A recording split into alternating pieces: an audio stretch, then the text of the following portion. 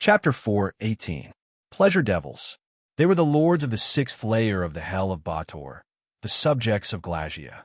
They were different from ordinary devils with ugly appearances. Pleasure devils were extremely beautiful, similar to the succubi of hell. However, they had the bloodline of fallen angels. Their lord, Xianxia, was the daughter of Asmodeus, the lord of the Hell of Bator. Compared to other devils, pleasure devils preferred to use seduction to get their enemies to willingly fall into their embrace. Once they reached their target, Xianxia would use diseases and toxins to corrode their enemies' bodies and abandon their skeletons in the swamps. The lord of the sixth layer of the Hell of Bator, the Hag Countess, had been killed by her. She even used her corpse to decorate her palace. Compared to other devils, pleasure devils were more stealthy and dangerous. They were one of the few devils that could escape the detection of priests. This pleasure devil didn't descend with her true body. Instead, she used a projection ability to project a portion of her soul force and devil power into the material plane, forming a method similar to the incarnation of a god. Sulin was now a high-ranked legend, and because he had divinity in his body, his attacks carried some characteristics of divine power.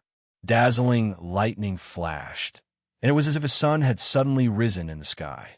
The eyes of the surrounding nobles were directly pierced by the bright light, and they quickly covered their eyes.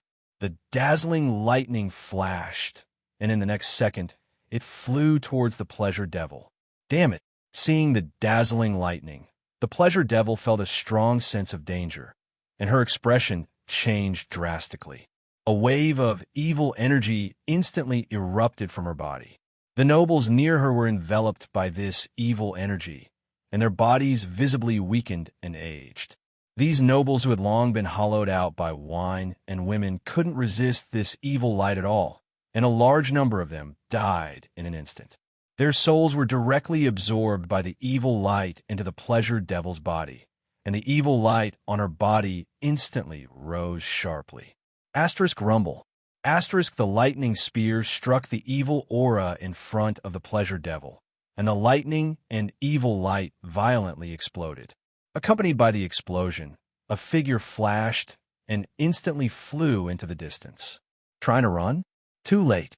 A cold glint flashed in Sullin's eyes. He moved and appeared beside the pleasure demon. Since you're here, you don't have to leave.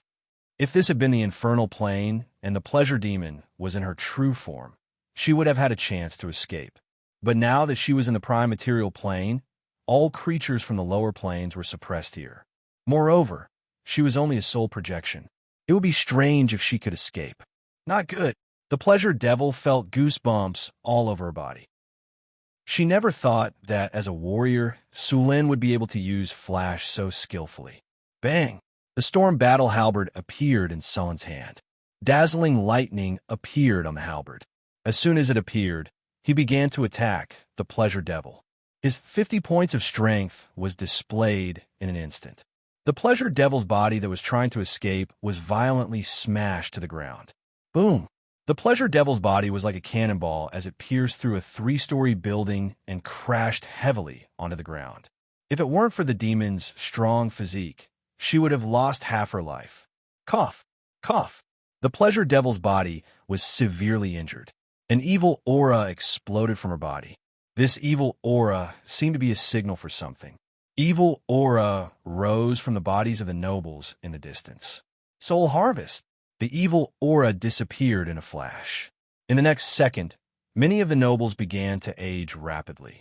In just an instant, a young and strong noble turned into an old man with a head full of white hair.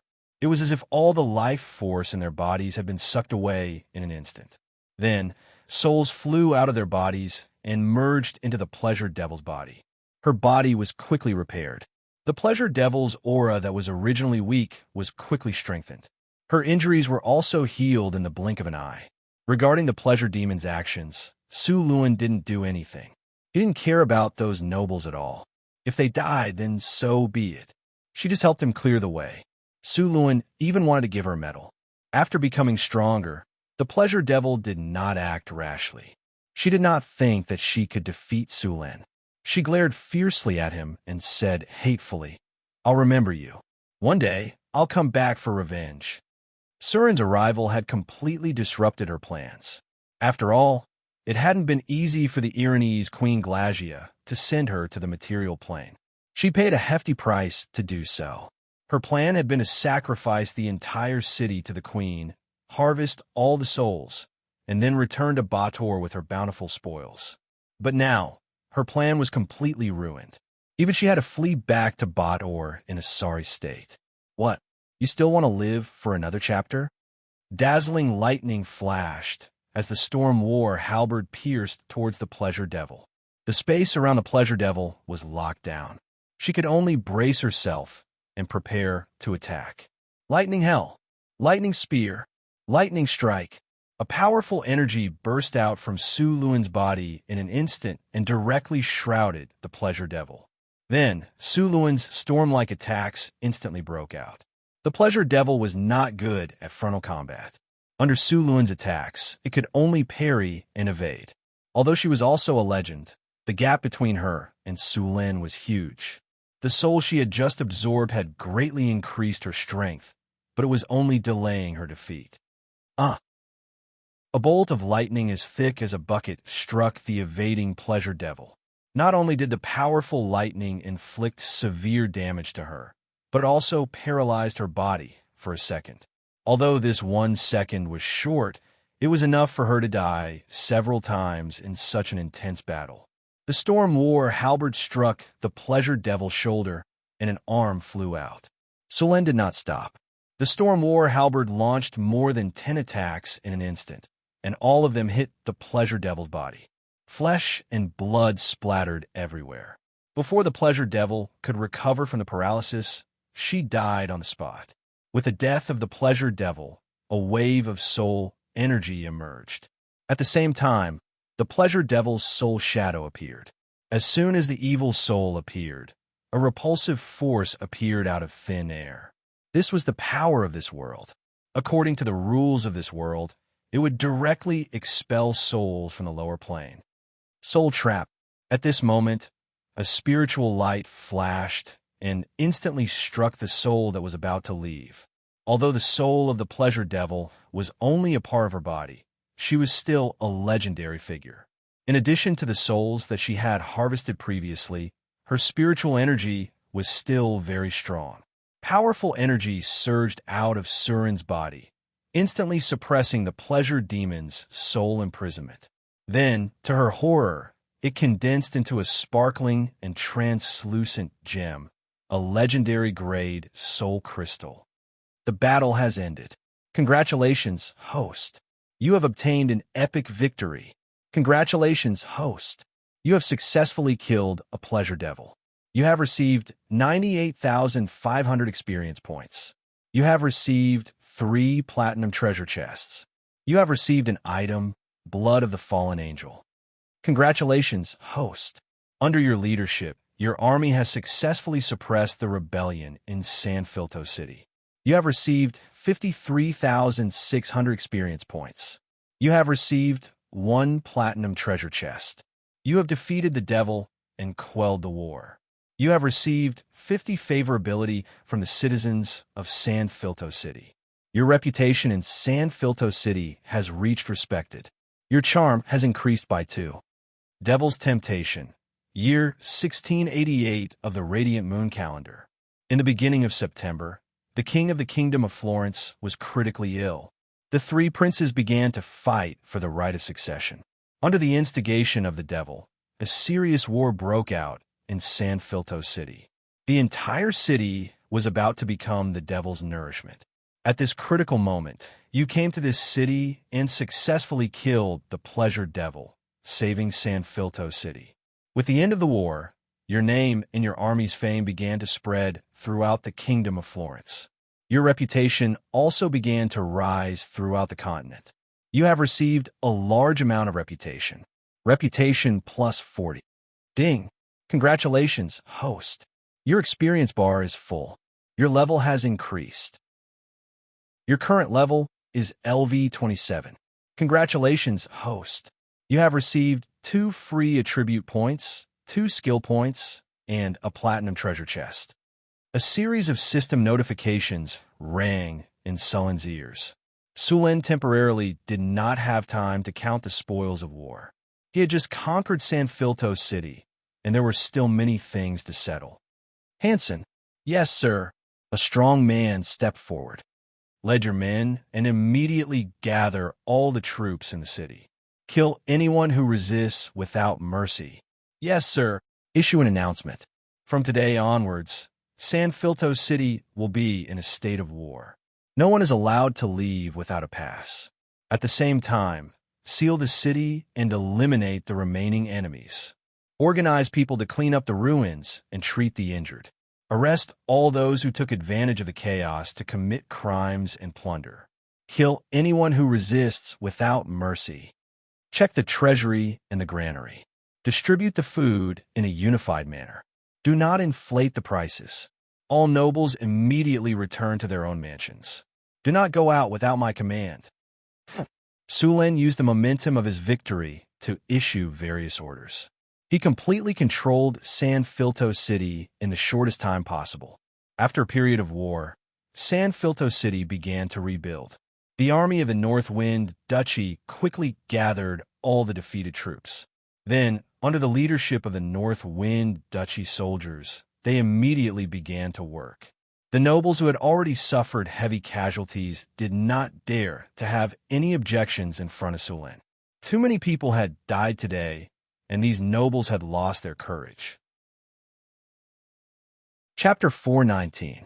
After all the arrangements were made, Su Luan went to the palace with his 2 guards. The palace of the Kingdom of Florence was located in the north of San Filto City, in the center of the noble district. When Sullen came here, the whole palace had been occupied by the army of the Duchy of North Wind. Led by the 2 guards, Sullen went to find Phyllis. Phyllis, what's wrong? Sullen came to Phyllis, gently hugged her crying body, and asked, Sullen, boo-hoo, my father is dead. My mother is dead. They're all dead. After seeing Sullen, Phyllis suddenly threw herself into Sullen's arms and cried bitterly. Cry, cry, cry, and you'll be fine. I've avenged you, and I've killed the devil behind the scenes. You still have me. Sullen hugged Phyllis and comforted her. Finally, Phyllis was tired of crying. The fatigue of rushing for many days came, and she fell asleep in Sullen's arms. Sullen carried Phyllis and put her in a bedroom in the side hall. He arranged for the maids and guards to wait for her, and, at the same time, checked King Hungli's body. After all, King Hungli was his father-in-law, and he was going to inherit the inheritance this time, so he naturally had to treat it seriously. King Hungli's body was in the hall, and next to it was the queen's coffin.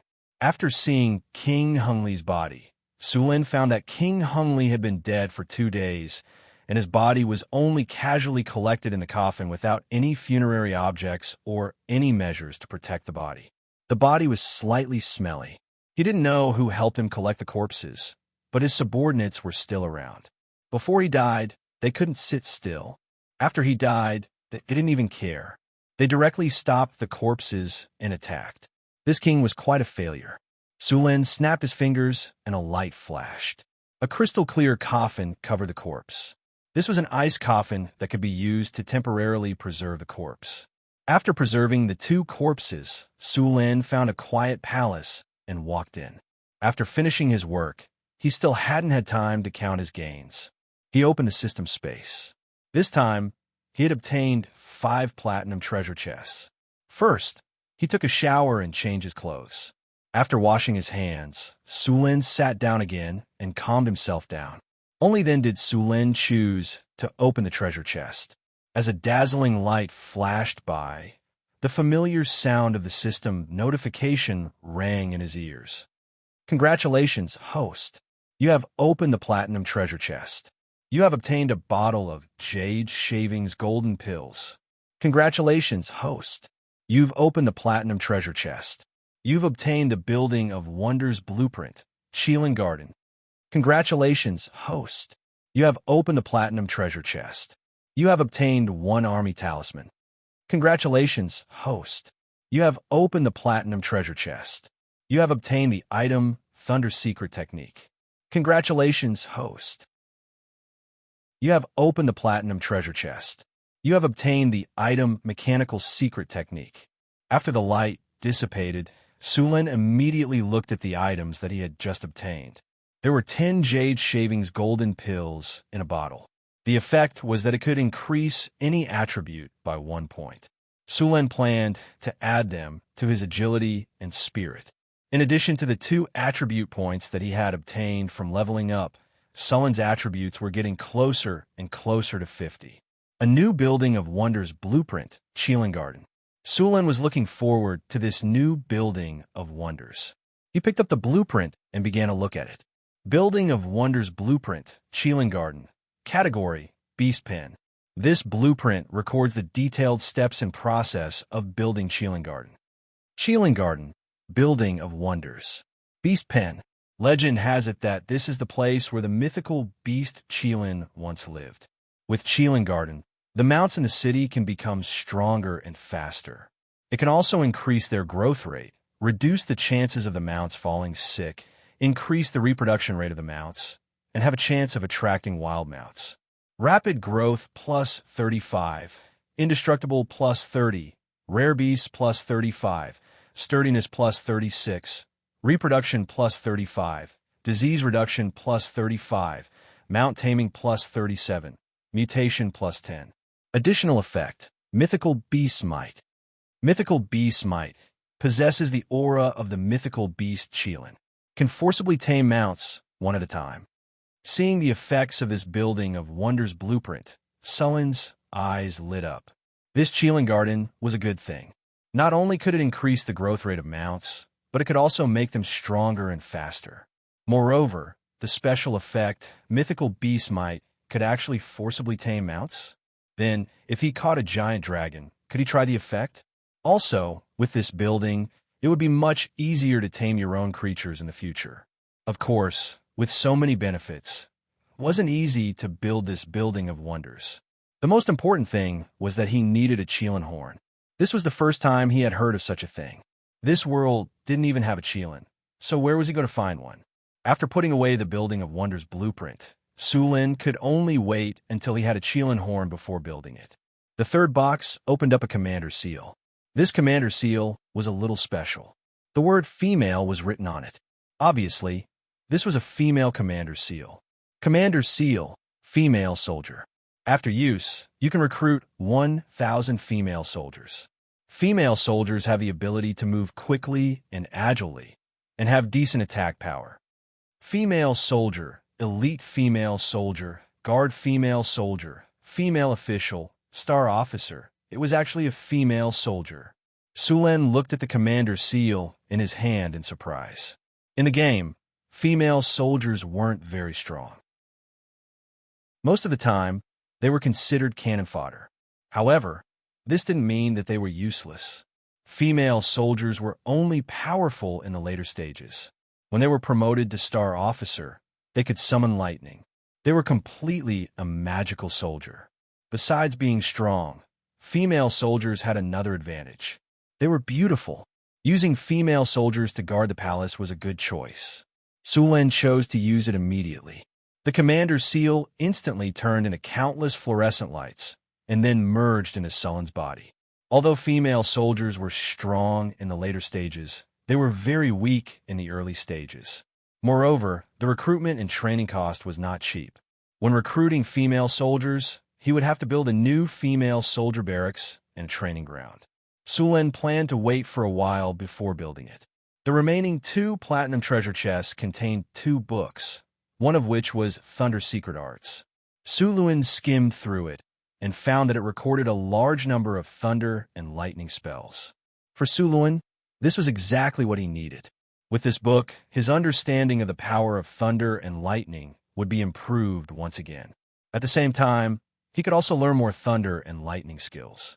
Secret Mechanical Techniques. This book was an advanced knowledge of mechanical control that Sulin had learned before. After obtaining the secret mechanical techniques, Sulin's magic skills had become more powerful. He could even improve the iron golems. The 2 books contained a lot of knowledge. Sulin planned to take some time to study them. In addition to the 5 platinum treasure chests, Su Lin also obtained a legendary level soul crystal from the Pleasure Devil and a bottle of fallen angel's blood. The soul crystal was a good thing and could be used in many places. Su Lin planned to leave it for Hathaway to make a legendary golem. As for the fallen angel's blood, it was not very useful. After all, there was only one bottle. It was impossible to refine the blood. He could only give it to Hathaway as a test material. After putting these things away, Su Lin took out the jade shard golden pill and poured out one. This pill looked like a piece of jade. It looked very beautiful and melted in his mouth. After using it, Su Lin soon felt his body heating up slightly. One free attribute point had also been added to the system interface. Next, Su Lin ate the remaining jade shard golden pills. Su Lin obtained 10 free attribute points. After adding the 2 points from leveling up, he had a total of 12 points. He evenly distributed them to agility and spirit. After dealing with the harvest, Su Lin began to deal with the following matters. After occupying San Filto, Su Lin controlled the heart of the Kingdom of Florence. There were many things to be done next. After controlling the entire city, Su Lin began to send people to check on the remaining members of the Henry family. Because of the battle for the throne, 3 princes had died directly. King Henry had a total of 5 sons and 4 daughters. The remaining 2 sons had also died in the previous turmoil. After all, during the battle with the Pleasure Devil, many nobles had died because of the Pleasure Devil. The 2 princes were unlucky and also died. Su Lin could guarantee that he definitely did not kill them. In other words, there were no male members of the Henry family in the direct line of descent. Of course, as a family that had lasted for hundreds of years, there were still many men in the collateral line of the Henry family. However, regardless of whether it was Su Lin or others, they would not have the right to inherit the throne. The 4 princesses of the Henry family had long been married off to the great nobles and members of the royal families of other countries. In addition, they were far away from here, so they could be ignored directly. Therefore, the one who had the most right to inherit the throne was Sulin's wife, Phyllis. In fact, queens were not rare in this world. No, they were very common. Not to mention, the most famous queen on the continent was the Red Dragon Queen. There were also many queens in other countries. There was basically no problem for Phyllis to ascend the throne. However, considering Phyllis's political intelligence and skills, and her complete lack of experience in governing a country, it was necessary to implement a 2-king system. Su Lin intended to become the king of the Kingdom of Florence together with Phyllis. As for whether the remaining nobles in San Filto agreed or not, it was not a problem in Sulin's eyes at all. Those who did not agree had already died in the attack of the Pleasure Devil. The remaining nobles firmly supported this decision. After restoring order in the city, Su Lin and Phyllis buried the king and queen. After some discussion, they decided to implement the 2-king system. Next, Su Lin asked people to arrange the ascension ceremony. In fact, the materials needed for the ascension ceremony had already been prepared long ago. There were 3 portions, one for each of the 3 princes. Now, it was all convenient for him. Chapter 420. After taking complete control of San Filto, Su Lin and Hathaway held a funeral to bury the king and queen. After that, they discussed the preparations for the ascension ceremony. Because Su Lin did not lift the ban, the nobles did not know that Su Lin was preparing to ascend the throne. Perhaps some smart people had guessed it, but they could only pretend to be deaf and dumb in the face of the powerful Su Lin. All the materials needed for the ascension ceremony had been prepared. As soon as Su Lin gave the order, the attendants began to get busy. With the materials prepared by the 3 princes, it only took 2 days for the ascension ceremony to be completed. On the 3rd day, Su Lin lifted the ban, and the nobles of San Filto were invited to the palace to watch the ceremony. In the main hall of the palace, the nobles of San Filto had gathered in the imperial court. In just a month, the situation had changed. The few princes who were most likely to become the new king of the Kingdom of Florence had disappeared. The nobles who were bustling in the main hall had become sparse. These nobles were naturally aware of today's ascension ceremony. Now that the princes were dead and there were no successors, they naturally hoped that the Parliament of Nobles would jointly elect a new king instead of letting Sulin decide alone. Even though Sulin had shown great strength last time, these nobles who were used to being high and mighty had not changed their views. Count Anthony, Duke Sulin, held the ascension ceremony without permission, which violated the laws of the Kingdom of Florence. I think Marquis Kin is more qualified to inherit the throne, Viscount Goen whispered to Count Anthony. Although Sulin was powerful, he was not a noble of the kingdom after all. Although he had tyrannical strength, no one was willing to give up power. In their opinion, even if there was a new king, it was still up to them to govern the kingdom. Count Anthony looked at Goen and then at the nobles in the hall. Many of them still wanted to renegotiate with the Parliament of Nobles. Even though they had seen Sulin's strength, some of them were still unwilling to believe it. In their opinion, the kingdom had no successor, and it was a good opportunity for them to expand their power. These people had been in the upper echelons for too long and had forgotten the most basic rules of this world. Let's talk about it later. Besides, Duke Sulin's attitude today has already made it clear that he wants to make it an established fact.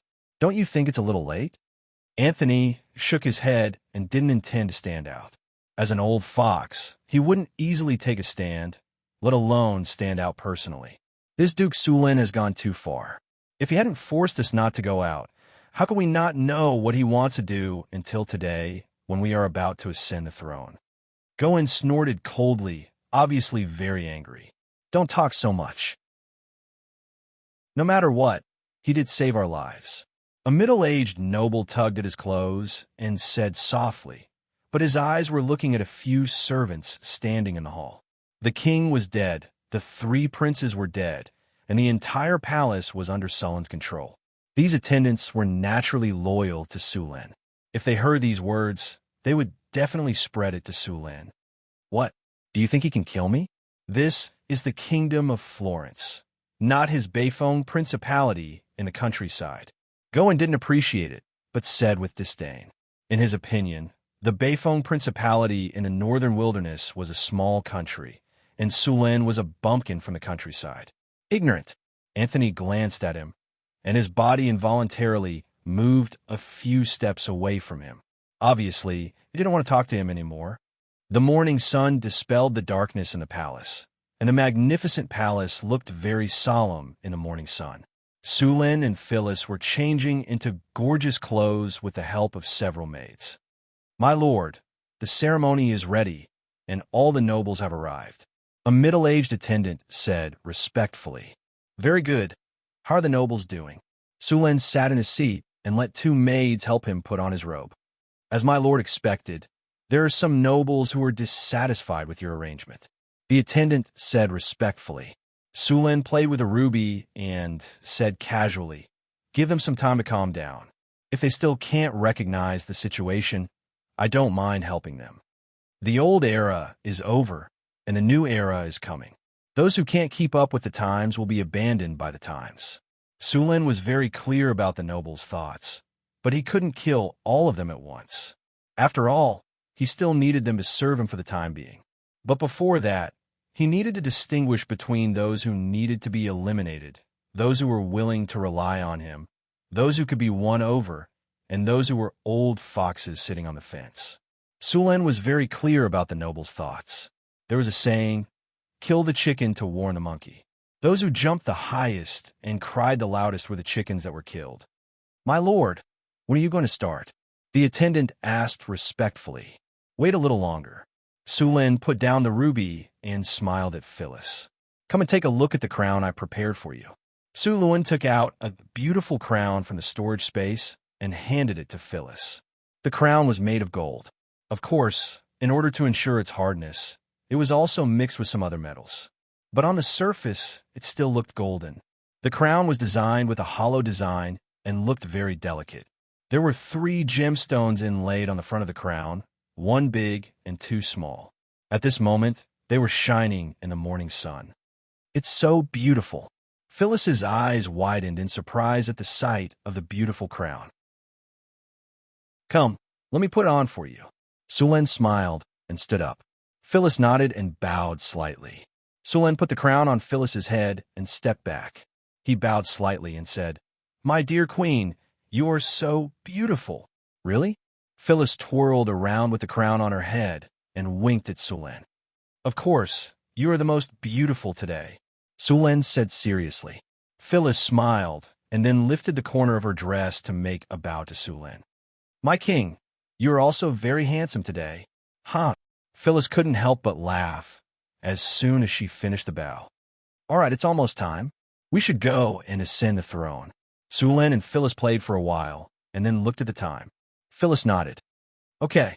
Sulen took Phyllis to the outside of the palace under the protection of many attendants. Kane, the guard of the palace, was already waiting there. When he saw Sulen, he immediately greeted him respectfully. The group continued to walk into the palace. "My lord." As soon as they entered the palace, the attendants and soldiers of Northwind Principality all saluted. When the nobles in the palace saw Sulen and Phyllis coming in, they stopped talking and looked at them. Some of these people sneered, some were dissatisfied, some were expressionless, and some were fearful. No matter what, Sulen's strength had made some of them afraid. "I'm very sorry to have kept you waiting." Sulen looked at these nobles and said with a smile, "Mr. Sulen, you are not a noble of the Kingdom of Florence. Why didn't you go through the Parliament of Nobles to choose a king? This seriously violates the system of the Kingdom of Florence. It is illegal." As soon as they walked into the hall, a noble asked righteously. The entire palace became silent in an instant. It was so quiet that it was scary. Sulen's smile froze for a moment. Then he stopped smiling and turned to look at the owner of the voice. He said with a bit of contempt, "Who are you?" "You." Hearing Sulen's words, this middle-aged noble was furious. This was openly despising him and his family. "I am Viscount Goen, a member of the Parliament of Nobles." "Oh." Sulen nodded and said, "I don't know you." "You." Goen widened his eyes in anger. Fortunately, he understood his purpose. He suppressed his anger and said, "I am a member of the Parliament of Nobles. What you are doing is against the law of the Kingdom of Florence. Are you teaching me how to do things?" Sulen raised his eyebrows. "You're acting recklessly. You won't be recognized by the nobles of Florence." Sulen looked at him coldly and said, "Phyllis, the daughter of His Majesty King Henry, naturally has the right to inherit the throne after all of King Henry's sons died. This is in accordance with the law and rules. As for the Parliament of Nobles, they only have the right to choose a successor after the royal family has no children or after the royal family abdicates and gives up the right to inherit. Therefore, it is reasonable and legal for Phyllis to inherit the throne, and it is in line with the national conditions of Florence. You are not a noble of the Kingdom of Florence. This is the internal affairs of the Kingdom of Florence. You have no right to interfere." After hearing Sulen's words, Goen said with an ugly expression, "I have no right to interfere?" Sulen sneered and took a step forward. He stared at Gon coldly and then glanced at the surrounding nobles. "When San Felto City was in danger, I saved it. This city was also conquered by me from the chaos. It can be said that it is my spoils of war. Phyllis is also my wife. Speaking of which, I am also your savior. How dare you say that I don't have the right to be your savior? What were you doing at that time? You were a fool who was being played by a devil. That was because we were waiting for an opportunity to delay time. Yes, waiting for an opportunity to delay time for the army to arrive." Goen was a little speechless. The army to rescue the king? How many days have passed? Why haven't I seen the army to rescue the king? Are you delaying time like this? Sulen looked at him mockingly. "Are you sure that the army to rescue the king will arrive in time to collect your corpses?" Goen's face was a little pale, and he said stubbornly, "This is not within your jurisdiction." Chapter 4:21. You can't say anything, right? Sulen glanced at him and ignored him. He held Phyllis's hand and continued to move forward. "I saved San Filto City and killed the demon to avenge the dead. Now that the kingdom has no ruler, I naturally have the right to choose an heir to ascend the throne." Sulen said loudly, his eyes sweeping across the hall. From today onwards, Phyllis is the queen of the kingdom of Florence, and I will ascend the throne as the king of the kingdom of Florence. Sulin, you're just a nobleman who was lucky enough to gain a foothold. You're just a bumpkin. What right do you have to ascend the throne? After hearing Sulin announce himself as the king of the kingdom of Florence, Gon's face changed greatly. You are asking for death. Kill. Sulin's eyes flashed coldly, and his heart was filled with murderous intent. He shouted sternly. Yes. Cain, who had been waiting in the hall for a long time, immediately rushed over. Before anyone could react, he raised his sword and slashed down, killing Gon. The football-sized head flew up, and blood splashed 3 feet away. The noblemen who had not yet reacted were instantly sprayed with blood all over their faces. Then they screamed and hurriedly fled in all directions. Bang! The headless body fell down, and the strong smell of blood instantly filled the hall. Clean it up, Sulin said expressionlessly. Several attendants skillfully carried the body away, and 2 more people wiped the blood clean. Then they poured a bucket of water to wash and wipe. In just a few minutes, the floor looked brand new. If it were not for the smell of blood in the air, everyone would think that the scene just now was just an illusion. Well, the people who are in the way have been sent away. Who else has any last words? No, opinions about Phyllis and me ascending the throne, Sulin said after looking around. Wherever he looked, all the noblemen couldn't help but lower their heads. What opinions? Those were last words. Didn't you see the example just now? Hurry up and ascend the throne. We have no opinions. I am a very democratic person. Everyone can speak freely. If you have any opinions, you can raise them. I will consider them seriously. Sulin said seriously. No opinions, no opinions. The other noblemen in the hall said one after another. You really don't have any objections? I'm giving you a chance, Sulin emphasized. I really don't mind. It seems that my ascension to the throne is what everyone wants. Sulin nodded with satisfaction and then said, Then let's continue the ceremony. The grand coronation ceremony continued. Sulin took out the crown and crowned Phyllis, and then himself. The nobles below cooperated very well. They cheered when they should and bowed when they should.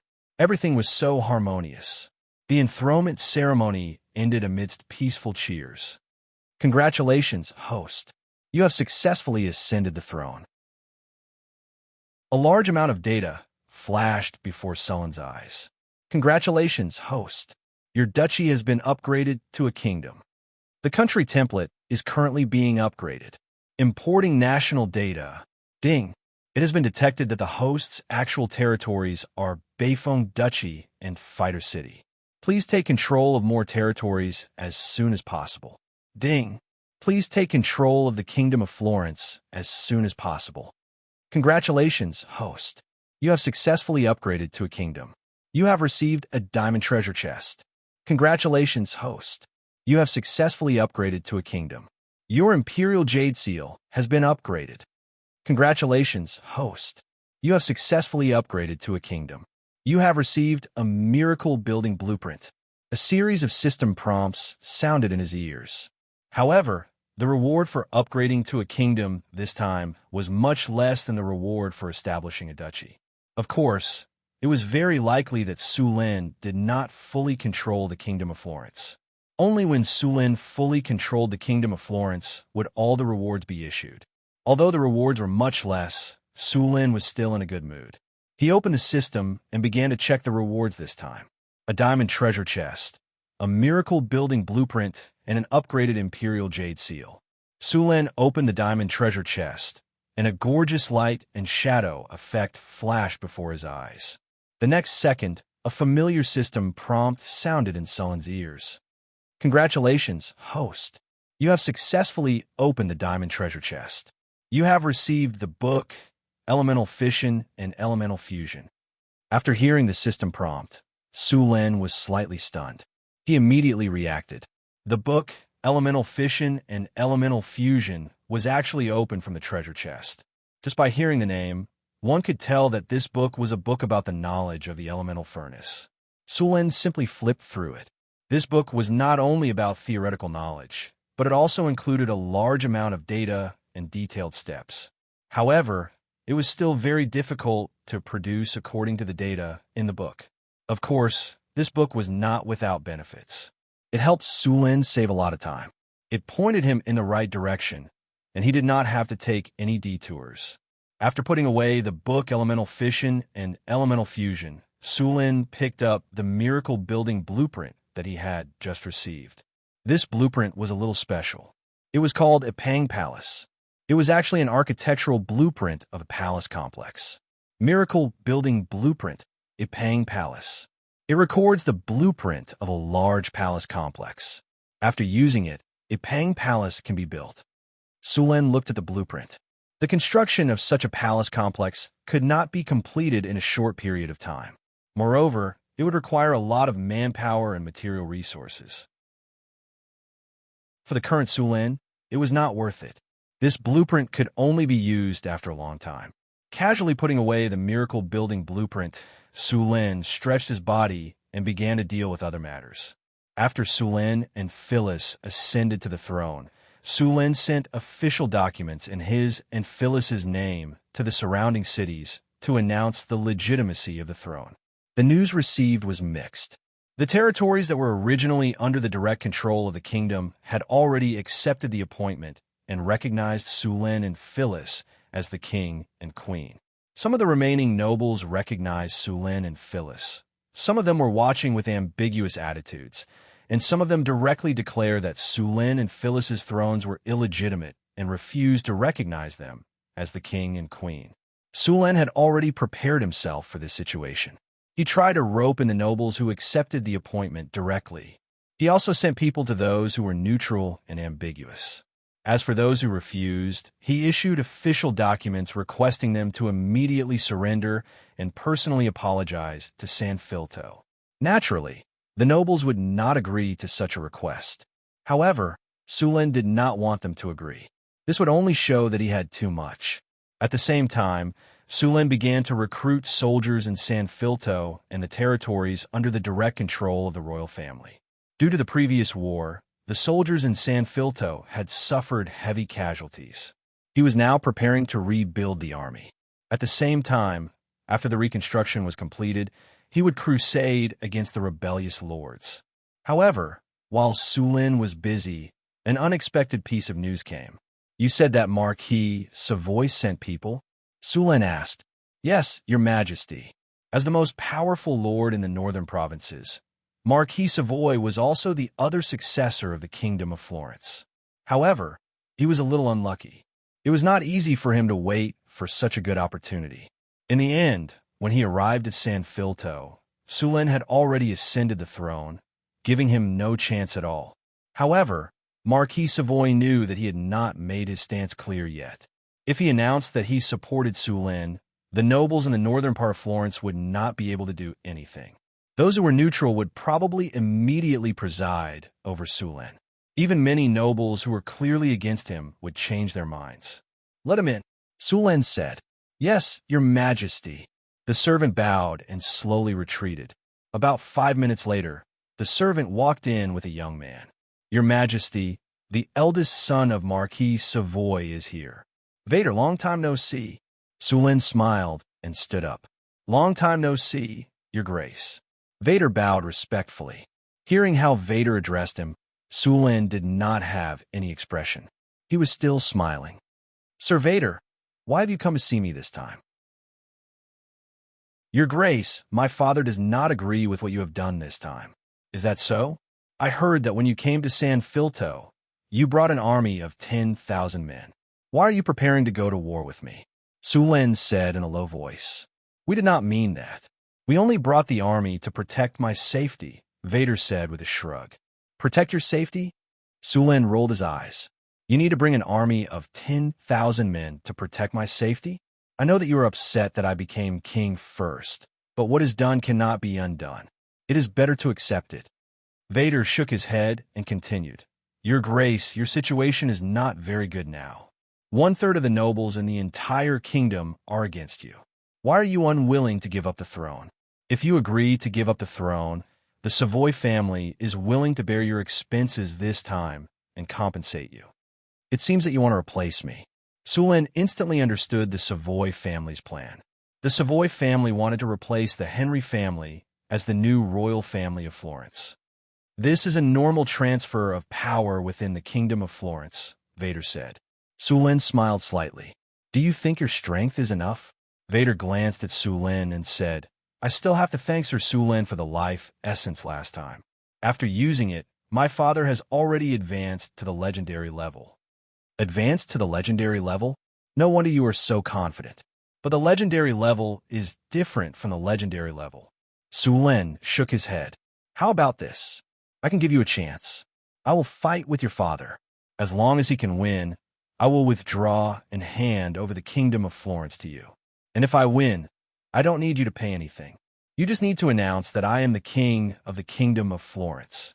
I need to go back and report to my father. Then I will tell you the result, Vader said with a nod. Of course.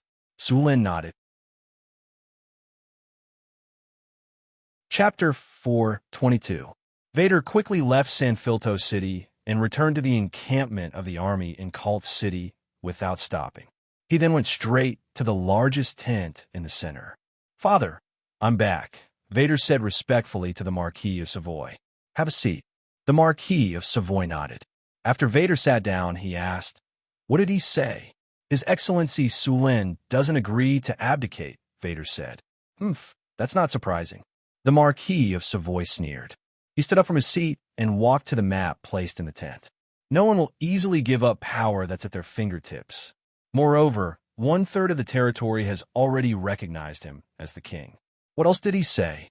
The Marquis of Savoy picked up a charcoal pencil and marked on the map. He said that if father wants to compete with him for the throne, we'll have to fight him. If you win, he'll choose to withdraw and give up the Kingdom of Florence.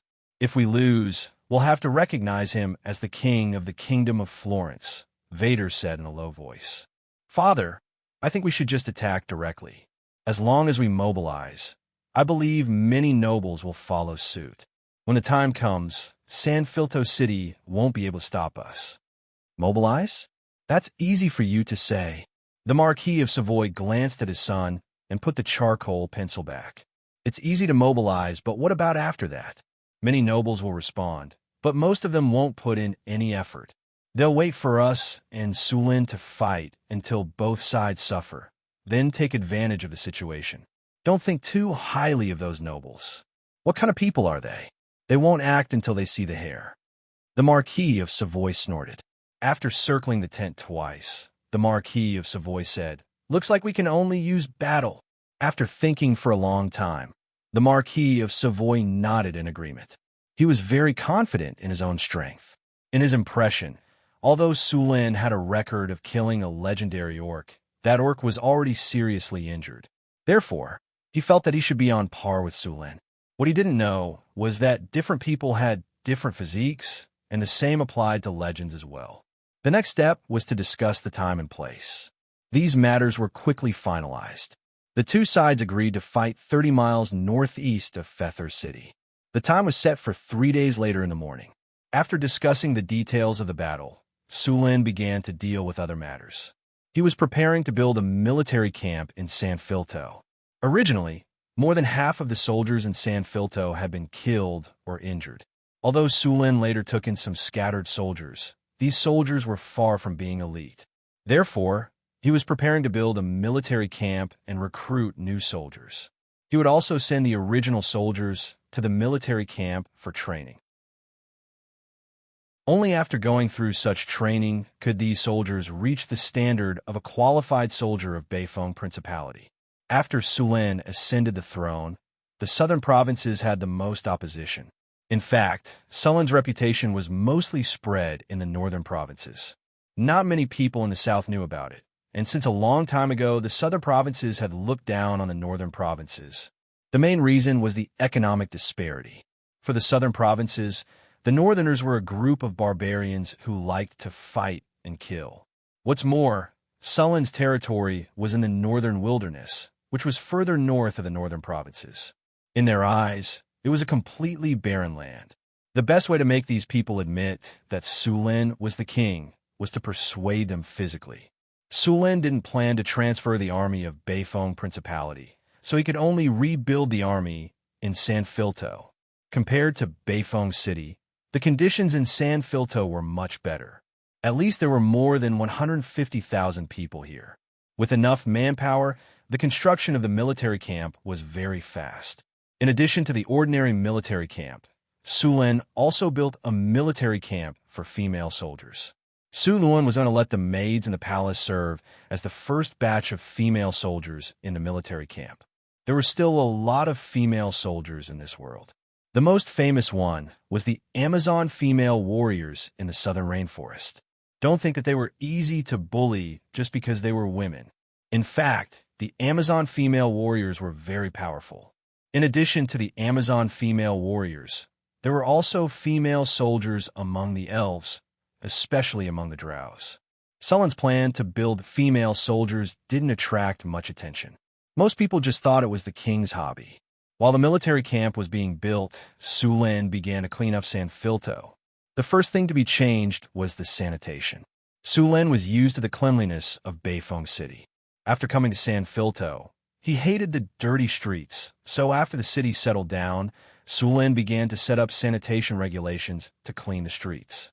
There was plenty of manpower in San Filto City, and Sulen easily recruited a large number of workers.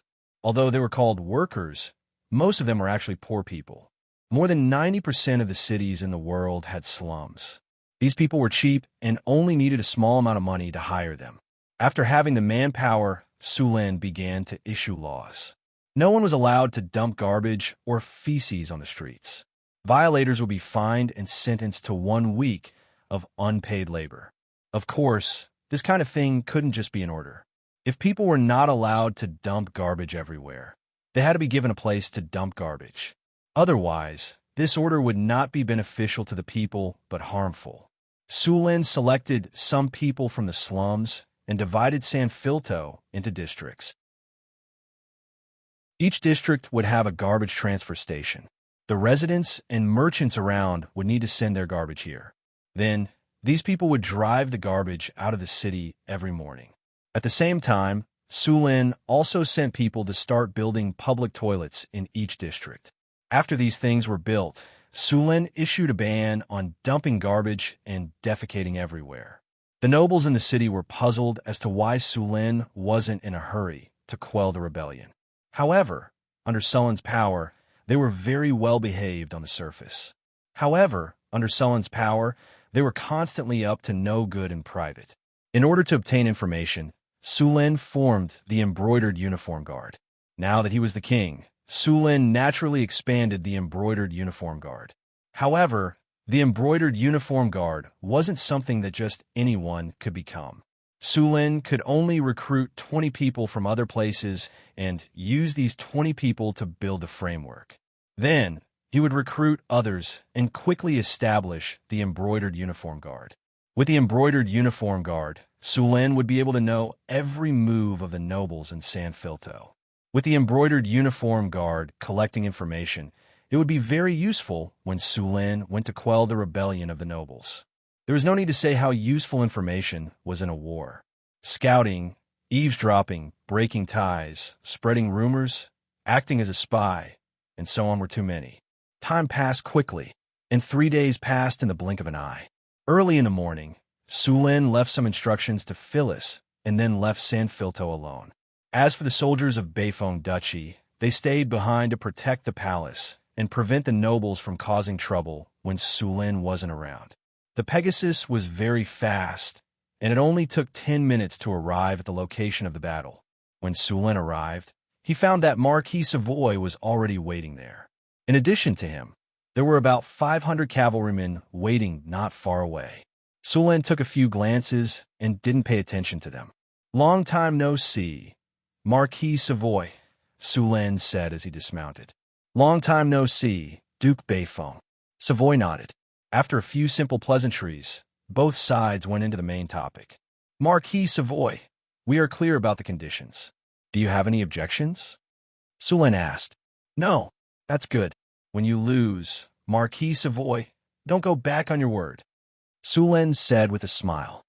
"Haha, Marquis Savoy is too confident. I was worried that Marquis Savoy would go back on his word. Don't worry, I can still afford to lose. Besides, how could I lose? Savoy said confidently. Sulin smiled. In that case, let's begin. Okay. Sulin took out his storm war halberd, while Savoy took out a two-handed heavy sword. As soon as they were ready, rays of light flashed past Sulin's body. Greater haste. Slow. Arcane Missile X3. A spiritual light instantly enveloped the Marquis of Savoy's body. He felt his body sink as if he was standing in mud. His movements were clearly much slower. Before he could react, a series of arcane missiles flew at him. Savoy's expression changed slightly. He dodged while blocking. Sulin took the opportunity to rush up and smash down with his storm war halberd. The battered and exhausted Savoy didn't care about his reputation. He rolled to the side to dodge. The storm war halberd fiercely smashed into the ground, and then the war halberd swept across, raising a large amount of dirt into the air. The war halberd carried a biting cold wind, and the wind blew the dirt away in all directions, covering a radius of a few meters. If one was not prepared, one's eyes would be blinded if they were not careful. Savoy was also very experienced in battle. The moment the dirt flew up, he covered his eyes with one hand and swung his heavy two-handed sword with the other. Whirlwind slash. Clang. The heavy sound of metal clashing rang out as the storm war halberd and the two-handed heavy sword collided. Savoy's weapon was of good quality, and it wasn't damaged by the storm war halberd. However, as soon as they came into contact, Savoy felt an irresistible force. Before he could adjust himself, a storm of attacks descended upon him. The Marquis of Savoy could only defend himself pathetically in the face of such an attack. He had no room to retaliate. Clang! A loud sound rang out, and the two-handed sword flew high into the air. In the next second, the storm war halberd's cold blade pressed against Savoy's chest.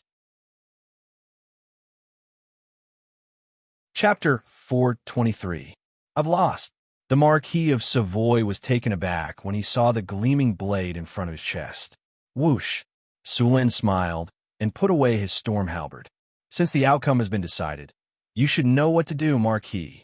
The Marquis of Savoy's face turned pale. After a while, he said, I'll keep my promise. He turned to leave. Wait a minute. Sulin was the first to stop Marquis Savoy. Duke, do you want me to stay here? The Marquis of Savoy's expression changed. Sulin sneered when he heard the way the Marquis of Savoy addressed him. As expected, the Marquis of Savoy's wishful thinking. However, since Sulin dared to bet, he naturally had a way to make him keep his promise. Don't worry, Marquis. I just have something to give you. Sulin smiled, and with a flip of his palm, he took out the self-created hero template from the storage space. The self-created hero template could turn an ordinary person into a hero, but it also had a powerful function. The user could never betray Sulin. What is it? The Marquis of Savoy asked curiously. This. Sulin quickly sent the self-created hero template into the Marquis of Savoy's body before he could react. The Marquis of Savoy, who was about to block, froze the moment the light ball entered his body.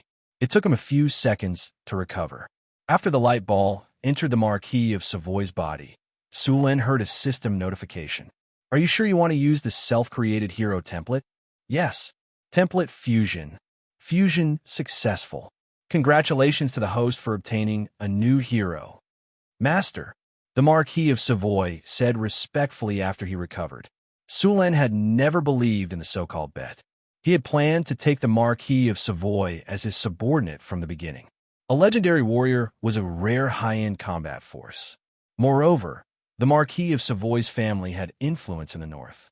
He could not bear to lose such a top fighter. Name, Spencer Savoy. Loyalty, 100 locked. Race, human. Class, knight level. Legendary strength, 31 agility, 20 spirit, 16 physique, 27 charm, 14 commander, 78 characteristics. Talents: legendary sturdy, legendary tenacity, agility, battle dodging, intermediate iron bones, battle reflex, calm, iron blood, overlord, flexibility, proficient in battle techniques, firm will, extended lifespan. Skills: cleave, heavy chop, whirlwind slash, cross sword technique, white raven sword technique, night battle, aristocratic etiquette, whirlwind slash, excels in defense, excels in weapon combat, excels in defense, excels in offense, excels in collision, quick movement, intimidate, trample weapon proficiency, bow 120, javelin 125, sword 197, horsemanship 178, shield 150. The Marquis of Savoy's attributes weren't that outstanding. They were only above average. In fact, if it weren't for the existence of the health potion, he would never have broken through to the legendary rank. Sulin checked Marquis Savoy's information and said, "Announce that you recognize me as the king and swear your loyalty to me when you return." "Yes, master," Marquis Savoy said respectfully. "Well, take your men back and wait for my call at any time," Sulin said and mounted the horse and left. Marquis Savoy also left with his men after Sulin left. Over the next few days, something major happened in the Kingdom of Florence. One of the four electors, the most powerful noble family in the north, the House of Savoy, suddenly announced that they recognized Sulin as the king of the Kingdom of Florence and swore their loyalty to the king. This had a huge impact on the entire Kingdom of Florence. The nobles in the northern provinces who refused to recognize Sulin immediately became obedient after hearing the news. Some nobles even directly announced that they recognized Sulin as the king of Florence, and those neutral, fence-sitting nobles who were originally in a wait-and-see state also expressed their recognition of Sulin as the king after seeing the situation. With the support of the Marquis of Savoy, the entire north quickly settled down. Even the nobles who were still stubbornly refusing to recognize Sulin kept a low profile. However, Sulin was very vengeful. How could he let these guys go? He directly ordered the Marquis of Savoy to lead an army to eliminate the stubborn nobles. After receiving Sulin's order, the Marquis of Savoy immediately gathered an army to suppress the rebellion. After subduing the Marquis of Savoy, Sulin could finally free up his hands to deal with the restless nobles. It took a week for the construction of the barracks in San Filto City to be completed. Sulin began to let the original scattered soldiers re-enter the barracks in batches for training. On the other side, the female soldiers' camp also recruited 100 palace maids for training. There were 2 instructors for these female soldiers, a half-elf and a drow. Sulin did not intend to let these female soldiers fight head-on. Instead, he intended to let them guard the palace. After Sulin's strict orders, the sanitation of San Filto City was greatly improved. Although there was still a lot of garbage in some remote corners, the main roads had been cleaned up very neatly. The smell of human and animal excrement that could be smelled as soon as one entered the city had also been greatly reduced. Sulin recruited a large number of people to repair the main roads of the city. The originally muddy soil road began to be flattened by a large number of stone rollers. After the road was flattened, a layer of gravel began to be placed on it and continued to be rolled. In this way, the original soil road was replaced with a stone road. On both sides of the road, Sulin also asked the construction team to dig 2 drainage ditches. The drainage ditches were not large, only 50 centimeters wide and 60 centimeters deep. These drainage ditches extended along the road. The drainage ditches were covered with stone slabs, and there were some gaps where the slabs were connected. With the drainage ditches, even if it rained, there was no need to worry about waterlogging on the city's roads. In this era, waterlogging was common in the cities. Most of the time, when it rained, there would be water everywhere in the city. Although the drainage ditches could not completely eliminate waterlogging, most of the time, waterlogging would not occur again. The amount of work required to flatten the road was huge. Sulin recruited a large number of workers from the slums. For a time, even the security of the slums improved a lot. Speaking of security, San Filto City security was not good. It should be said that security was generally bad in this world. No matter which city it was, there were people who committed crimes. Underworld organizations, gang members, gray areas, officials, nobles, and so on. Not to mention the current world. Even in Sullen's previous life, if the law was strictly enforced, a large number of people would go to jail or even eat peanuts. Corrupt, deceitful businessmen, black-hearted fake medicine, poisoned food, and so on. There were also all kinds of false advertisements on television stations. A group of people formed groups to cheat the elderly in the name of health consultations and safety lectures. There were even many people who used all kinds of methods to escape the punishment of the law. In Sullen's previous life, he heard a saying, "Justice may be late, but it will never be absent." However, this was not the original meaning of this saying. The original words of the judge were, "Justice will never be absent, it will only be late." The meaning was to criticize late justice and to express dissatisfaction with inefficient court trials. It meant that late justice was not true justice to everyone. But at some point in time, this sentence had been changed to this. The meaning was completely opposite, completely overturning the original idea and instead praising the late justice. In his previous life, there was a rape case in the number 10 special family area. The person who discovered the corpse was sentenced to death and executed by firing squad for 23 years before his case was cleared. Meanwhile, the real murderer was arrested 9 years later and admitted to the crime. He waited until 23 years after the crime was committed before he was officially sentenced to death.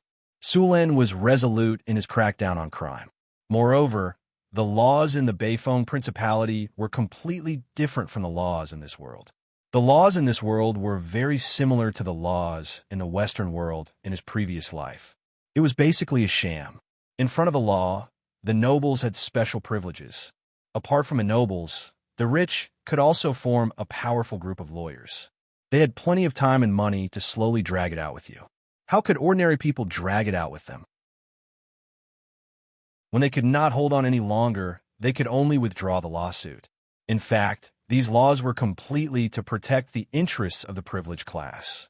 The laws in the Beifeng Principality were completely different. The most basic law in the Beifeng Principality was that those who committed a crime must be punished. For example, the most common reform through labor.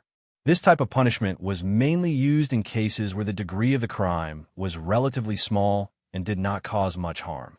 Of course, there are many types of reform through labor, from cleaning the streets to transporting garbage to mining. In the Beifeng Principality's laws, there was no such thing as mediation. Those who violated the law had to be punished. If the crime was serious, they would be sent to mining and smashing stones. If the crime was light, they would be sent to clean the streets. All prisoners had to complete these jobs to earn living expenses during their time in prison. Otherwise, they could only starve.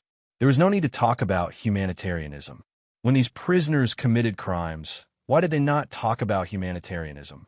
If they talked about humanitarianism to criminals, then what about the victims? Moreover, in the Beifeng Principality's laws, the role of lawyers was reduced to the extreme. Basically, there were no serious crimes like robbery or murder.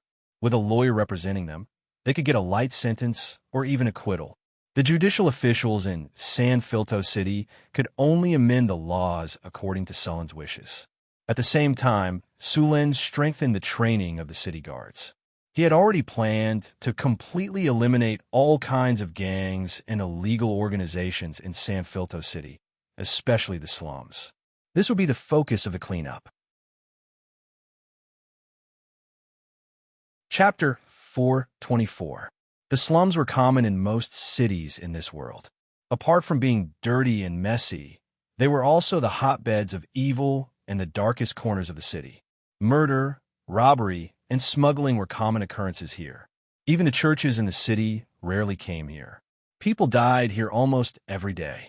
Even the priests of the Dawnlight Shrine, who were known for their kindness and kindness, did not care about the lives of these people. However, things began to change with the arrival of the new king. The most obvious change was that many of the slums were hired to work. Although the work was hard, they could eat their fill and even get a salary. This gave many people hope to survive.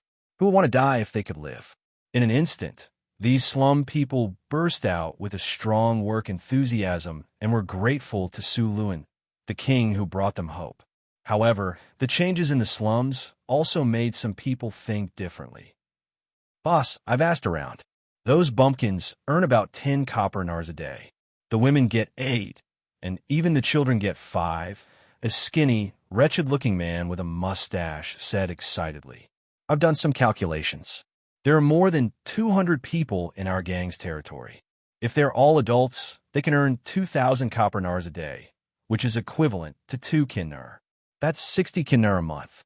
That's not a small amount. A fierce-looking man with a scar on his face said with a hint of greed in his eyes, "Looks like our king is really rich." The scar-faced man took out a small knife and played with it. He then said, "Mouse, pass down the order. Everyone who goes to work must pay 80% of the safety fee when they return. I'll leave this to you. If anyone dares to hide it and refuse to pay, break one of their hands. Don't worry, I'll do it properly. I won't miss a single copper in AR." The wretched-looking man with a mustache patted his chest and promised. After the health regulations were issued, San Filto City changed at a speed visible to the naked eye. The impact of the war had gradually faded, and the city became more prosperous than before. Knock, knock, knock. A series of knocks sounded. "Come in," Sulin said without raising his head. Sulin couldn't help but sniff at the fragrance. He looked up and said in surprise, "Phyllis, why are you here?" "I'm here to see you." Phyllis, who was wearing a court lady's dress, said with a lunchbox in her hand. "You'll be living here for the next 2 days. Although the country's affairs are important, you should also pay attention to your rest. This is the meat soup that I asked someone to prepare for you. Try it first." "All right." Smelling the tempting aroma, Sulin also felt his stomach turning. He picked up the broth and started to gulp it down. Phyllis chuckled and wiped the rice off the corner of his mouth with a handkerchief. "Don't drink so fast. No one's fighting with you. If it's not enough, there's more here." "That's enough." Sulin patted his belly and put down the bowl. "What have you been up to these days?" Phyllis asked as she put away the tableware. Sulin picked up the documents on the table and said, "Busy making laws." "Making laws? Are there any problems with the old laws?" Phyllis looked at Sulin in confusion. "Big problems." Sulin curled his lips and said, "The laws are too simple and crude. The punishment for crimes is also very low. Most of the time, it's impossible to uphold justice by following the laws. In addition to these laws are also very vague about taxation. For nobles and wealthy merchants, taxes are reduced or directly exempted. For commoners, there are more than 100 types of taxes, such as head tax, toll tax, goods tax, land tax, housing tax, city gate tax, salt tax, and so on. If the taxes are collected strictly according to the laws, it's not so bad. But I've checked the tax records over the years. The taxes are getting lower and lower year after year. It's obvious that the officials are colluding to embezzle the taxes. I've also asked someone to investigate the specific tax situation. It turns out that the tax collected by the state is 1 silver in AR, while the tax officials directly collect 1.5 or even 2 silver nars. The taxes of civilians are increasing year after year, but the state's taxes are falling. In the end, the state doesn't collect enough taxes, but the civilians pay more. The state loses money, and so do the civilians. Only the nobles and the officials get rich. Sulin sneered and threw the documents on the table. Hearing Sulin's words, Phyllis was a bit anxious. Then what should we do? Should we just arrest the tax officials and the nobles and force them to hand over the taxes? That can solve the problem, but it won't do much for the people at the bottom. If we arrest these people and replace them with others, the result will probably be the same as before, Sulin continued. The better way is to improve the laws and strengthen the supervision of the officials and nobles. Then let's do as you say. I support you. Phyllis walked to Sulin and hugged him. Sulin gently stroked Phyllis's hair. Don't worry. It will be better. Compared to Northwind Principality, the Kingdom of Florence had existed for hundreds of years. Although it had a larger population and a larger territory, it was much worse than Northwind Principality in all aspects. In terms of taxes, in North Town, no one dared to violate the rules set by Sulin, and no one dared to embezzle. There were many successful experiences in Northtown, and the key ones were the prison built by Su Lin and the twice-yearly ideological education. Officials at all levels had to go to the prison for ideological education every 6 months. Plus, there were all kinds of rules and supervisors in Northtown. Basically, no one dared to cross the line. Even if someone wanted to do so, they would be caught very soon. Su Lin gave officials the right to report. There was an office in the city hall that received reports, and they needed to report with their real names. Even normal civilians could report officials to the city hall. Of course, if the report was verified, the person who reported it would be rewarded. But if it was false, the person who reported it would also be severely punished. This kind of reporting was originally used to restrict officials. Su Lin didn't want it to become a tool for someone to take revenge. This system had been running in Northtown for more than a year, and it seemed to be working well. There was a prison in San Filto City, but it didn't have all kinds of bonuses like the prison in Northtown. Therefore, if Su Lin wanted to follow Northtown's rules, he would have to build a new prison. Since he had decided to do it, the sooner, the better. After Su Lin marked out the location of the prison, he asked people to build it according to the blueprint he gave. The workers were still recruited from the slums. The slums had a lot of manpower, and they were cheap. Ever since Su Lin and Phyllis ascended to the throne, San Filto City had been constantly building. All kinds of construction projects provided a lot of jobs in San Filto City. With a job, there would naturally be income. With income, there would be consumption. This would promote the city's commerce, and the materials needed for various projects would be purchased from the market. Business activities would become more frequent, and the entire city would become prosperous. San Filto City was now more prosperous than it was before the war. Seeing such a prosperous scene, no one would have thought that this city had just gone through a war half a month ago. In order to better control San Filto City, Surin also contacted Hathaway through the communication magic array and asked her to transfer a group of grassroots officials from Beifeng Dukedom to San Filto City, as well as a group of tamed falcons from Beifeng City. The officer training school in Northtown City had never stopped. In the past, due to the lack of manpower, the first few batches of training lasted 1 month. Now, it had been extended to 6 months, and the number of people in each batch had increased to 100. The most recent batch of officials was about to finish their training, and they were all sent to San Filto City. Magic communication was expensive, so Su Lin planned to build an eagle nest in San Filto City and use falcons to communicate. At the same time, to strengthen the connection with Northtown City, Su Lin planned to build a teleportation circle. Of course, this teleportation circle could only be used for emergency communication. The teleportation circle cost a lot to build, and it required a lot of mana. The teleportation circle in Northtown City was powered by the elemental pool, but even so, it couldn't be used frequently. San Filto City was thousands of miles away from Northtown City, so the energy consumption was even higher. He also needed to build an elemental pool. Footsteps came from the corridor, and then there was a hurried knock on the door. "Come in." The door was pushed open, and a servant came in hurriedly. "Your Majesty, our workers in charge of the construction work were killed." Su Lin suddenly looked up. "What did you say?" The servant quickly said, "A few workers we sent to build the infrastructure of the city were killed. Their bodies were decapitated and dumped near the city gate." "Who did it?" Su Lin's voice was like the cold wind from the icy plains, freezing people. The servant gulped. "We suspect that it was done by the gangs in the slums." "Gangs? How dare they kill my people?" Su Lin's face was cold, and his eyes were filled with anger. "I heard that it was because of the workers' salaries. Those workers didn't pay their salaries." Su Lin's face turned even uglier. "No, that's not it. The workers' salaries weren't delayed. It was those gangsters who wanted to forcibly take away the workers' salaries. As a result, our staff went to reason with them." Chapter 425. You mean those gangs in the slums wanted to rob the workers of their wages, and our men were killed when they tried to stop them? Su Lin listened to the whole story as he walked.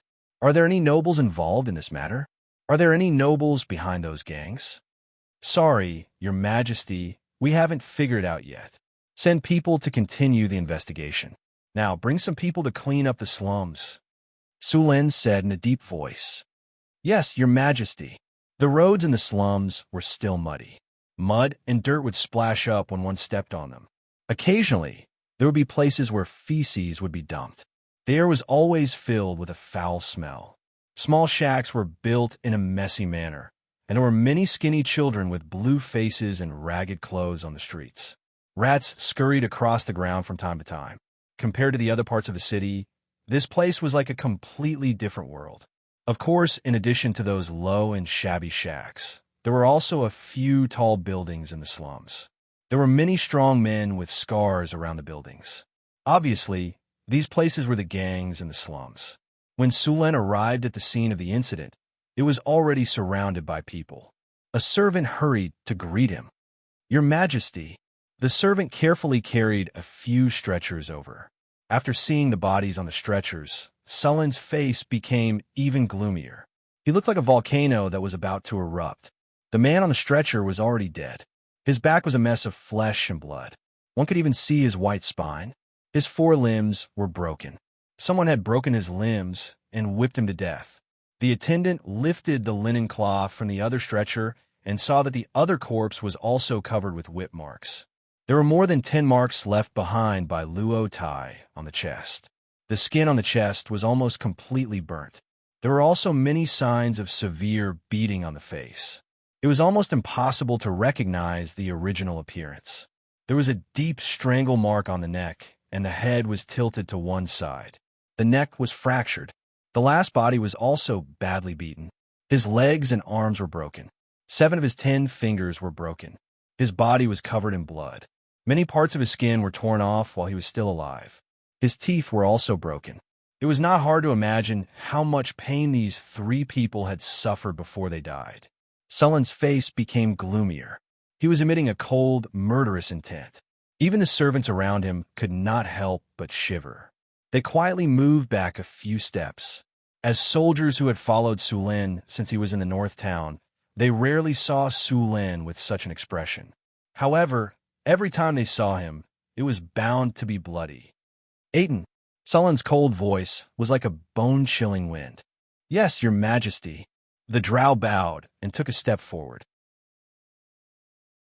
Take your men and capture all the people involved. Remember, I want them alive. Su Lin looked at the drow in front of him and said, Your Majesty, we promise to complete the task.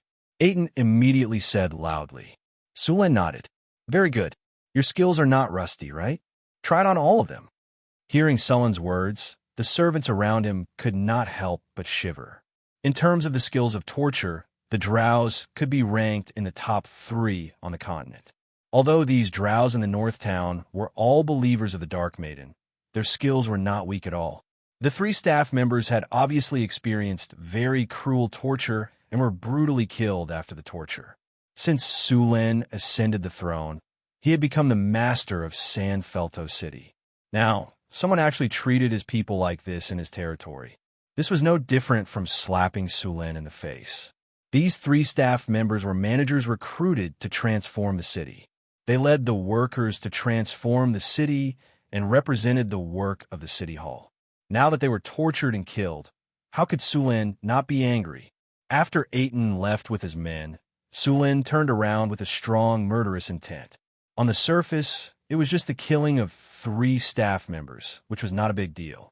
However, for Su Lin and the new city hall of San Felto City, it was a blatant humiliation. This was a very serious blow to the prestige of Su Lin and the city hall in the eyes of ordinary civilians. Su Lin was the king of the kingdom of Florence, and San Felto was the capital of the kingdom. In the capital, his staff members were cruelly killed and abandoned near the city gate. What would the civilians in the city think if they saw this? They would think that as the king, Su Lin could not even protect his own people in the capital. Who would dare to follow Su Lin in the future? This was a serious provocation to Su Lin's dignity. He had to use 10 times more cruel means to exact revenge. Everyone involved in this matter had to pay the price in blood. "Anson, your subordinate is here." The barbarian next to him stepped forward and saluted. "Take your men and occupy the entire slum area. Kill anyone who dares to resist," Sulen said with a murderous look. Blood could only be washed away with blood. "Cain, your subordinate is here. Take people and lock down the noble area. Don't let anyone in or out." "Yes, your majesty." Sulen did not believe that these gangs in the city had no connection with the nobles in the city. It could be said that without the support of the nobles, these gangs would not be able to develop at all. Most of the time, the gangs in the city were the dogs of the nobles. They helped the nobles deal with things that they could not do in public. These gangs did a lot of illegal things in private. Without the support of the nobles, they would have been dealt with. Sulen didn't have time to deal with these gangs before. After all, these gangs were in the slums. As long as they didn't come out to make trouble, Sulen planned to let them live for a while. When he had time to deal with them, he would deal with them. Unexpectedly, these gangs took action first. As the king of the kingdom of Florence, if these gangs dared to despise him, then the nobles in the kingdom would not respect him. By then, the whole kingdom of Florence would be full of rebellions.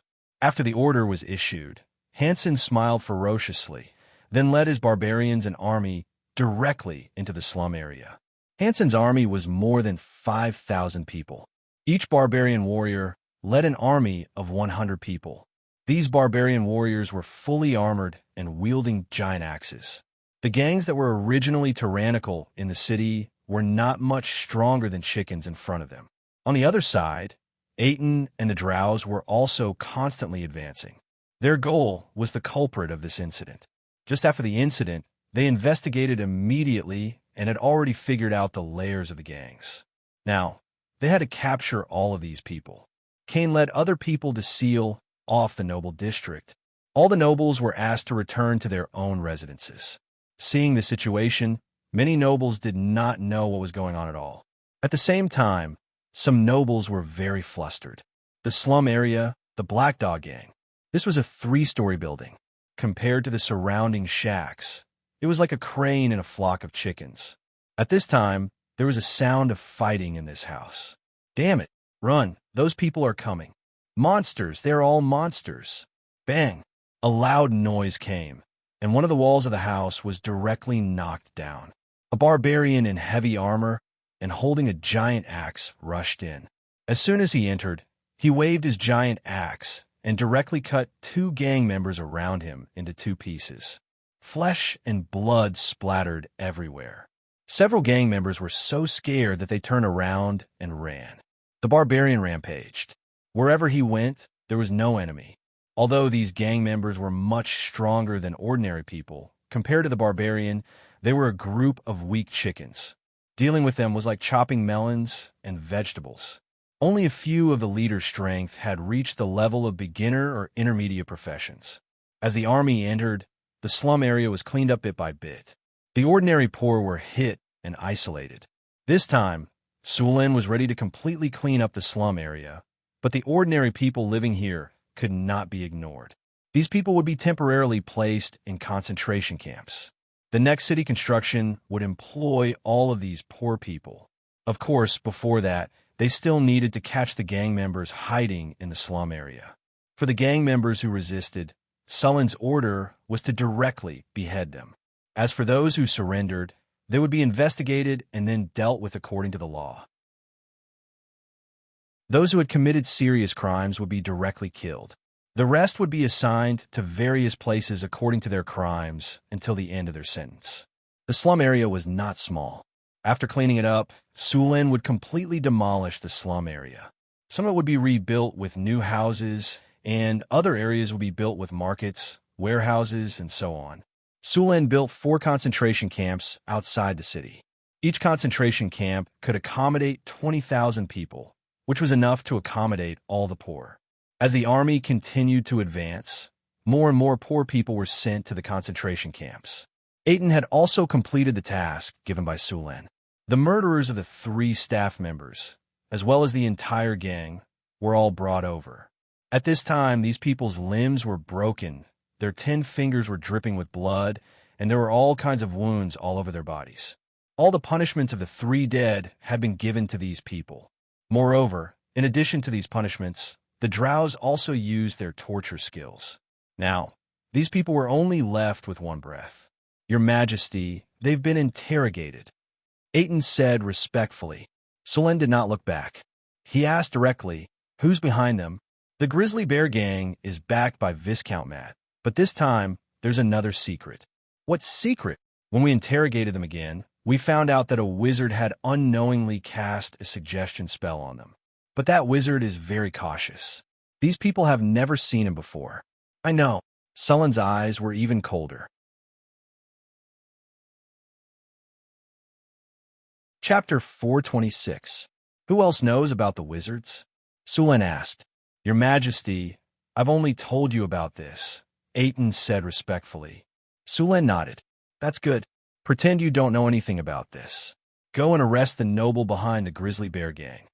"Yes, Your Majesty." Aiton bowed and left. Sulen didn't go after the wizard who was hiding behind the scenes.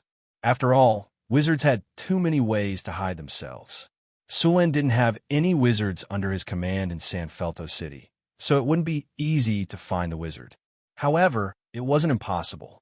He could just ask Hathaway to come and do it. The wizard was so secretive that he couldn't be a legendary. Hathaway could use a prophecy spell to find him. Although prophecies weren't very reliable most of the time, they were still very effective when used on people who were weaker than the caster. The slums were very large. It took a whole day to move all the poor people out. They were all placed in 4 concentration camps. Although they were concentration camps, they didn't lack any living materials. Of course, if they wanted to enjoy these things, they had to work. Sulen wouldn't feed them for free. Other than these poor people, all the gangs in the slums were wiped out, including the noble who was involved with the Grizzly Bear Gang. As for the crimes, there were too many. If they were to count, more than half of the nobles in this world would be arrested. The gangs in the slums were wiped out. Other than the kidnappers who resisted and were killed, those who surrendered basically survived. These surviving gang members had to go through a round of screening. Among them, those who committed the most heinous crimes and angered the public were directly sentenced to death. Then, they were sent to the shooting range for the new recruits to train their courage by seeing blood. It was the first time for many of the recruits to kill someone, so they were hesitant when they made their move. Some of the gang members were slashed more than a dozen times, but still didn't die. The scene was extremely miserable. It was an extravagant hope to have a quick death here. Those who committed lesser crimes were sentenced to life imprisonment. In Sulen's law, life imprisonment was not like the law in his previous life, where they were sentenced to prison for committing a crime. After that, the state would have to fork out a portion of the tax revenue to support these people. They would be able to eat their fill, wear warm clothes, and receive free medical treatment when they fell sick. In the end, the state would have to waste police resources to keep an eye on them. To the outside world, it was said that this was the spirit of humanitarianism, and that criminals also had human rights. That would not work in Sulen. The laws written by his organization did not have such treatment. Those who committed serious crimes but did not deserve death were directly thrown into the mines. They would only be given food and daily necessities after mining a sufficient amount of ores every day. Those who did not work were just waiting for death. Human rights? Unfortunately, criminals had no human rights. Sulen had always felt that emphasizing human rights for criminals was completely condoning their crimes. You treat criminals as human rights, but what about the human rights of the victims? The victims did not break the law, but who cared about their human rights? In Sulen's previous life, he often saw reports of drunk driving car accidents on the news. The perpetrators would even threaten the victims to accept an apology by not paying compensation and issue a letter of understanding. High medical expenses could bring down a family. Many people succumbed like this, and then the perpetrators would be given a lighter punishment. In Sulen's eyes, this was simply ironic. One should not persuade others to do good without experiencing their pain. The number of gang members caught in the slums exceeded 3,000. Half of these people were convicted of serious crimes, such as crimes against the law, human trafficking, robbery, and murder. After confirmation, all of them were sentenced to death. The rest, except for some minor crimes, were thrown out to clean the streets and toilets, and the rest were all sent to the mines. At the same time, Sulin also found a lot of dirt on the aristocrats from these gang members. These gangs were inextricably linked to the aristocrats. Otherwise, how could these gangs survive? In the aristocratic district, in a luxurious, aristocratic manner. Bang! An exquisite antique vase that had been passed down from the previous era was slammed to the ground. Then, an angry roar was heard, and the whole room seemed to tremble slightly. In the room, a middle-aged man with a strong body was angrily smashing things. Then he grabbed the collar of the leader of the few people standing in front of him and roared, "Idiots, bastards, are you looking for death? Who told them to do it? Why didn't you stop those idiots? I really want to pry open your heads and see if it's filled with dog sh*t. You bunch of swine beasts. Don't you know what time it is now? That person has just ascended to the throne by force and is in a hurry to take care of us. Do you want to die faster? Are you rushing to hand him a knife? What do we do now? The outside has been blocked by his people. We can't escape now." The group of people standing in the hall broke out in cold sweat. One of the men who looked strong hesitated and whispered, "Your Excellency, this was done by the Grizzly Bear Gang. It has nothing to do with us." Bang! The strong man directly grabbed a lampstand and smashed it over. The man's head was full of blood, but he did not dare to dodge. "Are you a pig?" He was furious and roared loudly. He has now surrounded the slums. Do you think it's just a deal with the Grizzly Bear Gang? If he's determined to kill us, none of us can escape. You, Viscount Ron, the Blackfeather Bandits are your people, right? Over the years, at least 20 caravans have died in their hands. Those stolen goods were all sold in the slums. And you, Baron Taros, you've taken tens of thousands of Kinnur every year from San Filto's gray income, right? I heard that you recently robbed a merchant and killed all of them. And you, how many of you have shit on your butts? How many people in your family have never been stained with blood? Which family of yours doesn't have a representative in the slums? If he really pursues the matter, none of you can escape. A middle-aged man dressed as a noble next to him hesitated for a moment. Then his expression turned cold. He said in a deep voice, "Should we strike first?" As he spoke, his right hand slammed down. Bang! The strong man grabbed the clothes rack next to him and smashed it, roaring, "Idiot, who do you think he is? A pig at the mercy of others?" He killed a legendary devil the first time he entered the city. Who among the nobles in our city has the strength to do this? Can you invite a legendary powerhouse to take action? You should have seen his army. That group of troops alone can easily kill all of us. What do we do now? Another well-dressed noble had an ugly look on his face as he slowly said, "Speaking of which, none of us are clean. He's not really planning to kill all of us nobles, is he? How dare he? Why wouldn't he dare?" The strong middle-aged man sneered. "Look at what he's done before. It hasn't even been a month since he ascended the throne. How many nobles in San Filto City have died? If the detection spell of this world was cast on all the nobles, then it was estimated that more than half of the nobles belonged to the lawful evil camp. The ruling class had no lack of lawful evil. In their eyes, there was no good or evil, only all kinds of benefits. This group of people was the easiest to fall into depravity. This was also why Sullen's pleasure devil targeted this city when he came here last time. There were too many depraved souls here. To the devils, those depraved souls were their best resources. Most of the time, the more prosperous a city was, the darker the other side. Hand over those gangs, stop all the gray channels, the slave trade, the black market, and the organizations that are no longer there. At the same time, support all of His Majesty's policies unconditionally. Prepare the money, food, and manpower. If we want to survive this crisis, we can only rely on him. I don't think His Majesty is crazy enough to want to wipe out all the nobles. Sulin indeed didn't plan to wipe out all the nobles. If he did, more than half of the nobles in the Kingdom of Florence would rebel, even those who had declared their support for him to become the king. This time, Sulin planned to wipe out the nobles who had gone too far and warn the others. If he really wiped out all the nobles, then the entire kingdom of Florence could only be wiped out city by city. Governing a city wasn't an easy task. Sulen wasn't a noble family with hundreds of years of history. He couldn't easily find a large number of managers to help him manage the city. Most of the time, he could only rely on nobles.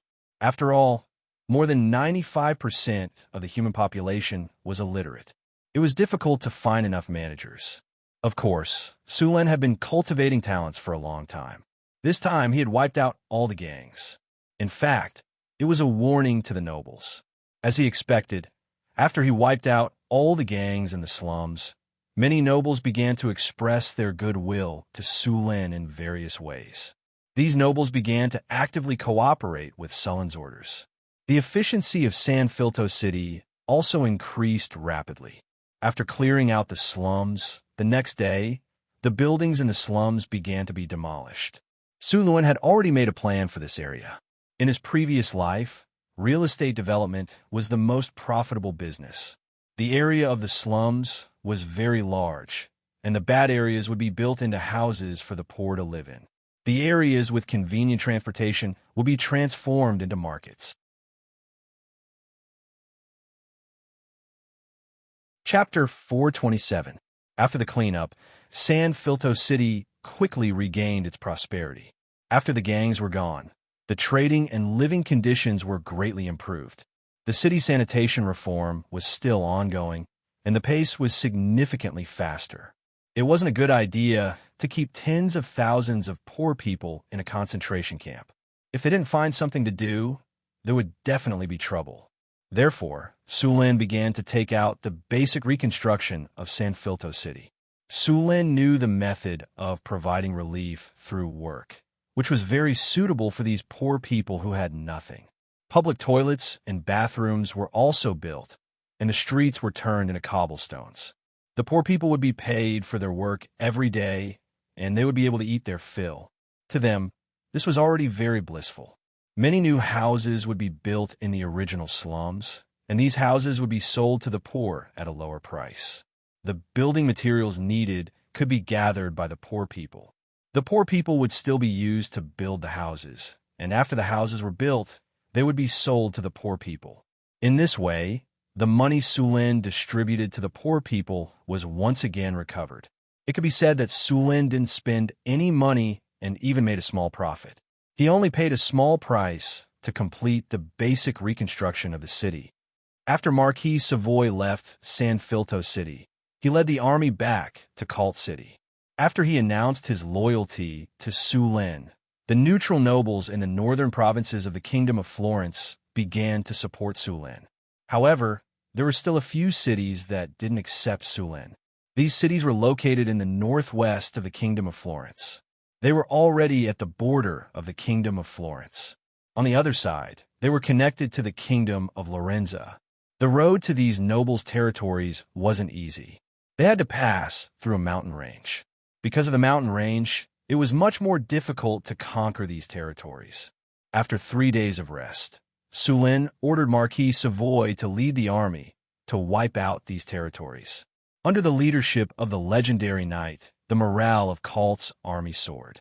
None of the rebellious nobles had legendary combat power. As long as Marquis Savoy arrived, it was only a matter of time before the rebellious nobles were dealt with. Sulen had someone send some falcons to the Marquis of Savoy so that he could use them to communicate. If anything unexpected happened, he could be notified immediately. When the Marquis of Savoy went to eliminate the rebellion, the first batch of officials and soldiers from the Northwind Dukedom arrived at San Filto. As soon as these officials arrived, they immediately immersed themselves in their work. Sulen was finally freed from his busy work. After Sulen reviewed the new law, it was passed and officially implemented. Of course, there were many imperfections in the law written in such a short period of time. However, it could be amended slowly as it was used. In addition to the most basic constitution, Sulen also established several branches, such as criminal law, commercial law, and civil law. Because of the reinforcements from the Northwind Dukedom, Sulen also began to reform the tax system. In the past, he didn't change it because of the lack of manpower. Sulin didn't trust the previous tax officials in San Filto. If the new tax system allowed them to collect taxes, there would definitely be many problems in the end. Before he had people he could trust, Sulin wouldn't reform the tax system. This time, the biggest change in the tax system was that the nobles were included in the list of taxpayers. In the past, the nobles didn't pay taxes. Not only did they not pay taxes, but their caravans and shops also didn't pay taxes. Sulin wanted to teach them one thing. In this world, birth, death, and taxes were unavoidable. The nobles enjoyed many privileges. If their taxes were abolished, there wouldn't be much money left in the national treasury. After the officials from the Northwind Dukedom arrived, Sulin sped up the construction of the prison. He planned to let the officials experience the prison after it was completed. With the prison, the corruption and dereliction of duty of the officials could be guaranteed. "What's this?" Phyllis asked, pointing at the drawing on the table by Sulin. "Water pipe design." Sulin didn't even raise his head. He focused on the drawing in his hand. "What water pipe design?" "Water pipe design," Sulin repeated. After getting used to the convenient water in the Northwind Dukedom, Sulin felt very uncomfortable after coming to San Filto. "What's this for?" Phyllis asked curiously. Sulin put down the quill and poured himself a cup of tea. "This is the water supply system of the Northwind Dukedom. You've seen it in the Northwind Dukedom. Do you want a cup? I added ice, lemon juice, and sugar. It tastes good." "No need." Phyllis waved her hand. She didn't like the bitter taste of tea. She preferred milk. "I asked someone to bring you today's lunch. Try it and see if you like it." As she spoke, Phyllis took out the fragrant food from the lunchbox. The lunch was very sumptuous. There were grilled fish, steak, lamb chops, vegetable salad, fruit platter, and so on. Phyllis and Sulin enjoyed the lunch together. After the sanitary pads in San Filto were improved, Sulin began to try to improve the living standards of the city. First of all, the water system could greatly improve the happiness of the residents. In addition, the public bathhouse built by Sulin also needed the water system. Otherwise, it would take a lot of time to transport water to all the public bathhouses in the city. There were many benefits to using tap water. Commoners in this world usually went to the river or the well to draw water. Then, they would store a tank of water at a time and use it slowly. Because the tank was rarely cleaned, most of the time, the water in the tank was not very clean. If you look carefully, you would find a layer of green, caterpillar-like things floating in the water tank. In fact, those were algae. Sulin's water supply system, this time, was a water tower. This method was much less work than the overhead aqueduct. The water from the river outside the city was pumped to the water tower, and then the water was sent to every house through the pipes. Of course, the power problem was solved with spells. In fact, there were many spells that could be used to replace the pump. The simplest one was to use a whirlwind to draw water from the river. This required a simple rune magic circle and an energy crystal to drive it. As long as the energy crystal was replaced in time, the system could be used continuously. Water pipes were either made of iron or copper. Iron pipes had to be treated with anti-rust treatment, or they would be scrapped in a few years. Copper pipes were good, but they were currency. Sulin was worried that someone would steal them and make them into currency. As for silver, there was no need to mention it. However, in this world with magic, this kind of thing was easy to solve. It was not too difficult to just add some anti-rust treatment to iron pipes. There were many ways for wizards to do this. In this way, it would be much easier to build a water system. As for the power source, Sulin planned to use the element pool to replace it. The second problem was the lighting of the palace. Although there were magic lamps in this era, they were rarely used in other places except for the wizard tower. Even the palace used candles. Sulin planned to install magic lamps in all the palaces. The cost of magic lamps was not high. The main problem was the power source. However, since Sulin planned to build the element pool, the power source problem was solved. "You drew a tower?" Phyllis sat on Sulin's lap. A pleasant smell enveloped the tip of her nose. "Yes, this is a water tower. It is used to store, purify, and filter water. The water in this tower is sent to thousands of households through pipes. This is different from the one in Northern Town, Phyllis asked curiously. The one in Northern Town uses an elevated aqueduct. This one requires magic, Sulin explained. Then what is this drawing? Phyllis asked, pointing at another drawing. This is a blast furnace used to make iron. Sulin pointed at the drawing and said, this one is hollow. It is used to store fuel and ores. I improved it by combining the dwarves' blast furnace technology. Sulin had seen the blast furnace made by the dwarves in the underground world. To be honest, the blast furnace made by the dwarves was almost the same as a blast furnace except for the smaller capacity and lower temperature. If not for the lack of better materials, the dwarves would have built a bigger blast furnace. However, this was not a problem for Sulin. The dwarves did not have good refractory materials, but the wizards did. The new blast furnace was nearly 8 meters tall and could produce 2 tons of iron at a time. The furnace body was in the shape of a tower, with an inner diameter of 3 meters.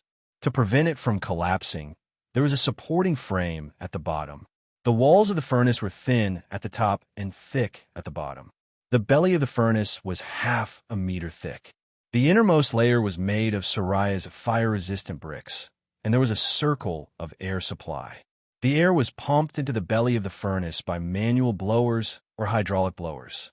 In addition to this blast furnace, Sulin also made a feeder, which was a climbing rail and a movable feeder at the bottom. The feeder would climb to the top of the furnace under the traction of manual blowers or hydraulic blowers. The buckle at the bottom of the feeder would be put in by a hook, which would open the outlet and pour fuel or ores into the furnace. In fact, this thing had been in the dwarves' hands for a long time. Sulin just made some simple modifications and moved it here. The method used to make iron in Sanfelto City was relatively backward. With this blast furnace, the production efficiency had increased several times. As long as a few blast furnaces were built according to the drawing, the production of pig iron in Sanfelto City would increase exponentially. Sulin was planning to expand his army, so he needed a large amount of iron to make equipment. In addition to this blast furnace, Sulin also planned to build a blacksmith workshop to produce equipment in a better way.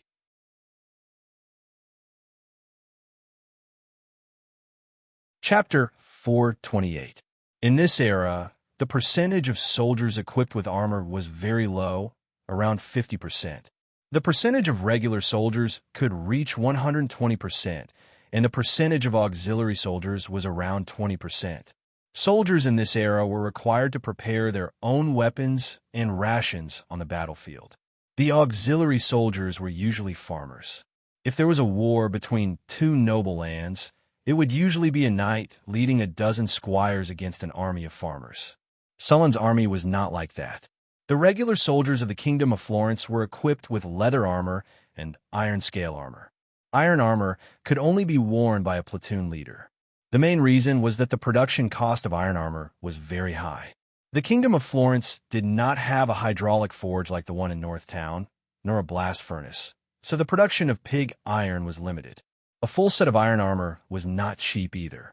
Sulin planned to build a blast furnace and a hydraulic forge here to mass-produce iron armor. While Sulin was planning to build a blast furnace, the prison in Sanfelto City was completed. The prison was built from a castle. It looked solemn on the outside. All the windows were only the size of a palm and were sealed with iron pillars as thick as a finger. On the high wall outside the prison, there was a sharp iron fence. Just by looking at it from the outside, one could feel the security was tight. The prison had around 80 rooms, and it was sturdy and durable. After the prison was completed, Sulin came here in a hurry. He planned to bring some officials here for some ideological education. Prison. A prison built from a castle. Any criminal will be severely punished here. Eerie terror plus 33. Indestructible plus 30. Abrupt repentance plus 28. Mind interrogation plus 33. Strength suppression plus 35. Imprisonment plus 33. Spirit modification plus 30. Surrender plus 35. City security plus 20. People's sentiment plus 15. Prosperity minus 3. This is the prison we built? Blacksmith, who was standing not far away, gulped as he looked at the building that gave him goosebumps. Looks good. Su Lin said as he looked at the prison. "Where are the officials? Are they here? Your Majesty, I've sent someone to inform them. I believe they will be here soon," a guard beside him said respectfully. Around 10 minutes later, a group of officials arrived outside the prison under the guard's lead. "Your Majesty," although they were a little confused when they were suddenly called here, the group of officials did not show any dissatisfaction. Su Lin nodded and walked up to the officials. "Many people are wondering why I called everyone here. What's so interesting about this prison? We're not criminals." "Indeed, you're not criminals, but you are officials. An ordinary person's crime may only affect him or a limited number of people, but you are different. As officials, one of your decisions will affect thousands of people, so I have high requirements for officials. The reason I brought you here is to let you see what kind of punishment you will receive if you bend the law for favoritism, dereliction of duty, corruption, and knowingly break the law. It will serve as a warning to you." As soon as Su Lin finished speaking, there was a commotion among the officials below. These officials were all former officials of San Filto City. According to the conduct of the nobles, one could imagine how professional these people were. Even if they were all wiped out, Su Lin wouldn't be surprised. "Quiet." Seeing the chaotic crowd, Su Lin said in a deep voice, "I don't care about what you did before I came to San Filto City. I wasn't the king at that time, so it wasn't under my control. But after that, you'd better make up for what you did. If you don't listen to me, don't blame me for not reminding you. All right, now all of you follow me into this prison. Take a good look at the consequences of doing wrong." After that, Su Lin led the jailers and the unwilling officials into this gloomy and terrifying prison. As soon as they entered the prison, they felt a gloomy and cold atmosphere. The entire prison environment was very depressing. The light was dim, and just the corridor made people feel a sense of trepidation. The officials' behavior was even more unbearable. Different from the prison in Northern Town City, there were a lot of torture devices in this prison. These torture devices seemed to have been used before. There was a lot of dark red stuff on them that looked like fresh blood. A few jailers on the side gave a detailed explanation of these torture devices. They even took out a few pieces of pork to demonstrate. When they saw the pieces of pork being tortured by various torture devices, the officials' faces turned pale. Their limbs went soft, and they couldn't even stand properly. Su Lin waved his hand. 2 jailers went forward and lifted up the officials whose legs went soft, who knew that as soon as they lifted them up, the officials started to struggle and cry violently. Your Majesty, please spare my life. I know I was wrong. Please spare my life." One of the officials thought that the jailers were going to torture him. He was so scared that his face changed drastically. He cried crazily, Don't come over, Your Majesty, I confess. I surrender. I took bribes from others and worked for them.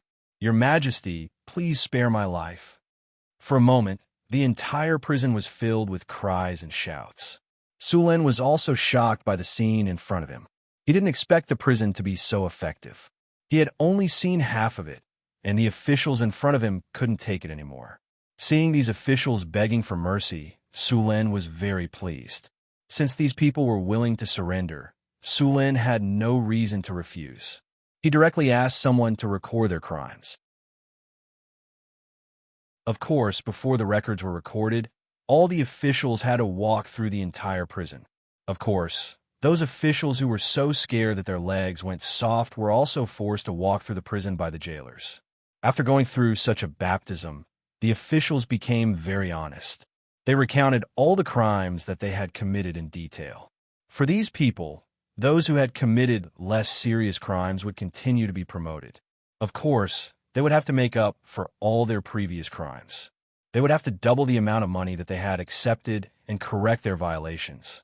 For those who had committed more serious crimes, they would be removed from their positions after the collection of the stolen goods. Seeing that the prison was so effective, Su Lin was relieved. Then, he made a rule that all the officials in San Filto City had to come to the prison once every 6 months for ideological education. The officials from Northern City were very familiar with this rule. As for the officials from San Filto City who had just visited the prison, They didn't dare to have any objections. They were afraid that Su Lin would throw them into the prison.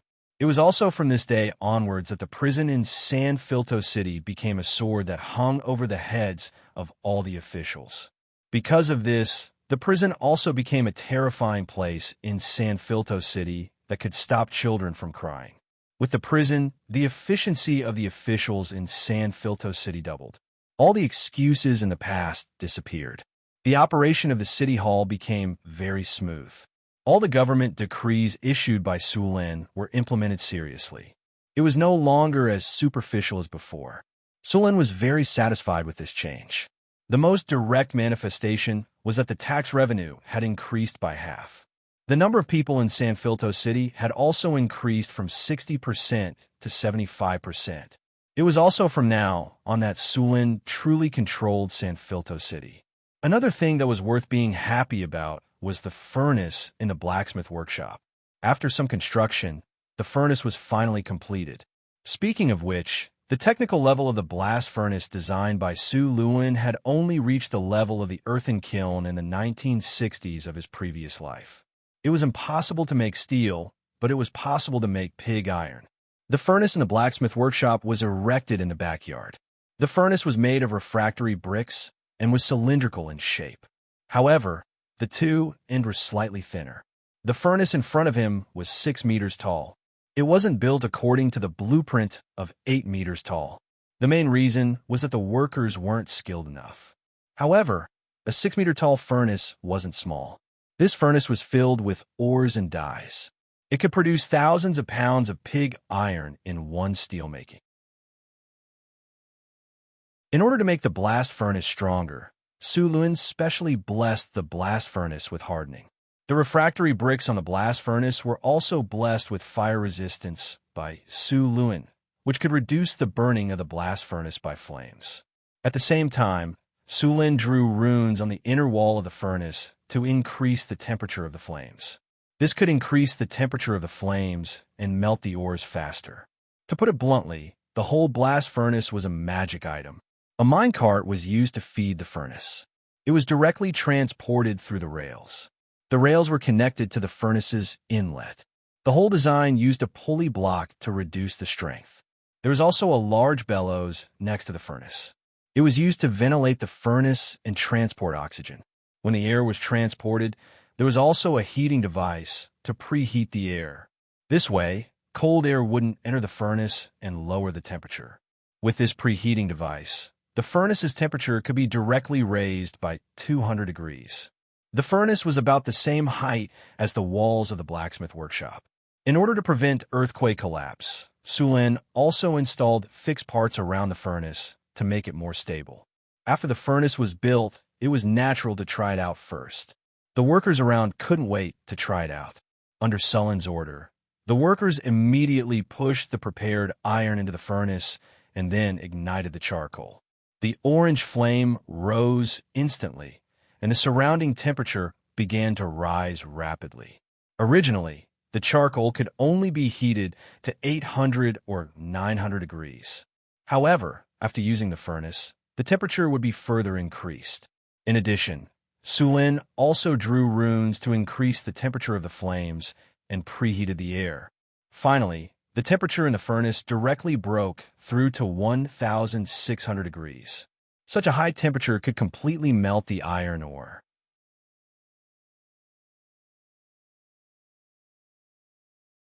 Chapter 429. The properties of the blast furnace were pretty good. The ores were completely melted after a dozen hours of calcination. Next, the gate under the blast furnace was opened, and viscous molten iron slowly flowed out of the blast furnace. After the molten iron was stirred and cooled, it would become pig iron. If one wanted to refine pig iron into mature iron, they would have to add limestone and other materials during the calcining process to remove the impurities. However, these human craftsmen relied on their own experience to refine iron. Su Lin didn't learn how to refine iron in his previous life, so his knowledge of metal refining was limited. He could only let the craftsmen slowly study it. However, although they couldn't directly refine iron or steel in the blast furnace, they could still refine iron or steel. But with the hydraulic forging machine, they could use forging to refine steel. With the help of these machines, the production of weapons and equipment was several dozen times faster than before. It wouldn't be long before the soldiers of Xianxia City had enough equipment to use. Northern Wasteland, Northtown City. It had been nearly 2 months since Sulin left Northtown City for Xianxia City. After such a long time, the Martyr's Palace in Northtown City was finally about to be completed. This wonder building was set with the Arc de Triomphe and also required battle soul stones. The final step required Sulin to complete it himself. After receiving the report from the City Hall, Hathaway used the communication array to contact Sulin in the distant Xianxia City. After learning that the Martyr's Palace was completed, Sulin gave some instructions to Phyllis and used a teleportation spell to return to Northtown City. Because he had the coordinates of Northtown City, the difficulty of long-distance teleportation was reduced a lot. The only problem was that it consumed a lot of energy. After leaving the coordinates in Xianxia City, Sulin used a teleportation spell to return to Northtown City. A magic light rose and Sulin's figure appeared in Northtown City in the next second. After leaving for 2 months, Northtown City had already entered winter. The weather had started to turn cold, but the city was still very lively. Northtown City had become even more prosperous in the 2 months since he left. Just as Sulin appeared in the Lord's castle, there was a flash of light. Hathaway's figure appeared, followed by the little succubus Chris and Alex. "Your Majesty, you still remember to come back." Seeing Sulin appear, Hathaway rolled her eyes and said. Sulin smiled awkwardly. He was indeed in the wrong for not coming back for 2 months, so he could imagine that tonight would definitely be a sleepless night. "I've just obtained the Kingdom of Florence. I'm tied up with worldly affairs and can't leave, but I'm preparing to build a teleportation circle in Xianxia City. I can come back at any time, and you can go there at any time." Hathaway rolled her eyes and said, "I still have a lot of experiments to do. I don't have time to go to Xianxia. I don't have time either. I've been managing Northtown City and the underground world all this time. I don't have time to go." Chris glanced at Sulin and said grumpily, "Don't look at me. If I agree, I'll be a traitor." Alex crossed his arms in front of his chest. His already majestic chest looked even fuller. "Don't." Sulin's figure flashed, and he directly pulled the 3 of them to the living room. "Staying in Xianxia City is only temporary. Northtown City is my base. I know this very well, but I'm staying there for a while to stabilize the Kingdom of Florence. Once the kingdom is stabilized, Northtown City will be the new capital," Sulin explained. After some explanation, Sulin finally coaxed the girls and promised them that he would come back for 1 day every 3 days. Only then did the 3 girls reluctantly agree. Northtown City, Central Plaza. A majestic palace stood on the east side of the plaza, only 50 meters away from the majestic triumphal arch.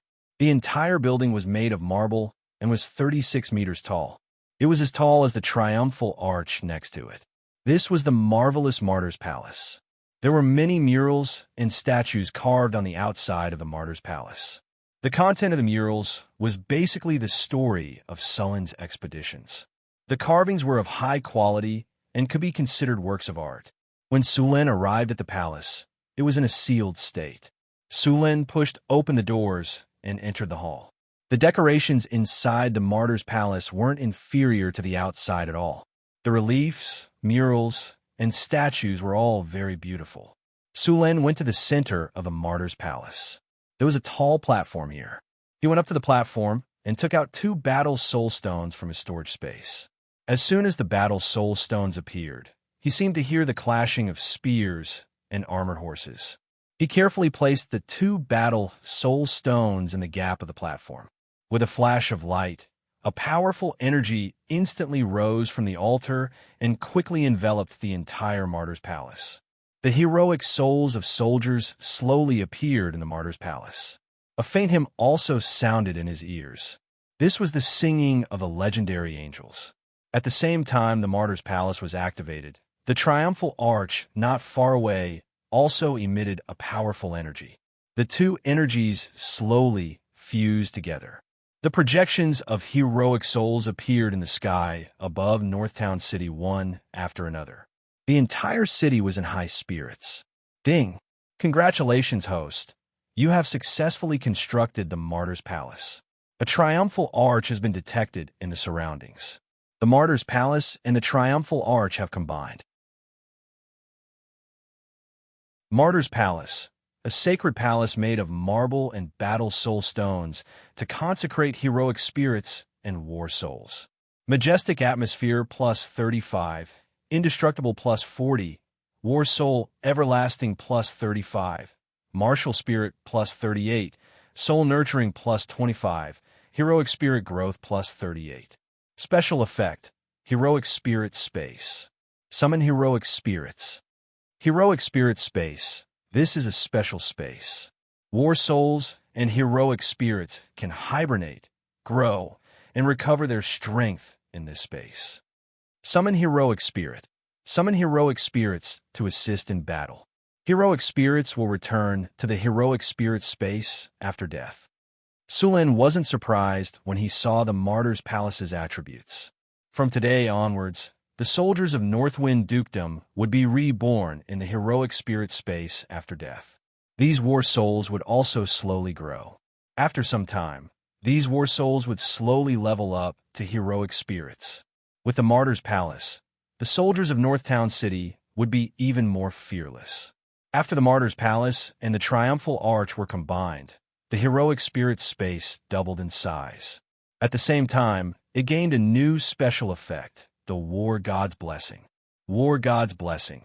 In cities or regions blessed by the War God, the chances of newborns becoming excellent warriors are increased. Newborns will naturally gain +1 strength. After seeing the effects of the War God's Blessing, Sulin was so happy that he couldn't close his mouth.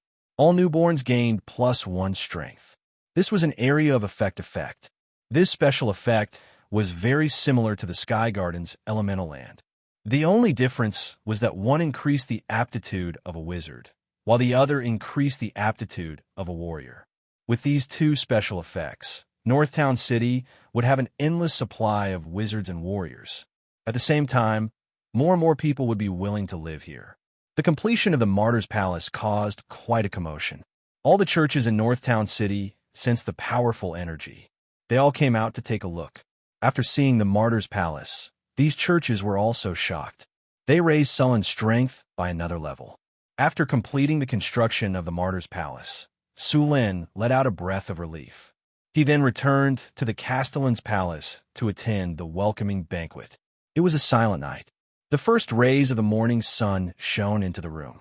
Sulin slowly woke up from his deep sleep. Sulin had gotten a lot of satisfaction last night, so he slept until noon before waking up. There was still a faint fragrance lingering at the tip of his nose, and his fingertips seemed to still have the soft and delicate touch from last night. The bodies of the women were like octopuses wrapped around his body, and even the messy traces of last night's madness could still be clearly seen. Thinking back to last night's madness, Sulin was still reminiscing about it. Coupled with the seductive bodies around him, his body became erect again. Last night's battle between the three heroes didn't tire him at all. Under his thunderbolt spear, the three women were utterly defeated. They even had to call their two maids over to defend against Sulin's attacks. Originally, their alliance was still very strong. Sulin couldn't break through for a long time. In the end, he had to use his plasma cannon to break through the situation. With the support of the thunderbolt spear, Sulin charged back and forth. The women's alliance crumbled in the end. Of course, they were defeated with honor. In the end, under Sulin's ultimate skill, they could only wait to be slaughtered. It could be said that they suffered heavy casualties. Sulin struggled to get out of bed. He had a simple breakfast and then went to the new city located in the west of the northern citadel. The new city was 50 kilometers away from the northern citadel. With Sulin's speed, he arrived here in no time. After not seeing each other for 2 months, the new city had changed a lot. The low and simple camp had disappeared and was replaced by a city wall. The city wall was 8 meters tall and 4 to 6 meters thick. Therefore, the city wall was made of bricks and rocks. The wizards then used mud to stone to create this solid city wall. Other than the city wall, many houses were built in the new city. Now, the workers here were living in the new houses. When Boulder and Johnson knew that Sulin had come here, they quickly brought people back. During this time, the two of them had been in charge of the defense of the new city. The bandits and monsters around the new city had mostly been cleared. A large number of monster slaves were also captured here. Currently, there were 5,000 to 6,000 residents in the new city. Its purpose was to protect the trade route and increase the population. With the increase of immigrants, this city would soon develop as the only way to reach the northern citadel.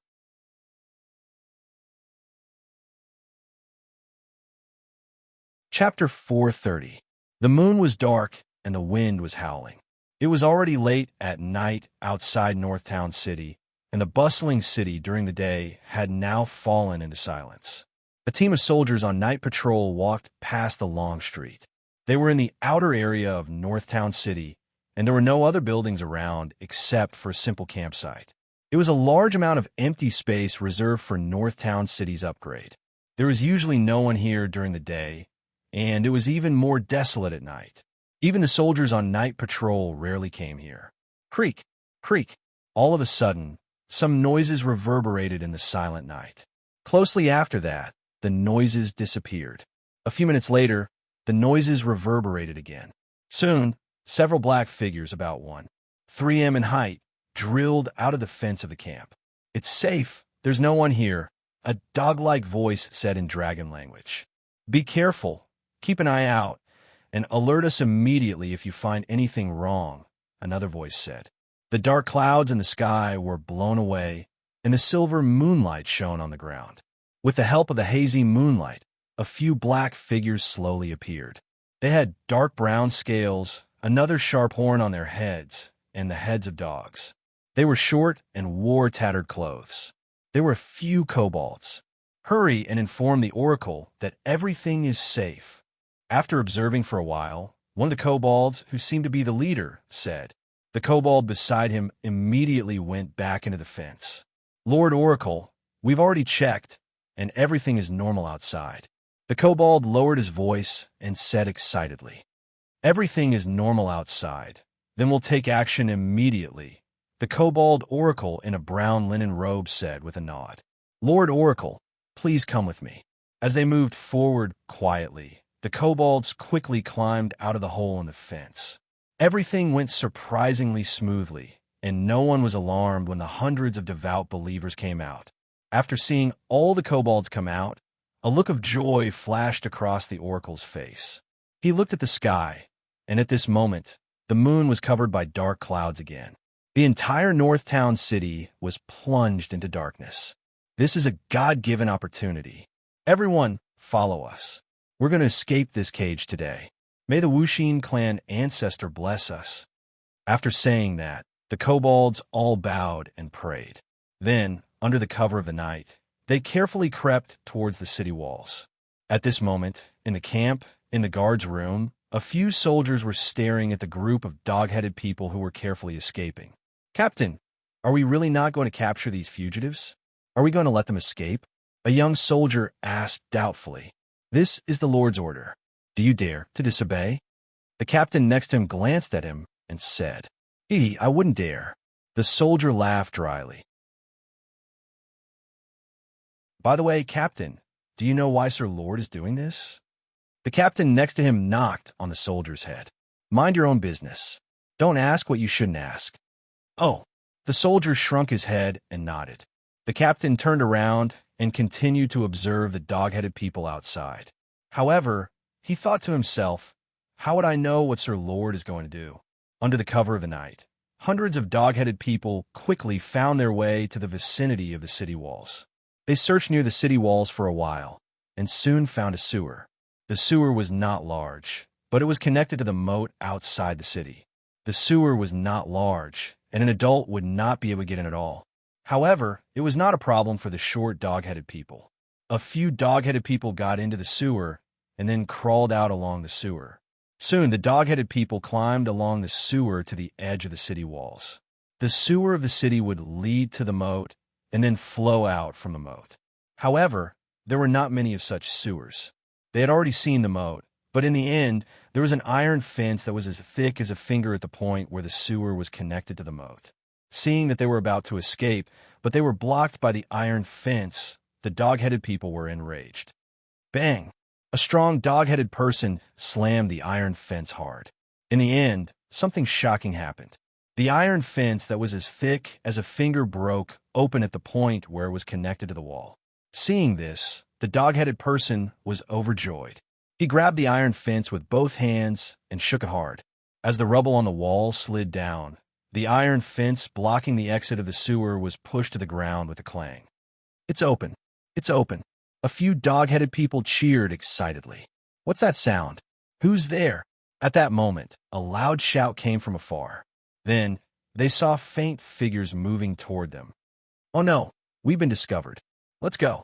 Seeing those figures, the dog-headed people immediately panicked. "Don't panic, there's still time. The sewer is open. Everyone, go into the sewer immediately." Seeing the other dog-headed people panicking, the dog-headed person known as the God's messenger immediately commanded. It was obvious that this dog-headed person had a high status among them. As soon as he spoke, all the dog-headed people immediately recovered and jumped into the sewer. After the dog-headed people entered the sewer, they did not stop at all. Instead, they quickly crawled toward the moat not far away. By the time the soldiers strolled over, all the dog-headed people had successfully escaped. Only when the dog-headed people had escaped a distance away from northern Battlefront City along the moat did they stop, panting. "We've escaped! We've escaped!" The dog-headed people cheered excitedly. After the dog-headed people cheered for a while, the dog-headed God's messenger, Horn, raised his arm. Soon, all the dog-headed people quieted down. "My brethren, although we've successfully escaped from the enslavement of those humans, we're not safe now. So, we need to leave this place as soon as possible. The great Elder Wuxia has given us an oracle. He has prepared a God-given land for us to live and develop. Praise the true God! Praise the true God! Praise the true God!" A wave of cheers sounded, and the dog-headed people's morale rose again. "Okay, let's set off now. We'll go to our new home," Horn ordered, and the dog-headed people set off again. However, what the dog-headed people did not know was that there were a few eagles circling above their heads. At the same time, not far away from them, a few drows were hiding and quietly observing the dog-headed people. In fact, the dog-headed people's successful escape from northern Battlefront City was completely arranged by Sulan. Otherwise, not to mention the dog-headed people, even a group of knights would not have been able to escape easily. The oracle that Horn mentioned was completely made up by Sulan. Even the escape route that the dog-headed people took was prepared by Sulan. To put it bluntly, it was all a big show that Sulan had written and directed. It was just that the dog-headed people did not know about it. After letting Hathaway use the dream-weaving spell, he successfully used the so-called oracle to guide Horn's actions and make the dog-headed person act according to Sullen's instructions. This was also Sullen's way of deceiving the dog-headed people because they were not intelligent. Sulan let the dog-headed people out to let them develop on their own. If he kept interfering with the dog-headed people's development, he would easily be discovered by the evil god that they now believed in. Now, he let them develop on their own and only sent people to monitor them secretly. When a fruit was ripe, they would come and pick it. Horn led the dog-headed people to the north of northern Battlefront City in high spirits. They had night vision, so they could see well at night. The other monsters around northern Battlefront City had already been cleared, so the dog-headed people did not encounter any other wild beasts at night. However, as soon as they left northern Battlefront City, a ferocious wolf set its eyes on them. Ferocious wolves were a common ferocious beast in the northern wilderness. They were over 4 meters long and 1.7 to 2 meters tall. They usually hunted in pairs. As soon as they discovered the dog-headed people, they immediately attacked them. Facing such a ferocious beast, the dog-headed people did not even have weapons. The ferocious wolf easily rushed into their formation. After biting a few dog-headed people to death, it retreated with the corpses. The rest of the dog-headed people took the opportunity to run for their lives. Fortunately, the ferocious wolf did not continue to chase after them after finding food. After encountering the ferocious wolf, the dog-headed people did not encounter any other monsters for the rest of their journey. When the sky gradually brightened, the dog-headed people arrived at a secluded valley. The valley was shaped like a horn. The entrance was small, but the inside was big. There was also a pool of flowing water in the innermost part. There were also some statues and stone carvings not far from the pool. This valley was a ruin discovered by Sulen. The area of the valley was not big, but it was the perfect place for the dog-headed people to nest. After being enslaved in northern Battlefront City for a long time, these dog-headed people had learned how to grow potatoes and other crops. Although they could not be compared to humans, it was not a problem for them to feed their small tribe. After arriving at the valley, Horn finally let out a sigh of relief. This was the God-given land that the god in his dream told him about. After arriving at the valley, all the dog-headed people quickly began to build under Horn's command. In order to let them develop more believers, Sulen purposely drove the surrounding dog-headed people and goblins to this area. As the evil god's priest, Horn naturally absorbed these goblins and dog-headed people. At this rate, this tribe that believed in the evil god would rapidly grow.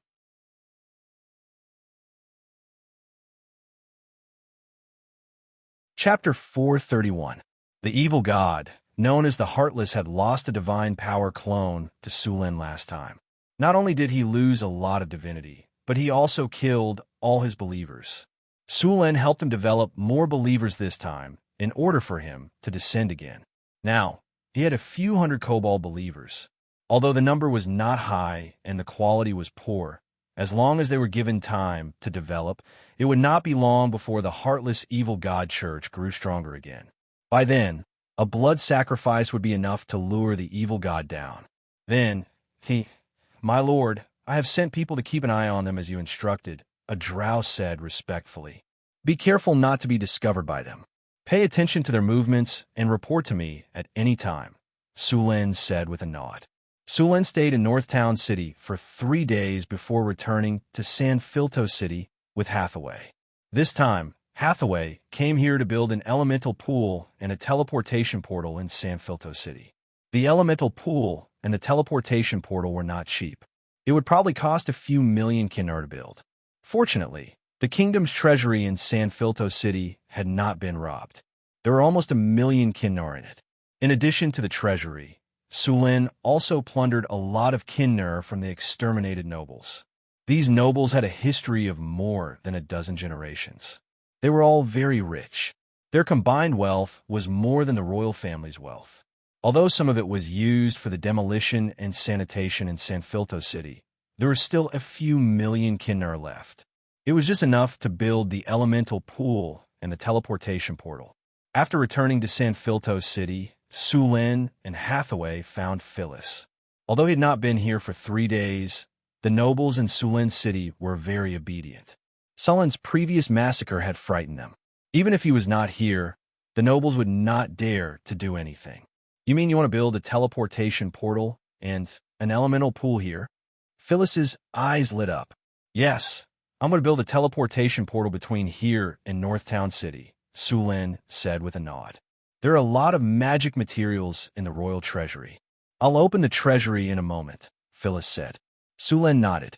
Although he had a Kinnar, it was not easy to get the materials needed to build a teleportation portal with Kinnar. It would be best if he could find it in the treasury. "Oh, right.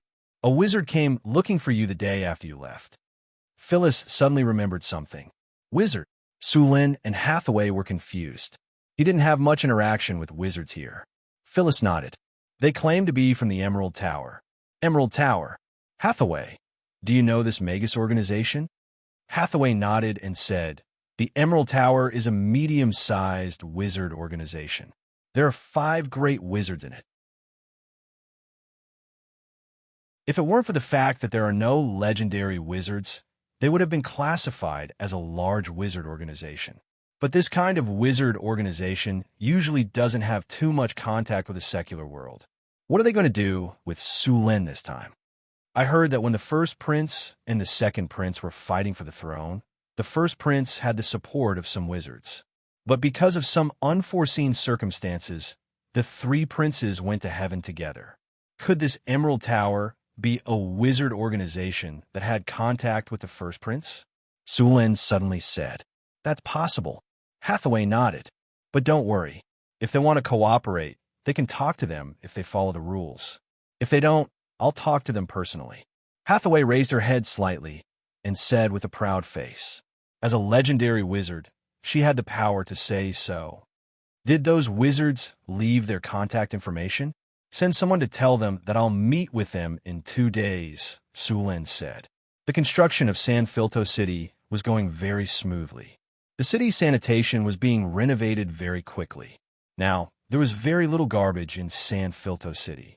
Most of the roads had been replaced with gravel roads or stone slabs. The old and dirty slums had also changed greatly. The original shacks were all demolished, and houses were rising from the ground. Other than these, Sulin's construction of the city's water supply system was also progressing. In order to ensure the water supply of the entire city, it was not enough to rely on just one water tower. Sulin divided the entire city into districts, and then built 1 or 2 water towers in each district to supply water. Sulin had already completed the blueprint and divided the districts. The water towers were already under construction. The water towers were made of iron armor and were in a triangular shape. When it was completed, a layer of stone would be wrapped around the tripod.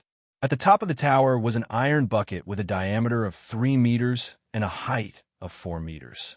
The iron bucket was made of ordinary metal, but the metal had been treated with a special spell to become rust-proof. There was also a rune circle inside the water tower that would generate a whirlwind rune to draw water from the underground or the river to the tower. Other than these functions, the tower also needed to be engraved with a purification rune circle to purify the water before it could be drunk. In this way, each water tower would need to be connected to the elemental pool and be powered by the massive energy of the elemental pool. Other than these, the water pipes also needed to be treated with anti-rust treatment. Hathaway had made a kind of anti-rust paint before. As long as it was applied to the metal pipes, they would not rust. Other places could be left alone, but the palace needed to be installed as soon as possible. On the 3rd day after Sulin's return, 2 wizards came to see Sulin. Sulin asked someone to bring them to the palace. "Hello, Your Majesty." A tall wizard bowed to Sulin. "Welcome to San Filto City." Sulin smiled. "Please have a seat." The 2 wizards sat down, and the leading wizard continued. "In less than 2 months, San Filto City has changed a lot from the last time I was here. I've traveled to many cities before, but most of them were filled with a foul smell. The roads were muddy, and there was garbage everywhere. It was completely different from the current San Filto City. Your governance is the best I've ever seen. This is nothing. If you've been in my territory, Northtown City, you wouldn't be surprised." Sulin smiled.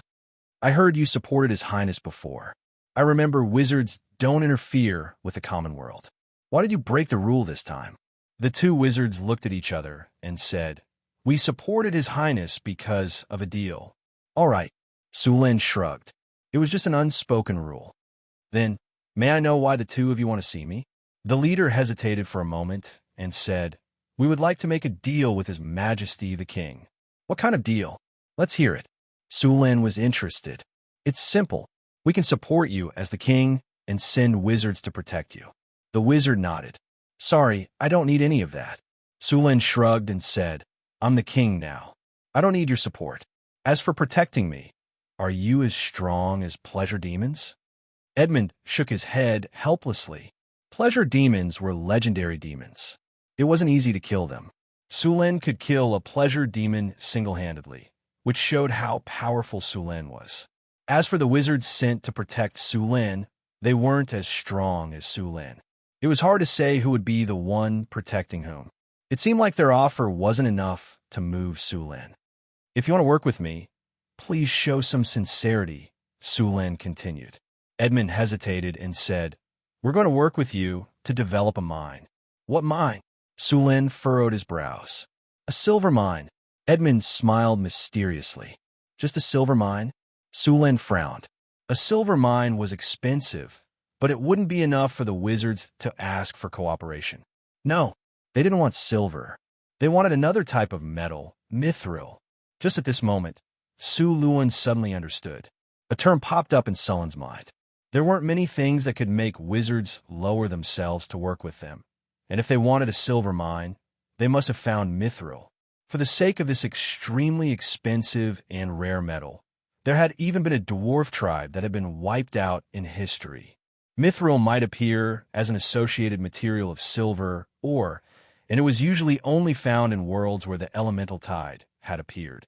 When the elemental tide appeared, precious minerals like mithril were more likely to be born. There was a 90% chance that mithril was present in that silver mine. Only such a huge profit could make those magi take the initiative to talk about cooperation. Mithril could only be found by chance. No one would complain about having too much mithril in their hands. However, as long as it appeared as an associated mine, there would be a lot of mithril in the mine. He was tempted. Mithril was an important material for the construction of floating cities. The floating city's incomparably expensive construction cost was largely due to the need for many extremely expensive and rare materials, and the core components of the floating city required a large amount of mithril. Although he also had mithril mines in the underground world, he wouldn't complain about having too much of it. The mining speed of mithril was very slow. Even an adept organization would need a lot of manpower and resources to mine a mithril mine, let alone a normal miner. It was basically impossible for wizard organizations to mine mithril in secret. Sulin wanted to build a floating city, so he needed a lot of mithril. Now that there was an associated mine with mithril, he wouldn't let it go. Mithril was an indispensable material for floating rings, anti-gravity devices, elemental drive devices, and so on.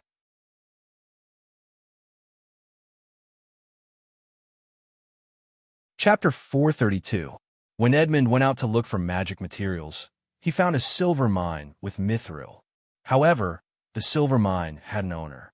The owner was not an ordinary merchant or noble, but the Prince of Florence. Although wizards did not care much about the secular world, they still had to respect the royal family. So after some consideration, Edmund decided to talk to the prince and buy the silver mine from him. After talking to the prince for a while, the prince didn't have much of an opinion about selling the silver mine. However, he made a request that made Edmund hesitate. The prince wanted the wizard organization to support him in becoming the king. It was obviously against the rules for wizards to directly intervene in the affairs of the secular royal family.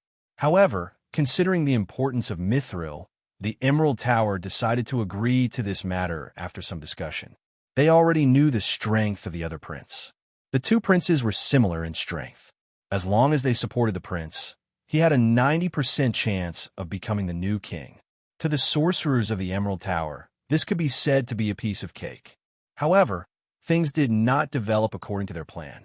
Unbeknownst to them, the issue of the succession of the throne had already been instigated by the demons behind the scenes. As a result, both princes were dead.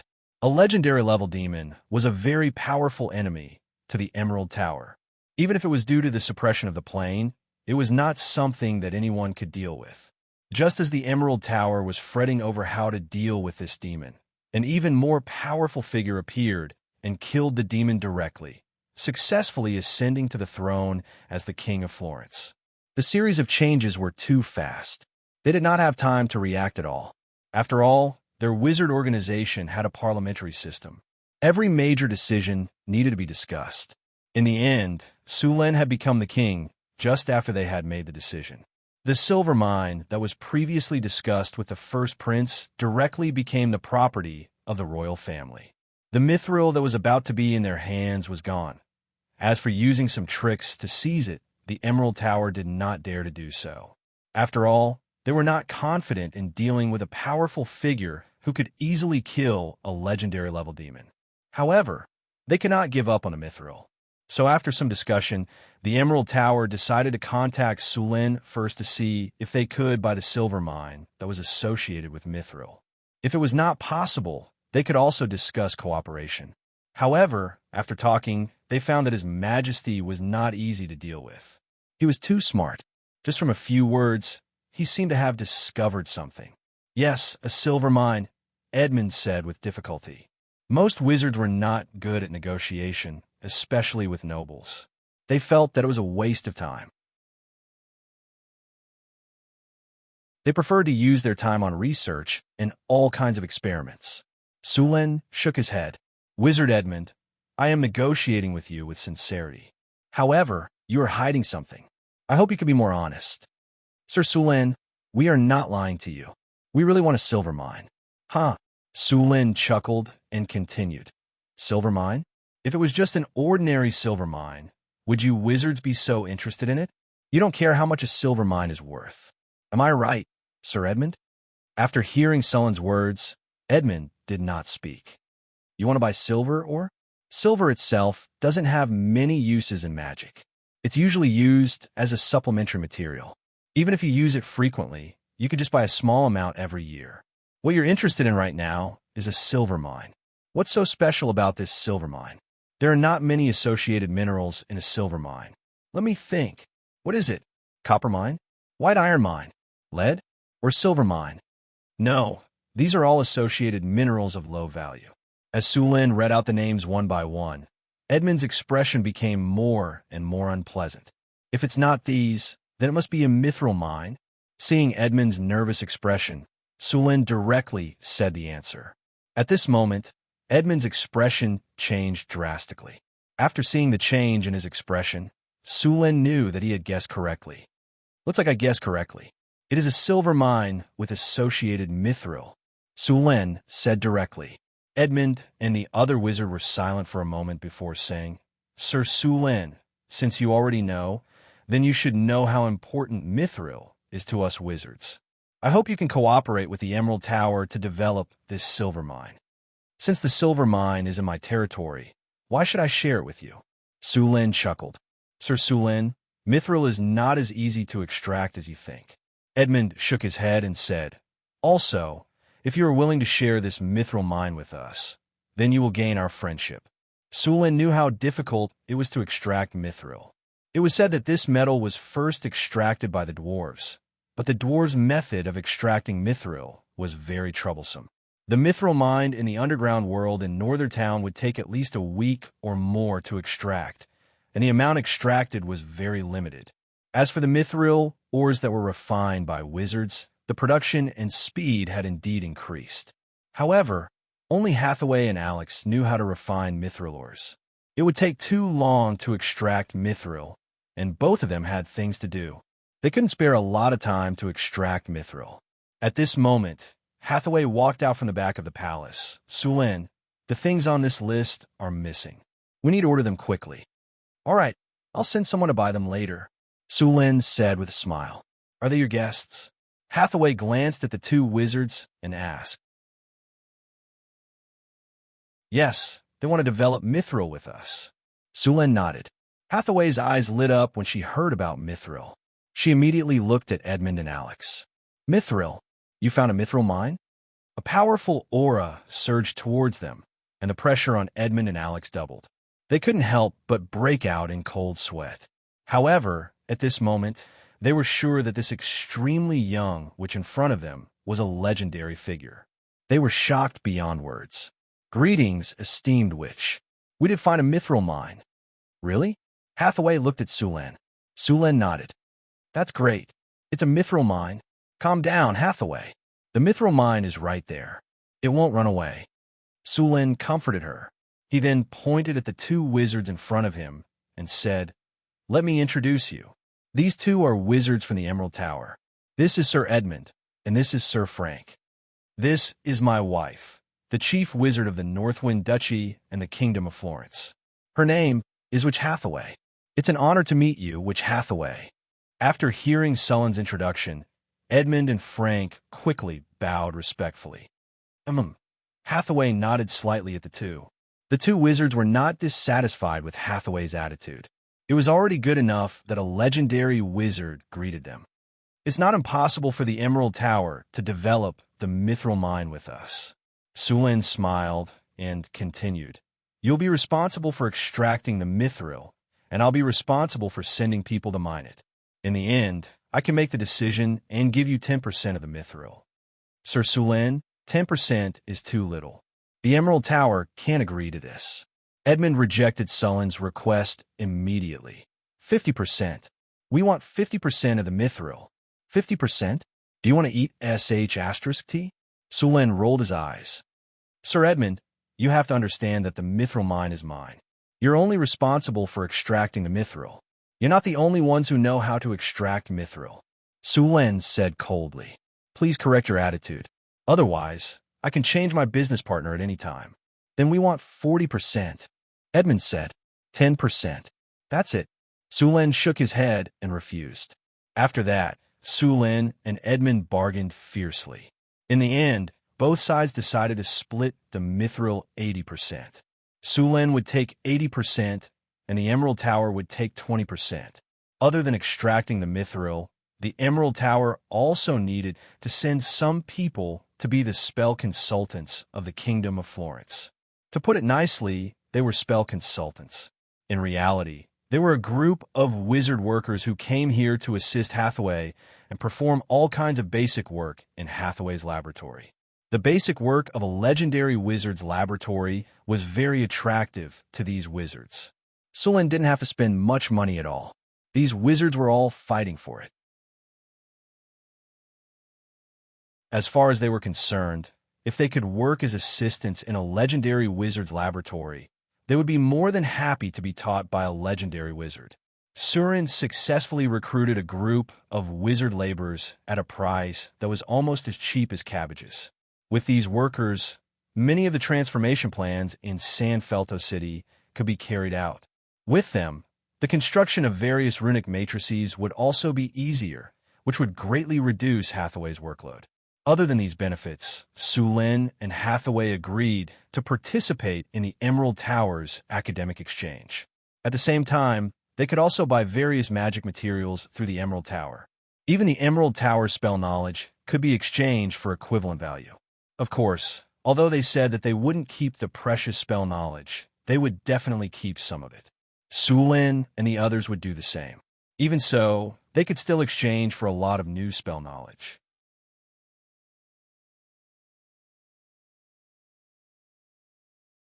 Chapter 433. After discussing the distribution agreement, the higher-ups began to discuss more details. The workshop to refine mithril had to be built in San Felto City. Anyone who entered the city would have to go through a strict ascension process. The reason for this was to prevent the wizards from embezzling the mithril during the refining process. The mithril mine that Edmund discovered wasn't far from San Felto City. It was about 50 kilometers to the southeast of San Felto City. It was a mountain range. Not only did it have a silver mine, but it also had iron, copper, and coal mines. It could be said that it was an important raw material base for San Felto City. There was a small town at the foot of the mountain. It had no name, but it was called Quarryton because it was at the foot of the mine. Now, in just a week, this small town had become overcrowded. A large number of miners came from San Felto City. These miners were originally residents of the slums. They were originally building the city, but Sulin specially transferred some of them to mine. Due to the blast furnace, the iron ore consumption in San Felto City had increased by several times. In order to increase the supply, they had to increase the iron ore production. Most of the miners were sent to the iron ore factory. Sulin and Edmund came to Quarryton together. The silver mine, where they discovered mithril, was also here. Silver and mithril seemed to have mutated due to the special environment and energy. The physical and chemical properties of mithril had changed dramatically. According to the research left behind by the Arcane Empire, mithril was the product of the mutation of the silver element in the Earth's crust. It usually only appeared in the world or plane where the elemental tide had occurred. The distribution of mithril was irregular and very rare, but it was distributed all over the continent. However, the content of mithril was very low. Only those who were lucky could find it. The most famous description of mithril was that it was as strong as a dragon's scale and as light as a feather. However, even though mithril was extremely strong, it was still half as heavy as iron. It was an exaggeration to say that it was as light as a feather. Mithril was only 1/3 as heavy as silver.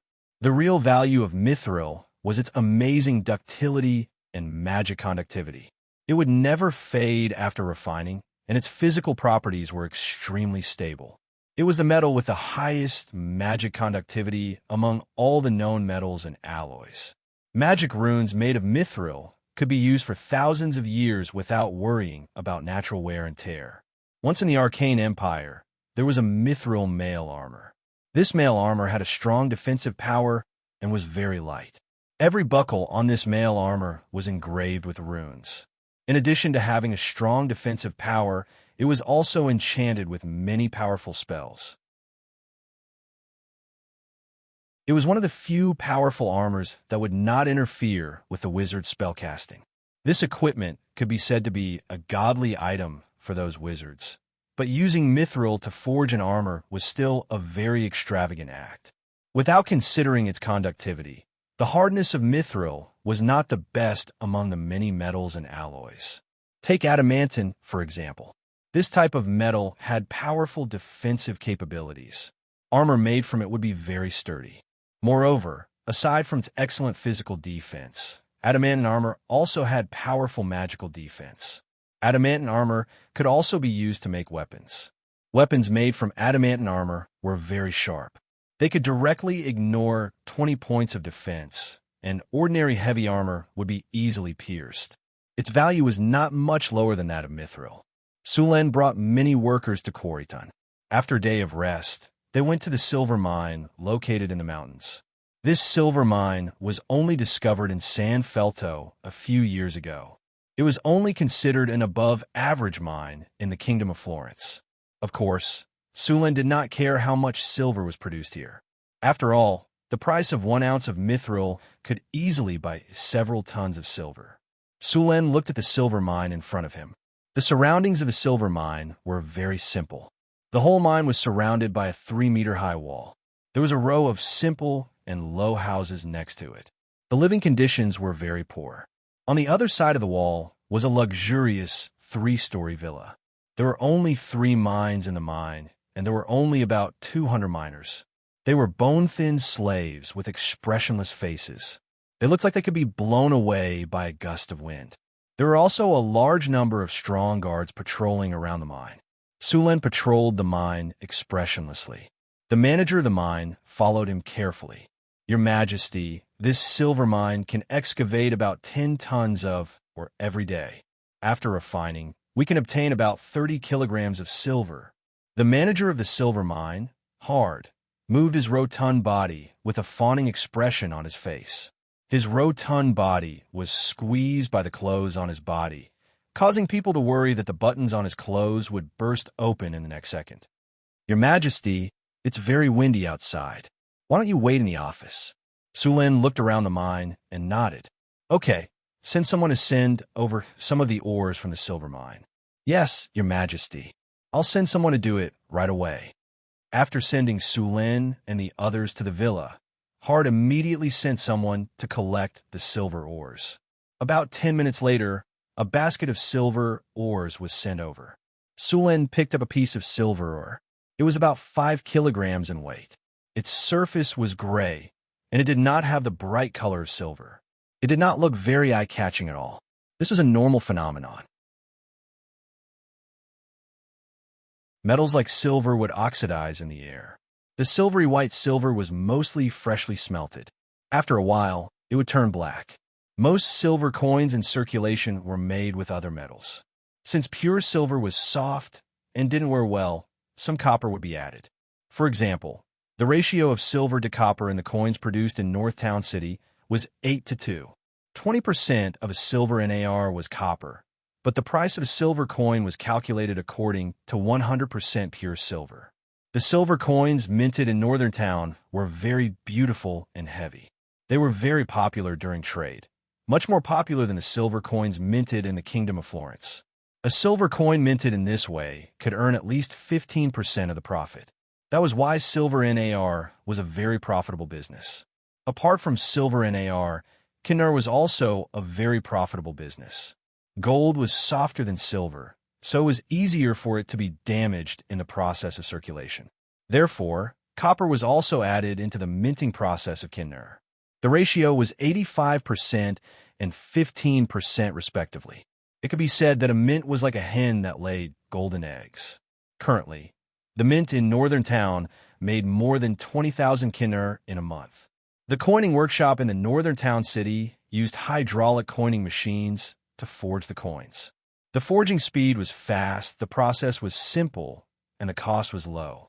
The silver NAR pattern was clear and delicate, which was much more advanced than the technology used in Florence. Su Lun had planned to set up a coining factory in San Filto City. There was nothing special about the silver or in front of him. Su Lun put it down after a simple inspection. He then continued to search for other silver ores. A basket full of silver ores weighed about 200 pounds. Su Lin and Wizard Edmund began to inspect it.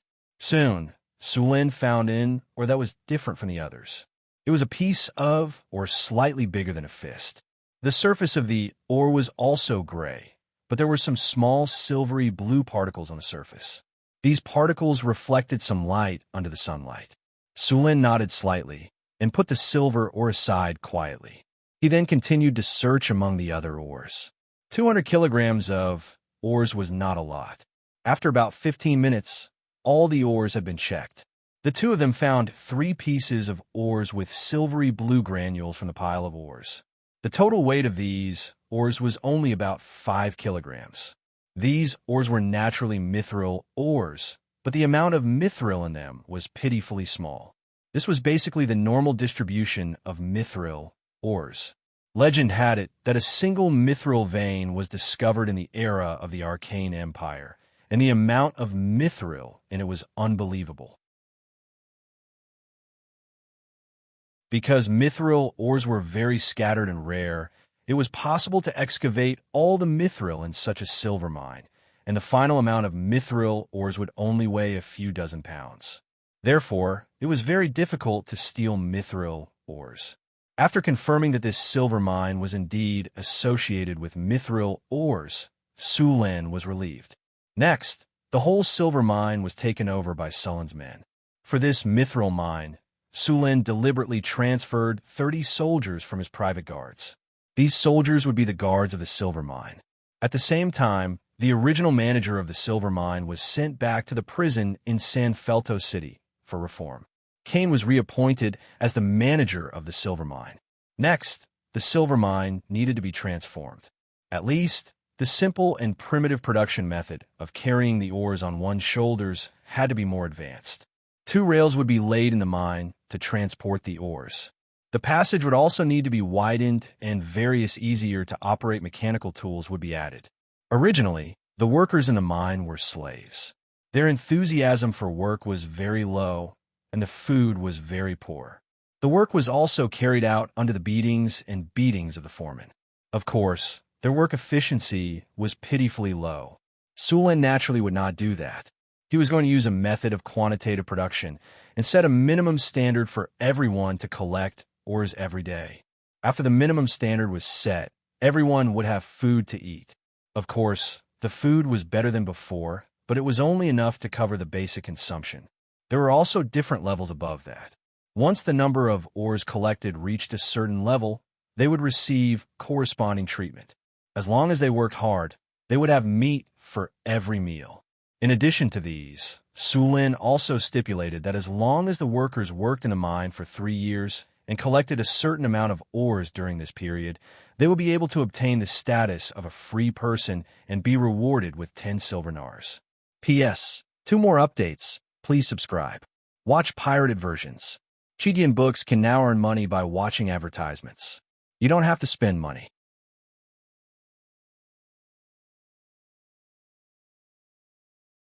Chapter 434. As for Sullen's reforms, the slaves in the mine were only slightly agitated, but they soon calmed down. On the other hand, the poor people who came with Su Lin were all very happy.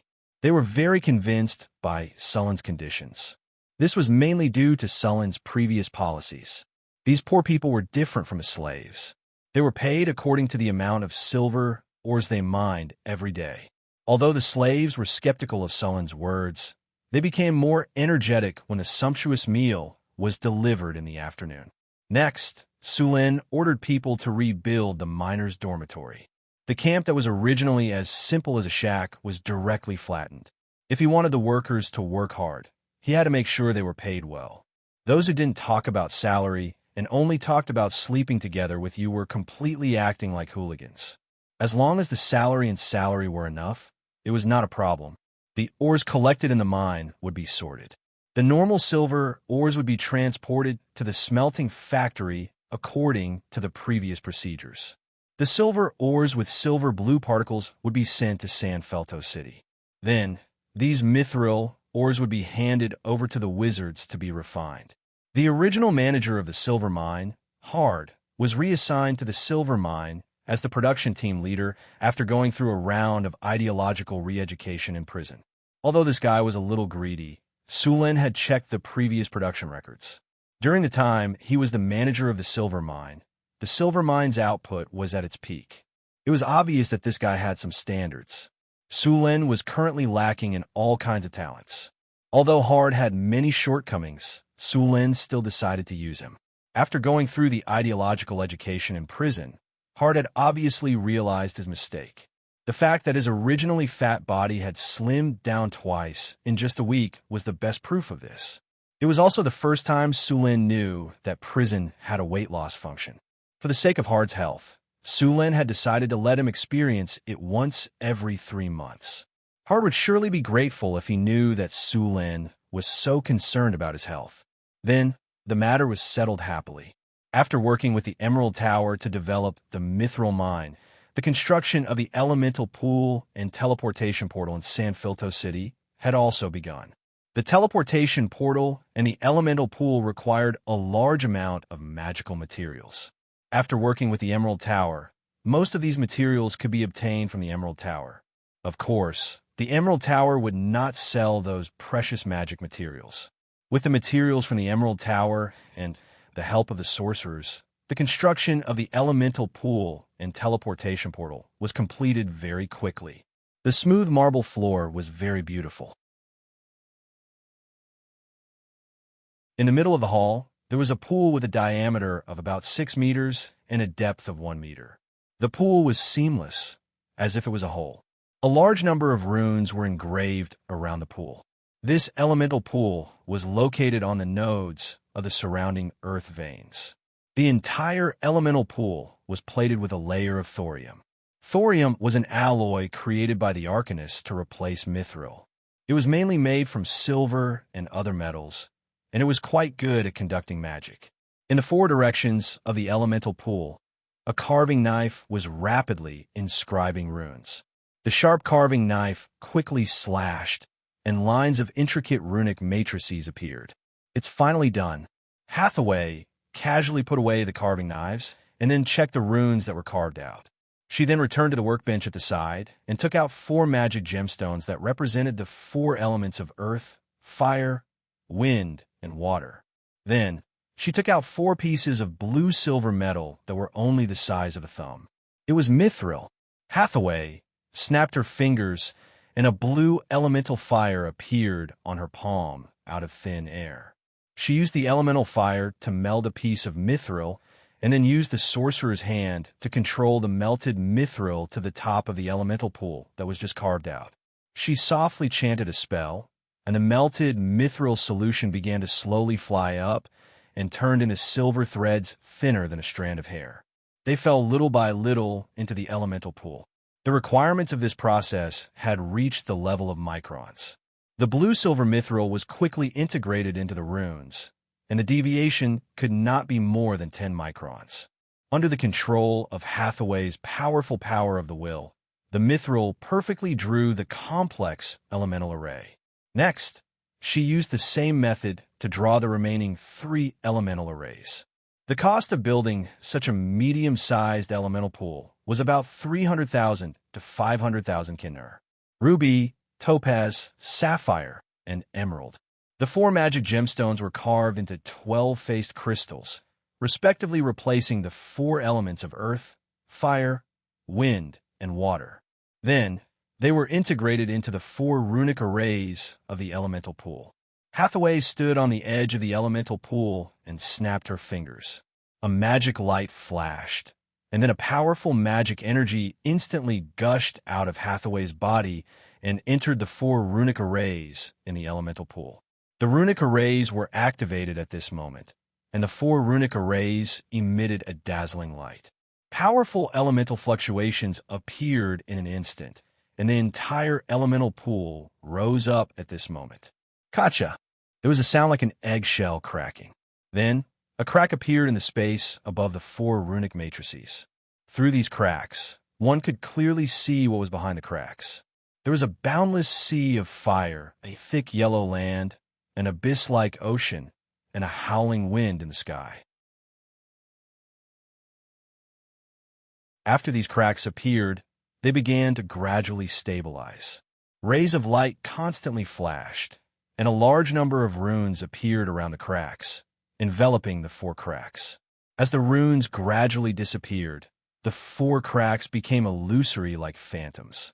Then, a ray of light flashed, and strands of elemental energy slowly flowed into the elemental pool from the four cracks. After these elemental energies mixed in the elemental pool, a drop of dark blue elemental water appeared in the elemental pool. With the appearance of the first drop of elemental water, more and more elemental water continued to pour in, and soon covered the entire pool. As the light dissipated, the four cracks gradually disappeared into the elemental pool. These cracks were the elemental channels connecting the four elemental planes. The four elemental planes were the oldest planes in the multiverse, and they were also the foundation of all material planes. They were constantly spreading elemental energy to the multiverse. The elemental pool was connected to the four elemental planes to quickly gather elemental energy. The elemental pool in front of her had a standard elemental energy of 300,000. It was a medium-sized elemental pool. Although it couldn't be compared to the elemental pool in Northwind Tower, it was enough for San Filto City. Maintaining a small team of low-grade stone golems, 12 stone golems, required about 5,000 elemental energy. 300,000 elemental energy could support the consumption of a high-grade stone golem army. It was easy to use it to support the long-distance teleportation circle and the operation of some magic facilities. After the elemental pool was completed, Phyllis began the construction of the teleportation circle. Suluan stayed in the silver mine for 3 days and then returned to San Filto City. During this time, San Filto City had been busy with construction. All the roads in the city had been repaired, and the sanitary situation had changed dramatically. There was no garbage on the streets, nor was there feces all over the ground like before. The slums had also been demolished and turned into a busy construction site. Riding lightly, Suluan didn't return to Yunwu City directly with a dozen attendants. Instead, he wandered around the city and then went back. During the time when Suluan was away, Phyllis had been in charge of government affairs. Now it seemed that she did a good job. Suluan, you're back. Phyllis's figure quickly appeared. She was dressed like a queen and should have just finished discussing matters with the ministers. You've done a good job. Suluan hugged Phyllis directly and then kissed her on the face. Phyllis's delicate face instantly turned red. She whispered, "Let go of me. There are other people here. It's daytime." Suluan was slightly stunned. He then kissed her left cheek and whispered in her ear, "What are you thinking? I'm not that impatient." Hearing Sullen's words, Phyllis's face turned red. She bit his shoulder hard with her silver teeth and then snorted coldly. She ignored him. Suluan rubbed his shoulder with a bitter face and then pulled Phyllis back to the palace. Did the Emerald Tower's Magi behave strangely? Suluan asked. Hearing Suluan asking about serious matters, Phyllis didn't show any expression and directly replied, "The Emerald Tower's Magi are following Sister Hathaway. Some of them are enchantment on the water pipes and the water tower reservoir. Many of them are following Sister Hathaway to engrave runes. Seems like they're quite obedient." Suluan nodded. Oh right, the elemental pool has been built. Sister Hathaway said that it's a waste to only use the elemental pool to support the operation of the teleportation portal. She wants to build a Magus Tower here. Sulen frowned. The cost of building a Magus Tower is too high. We've been spending money like water recently. The treasury can even run horses. Sulen frowned. Of course, he knew the purpose of a Magus Tower. However, the scale of the business now was too big, and the funds were a little tight. It would be very difficult to build a Magus Tower. It's not a Magus Tower like the one in the northern city. It's a small Magus Tower, Phyllis said. The construction cost of a northern town's Adepts Tower alone was several million gold nars. The total cost of the whole thing was over 10 million gold nars. If it weren't for the supply of magic materials from the secret plane and the underground world, Northern Town would have gone bankrupt on the spot. Of course, this was for a large Magus Tower. The cost of a small Magus Tower was much lower. Many Magi built a small Magus Tower after becoming a great Magus. The tower was no more than 30 meters tall, and the cost was about 1 million kinner. After all, not all Magi had the support of a financial backer like Sulen.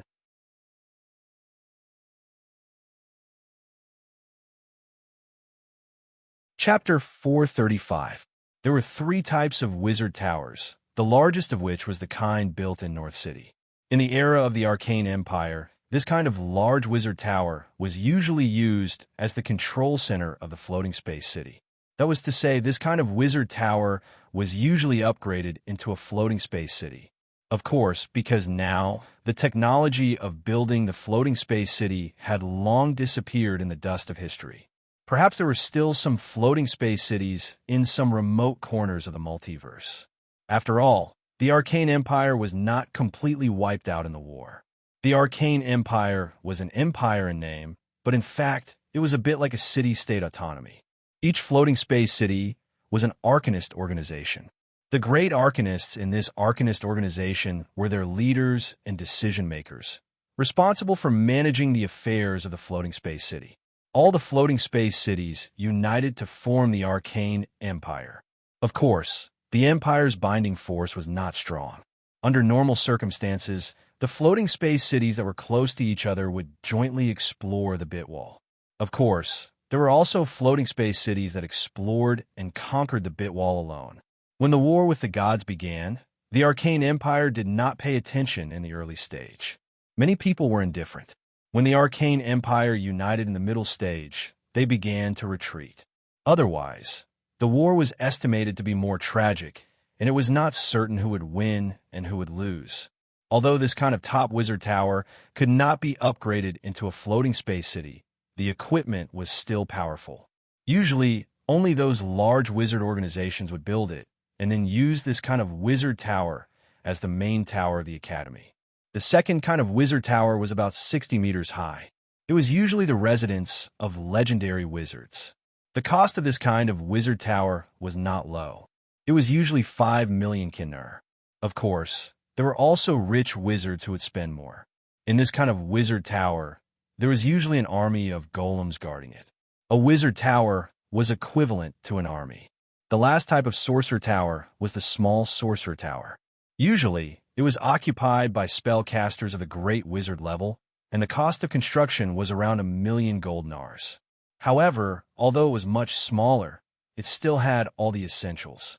This kind of wizard tower was also the most common among the major wizard organizations.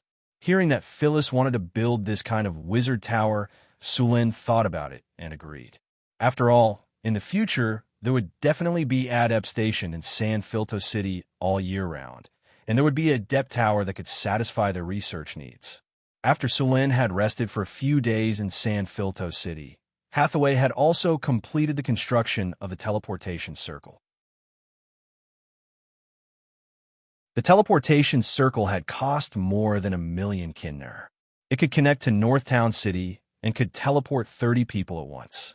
If the elemental pool was full of energy, it could teleport about 60 times. Of course, if it was Northtown, it would be even more frequent. After all, the elemental pool in Northtown had much more energy than the elemental pool here.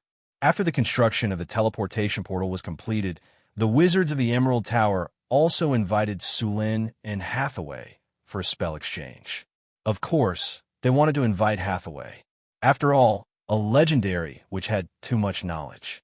Sulin was still very curious about the Emerald Tower, so after receiving the invitation, he brought a few barbarian raiders and Hathaway to the Emerald Tower for the exchange. The Emerald Tower was located in the southwest of San Filto City on the Thorny Wilderness. It was about 500 kilometers away from San Filto City. The Thorny Wilderness could be said to be vast but sparsely populated.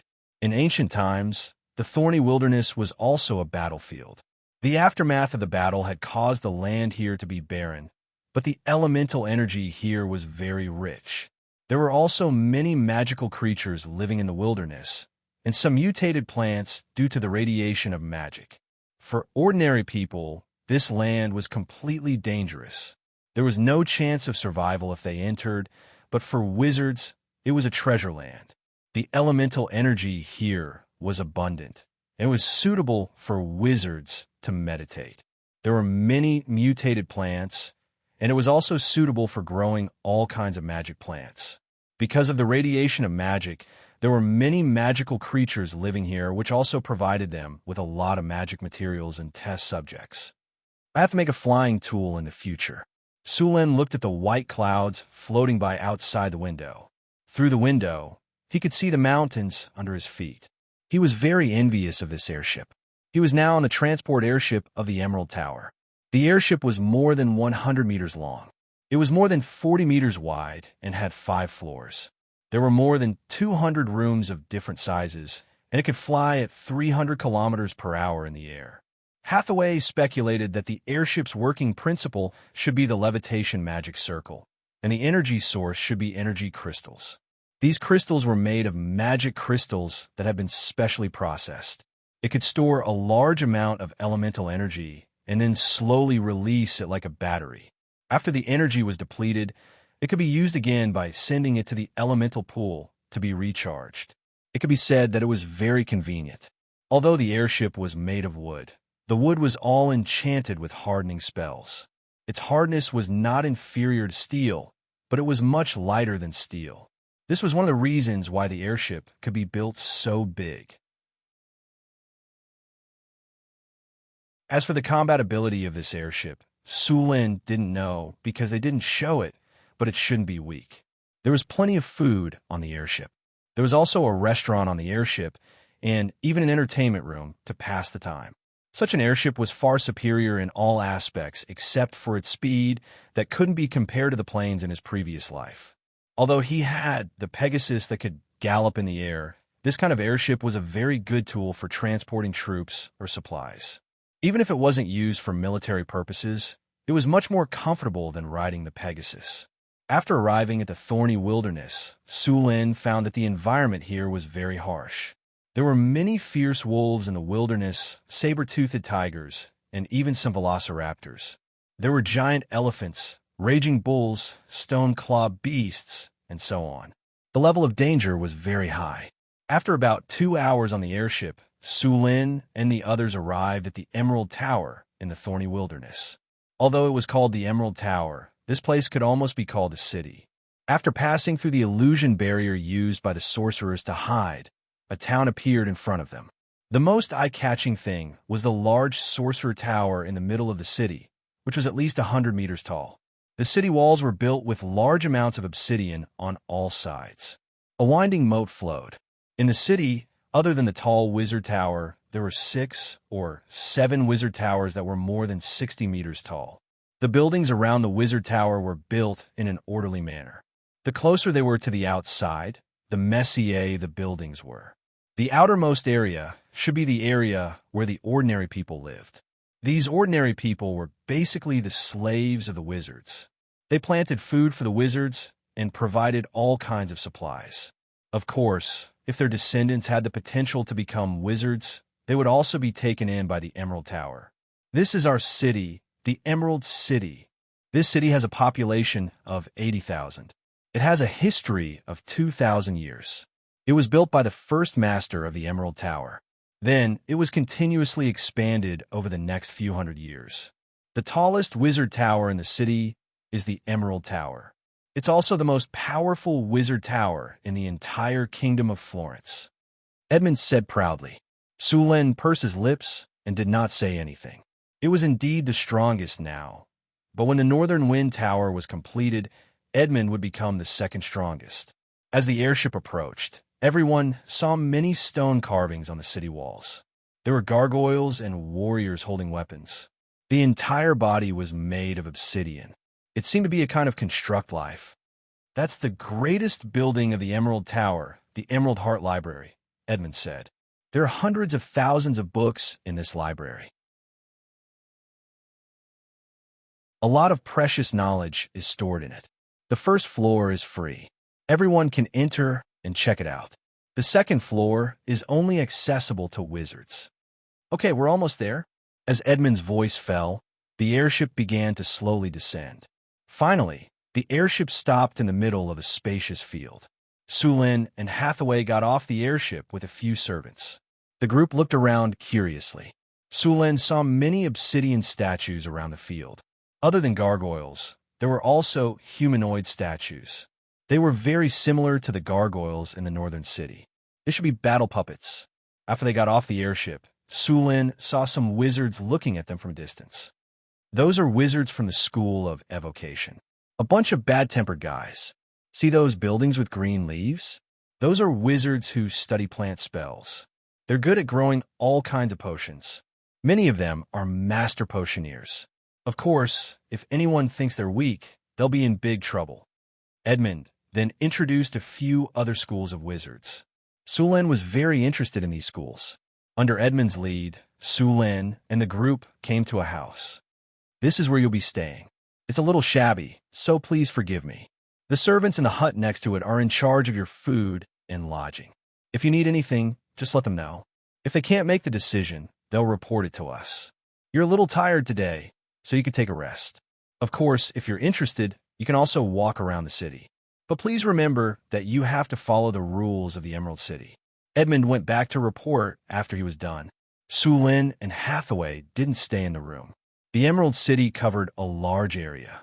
It had a completely different style from San Felto City. Sulin and Hathaway planned to walk around the city. They were also interested in the Emerald Heart Library. If there were hundreds of thousands of books in there must be a lot of knowledge that Sulin and the others didn't know. The two wandered around the streets for a while and headed towards the library.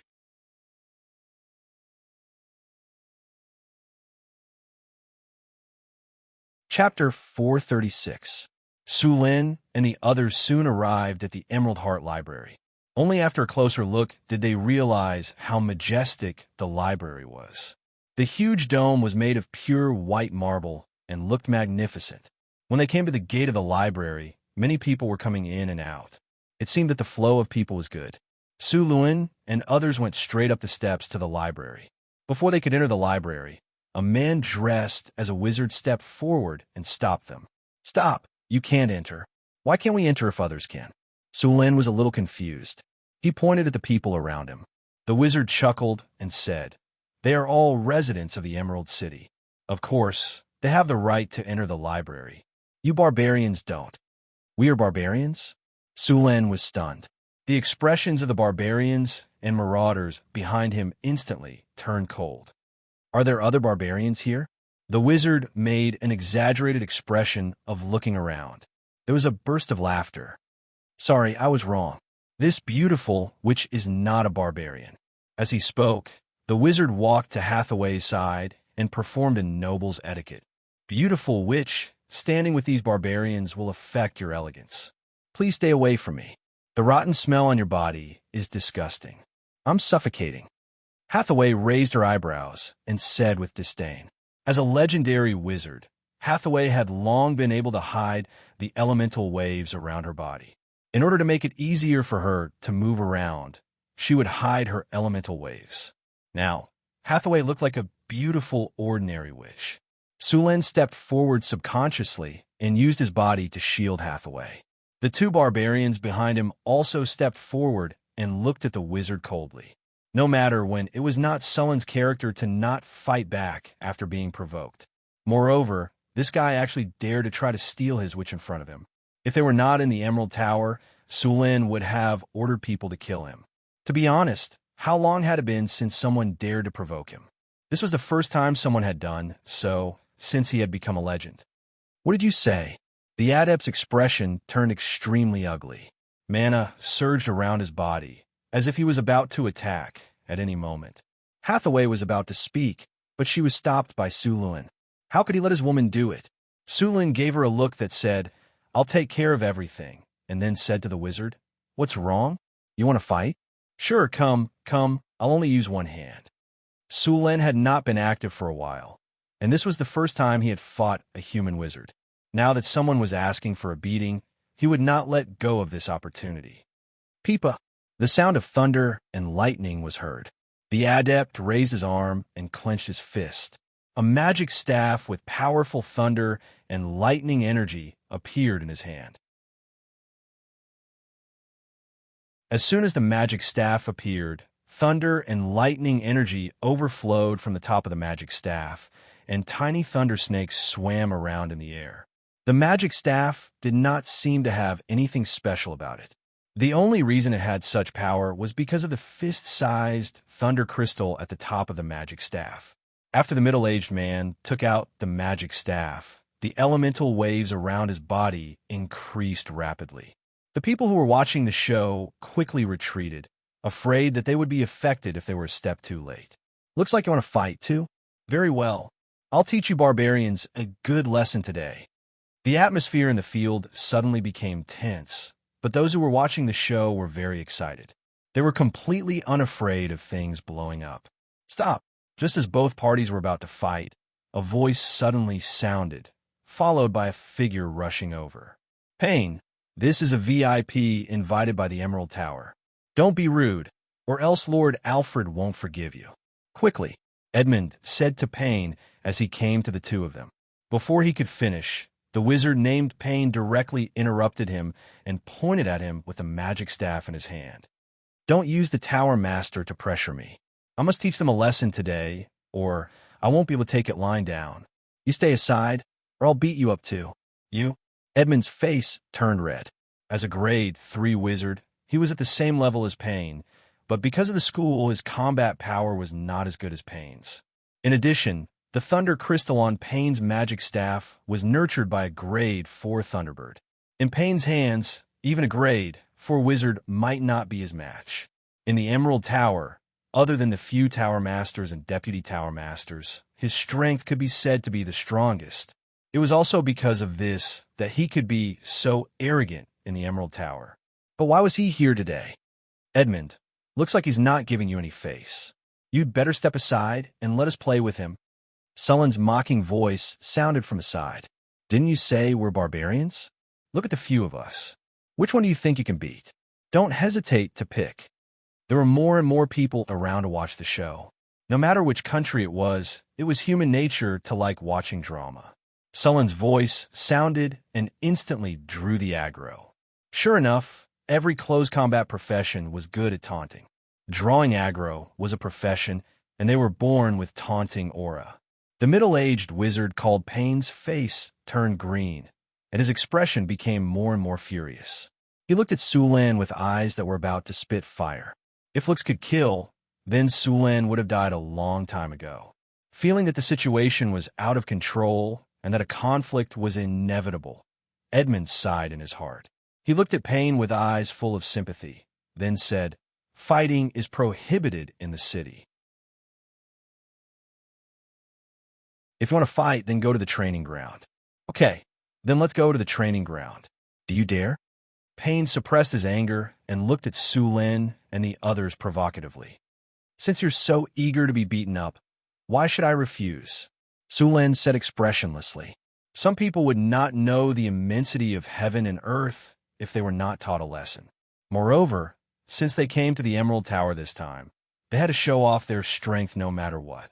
Sulin was now suspecting that this wizard in front of him was specially arranged to test Sulin. But since that was the case, then he might as well show off his strength and sit down to talk. The training ground was not far from here. It only took them 10 minutes to get there.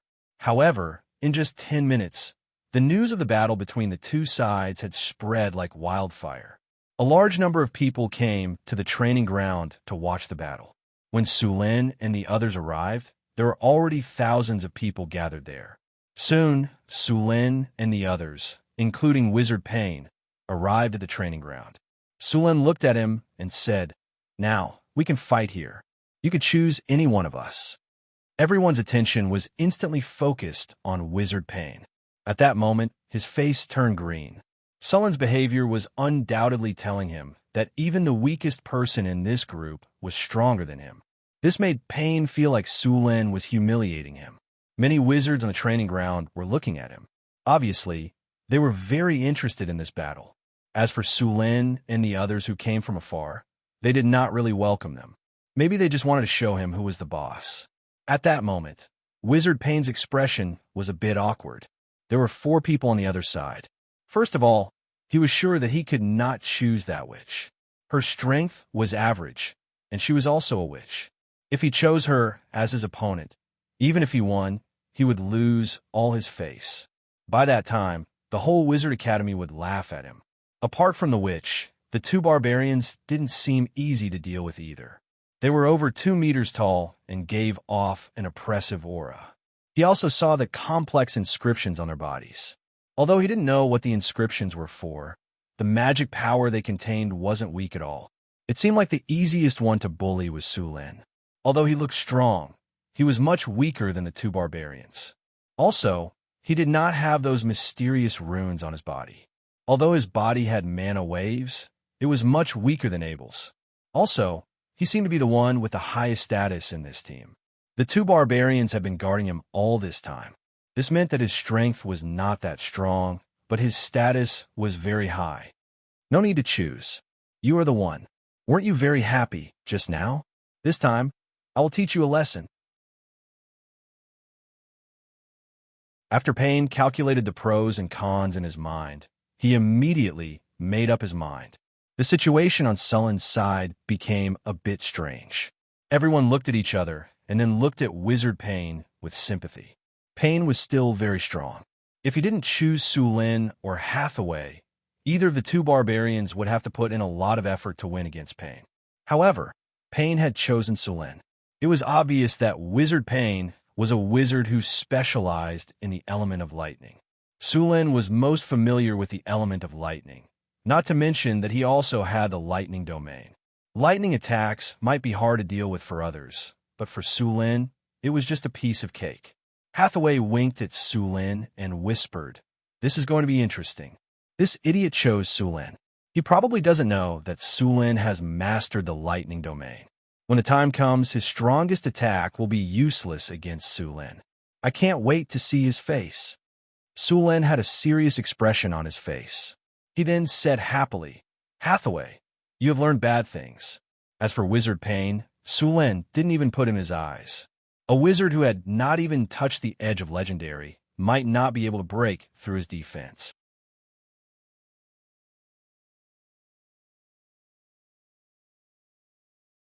Chapter 437. Just when Su Lin and Hathaway were whispering to each other, Wizard Pine urged, "Hey, what's wrong? Are you going back on your words?" Su Lin shrugged and went up to the stage. Since someone was asking for a beating, Su Lin had to fulfill his request. Both sides stood in the middle of the stage. Su Lin nodded slightly and said, "Go ahead. You wanted to make the first move?" Seeing Su Lin's posture, Pine said in surprise. Su Lin nodded. "Go ahead, or you won't have a chance to do it." Fine. If that's the case, don't regret it," Pine said while gritting his teeth.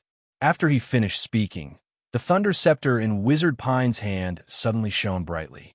Countless lightning bolts exploded from his body, and a strong wave of elemental energy appeared in the middle of the training ground. The faces of the wizards around the stage changed. Although Wizard Pine was arrogant in the Emerald Tower, and a lot of people hated him, his power was still there for everyone to see. Right now, Wizard Pine was going to go all out and kill that person directly. Boom! With a thunderous roar, a black cloud appeared in the sky. A large amount of lightning was constantly churning within the black cloud, bringing with it a strong sense of oppression. The entire training ground was completely enveloped by the black cloud. The churning thundercloud gave people a feeling that the end of the world was coming. Berserk Thunder Spell? The wizards on the stage changed their faces. I didn't expect Pine to be this powerful already. Another wizard couldn't help but say, right now, he's only one step away from becoming a rank 4 wizard. It's the Wild Thunder spell. That kid on the other side is in trouble. Will Payne electrocute him into charcoal?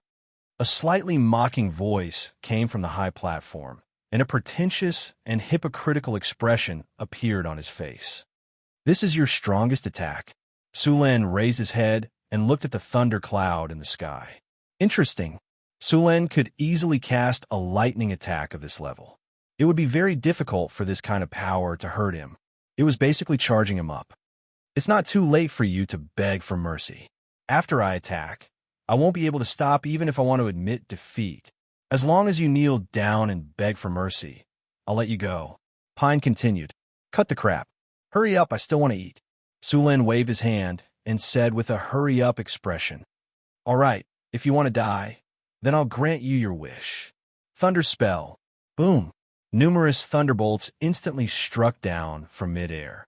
A dazzling thunderbolt streaked across the sky, illuminating the whole training ground. In a blink of an eye, the thunderbolt struck Su Luan hard. The thunderbolt did not dissipate, and then the sky was filled with thunderclouds. Before the first thunderbolt dissipated, another thunderbolt struck down. The powerful thunderbolt made people tremble with fear, and the whole training ground was awed by the power of the thunderbolt. Boom! Thunderbolts kept striking down. After 5 consecutive thunderbolts hit Sulen, the thunderclouds in the sky slowly dissipated, and a large number of cracks appeared on the surrounding ground. As a training ground, the ground here was specially reinforced. Even so, it was damaged by the continuous thunderbolts just now. Burp! At this moment, a sound came from the lightning.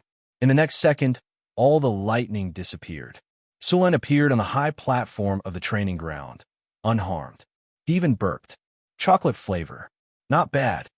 Su Luan stretched and said. At this time, there was still a lot of lightning jumping around his body, but soon they disappeared into his body. His body did not suffer any harm, and even his clothes were intact. The adepts in the stands were all dumbfounded when they saw the scene on the training ground. How is this possible? Am I seeing things? He's fine? That's it. Seeing the lightning disappear, Sulen glanced at him. Since you're done attacking, it's my turn.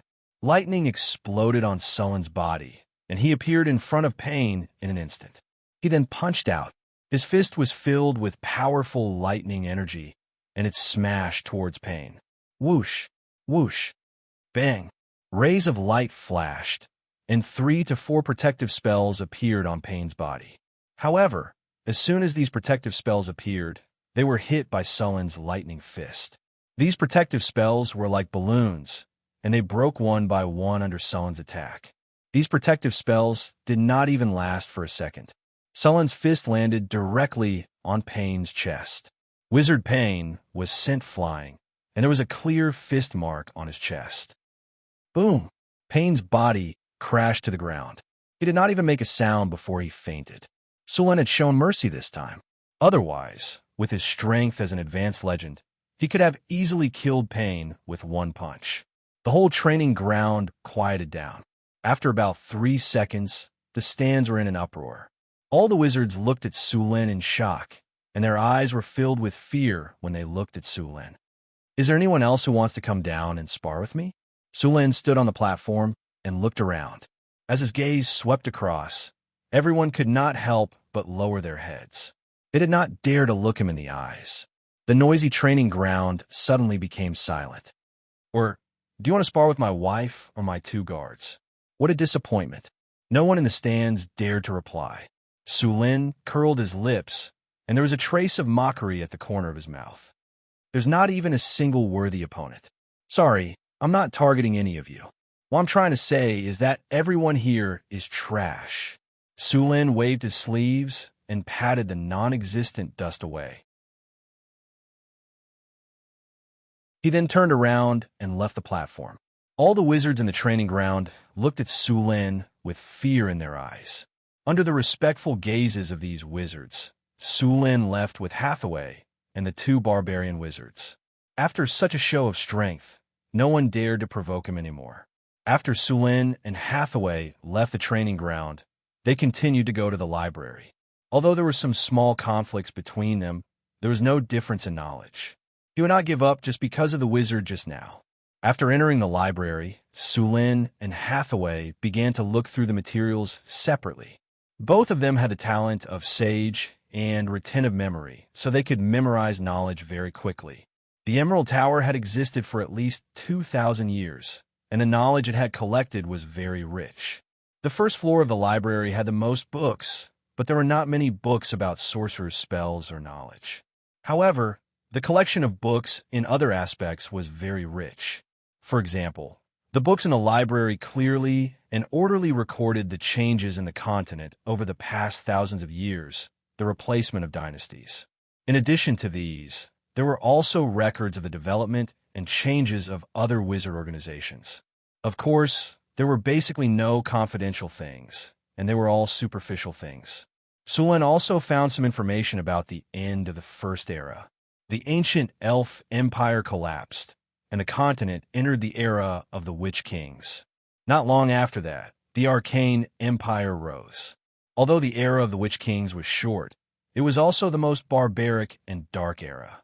There were endless blood sacrifices until the arrival of the Arcanists, which completely ended this era.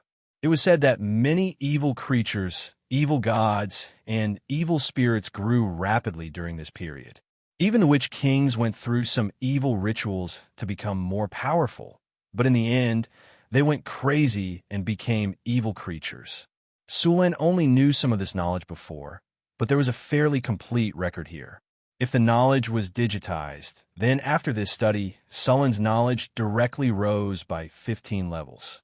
Although this knowledge seemed useless, it would be useful in many ruins. After all, if it was the ruins of the ancient Witch Kings, the difficulty would increase several times without this knowledge. In addition to this knowledge, Su Lin also found a lot of other knowledge, such as farming, breeding, making tools, and so on. These were not useful to wizards, but they were very important to a kingdom. There were hundreds of thousands of books on the first floor of the library, many of which recorded the customs of various places, the geography of mountains and rivers, and even some songs written by bards. Su Lin even found some novels in it.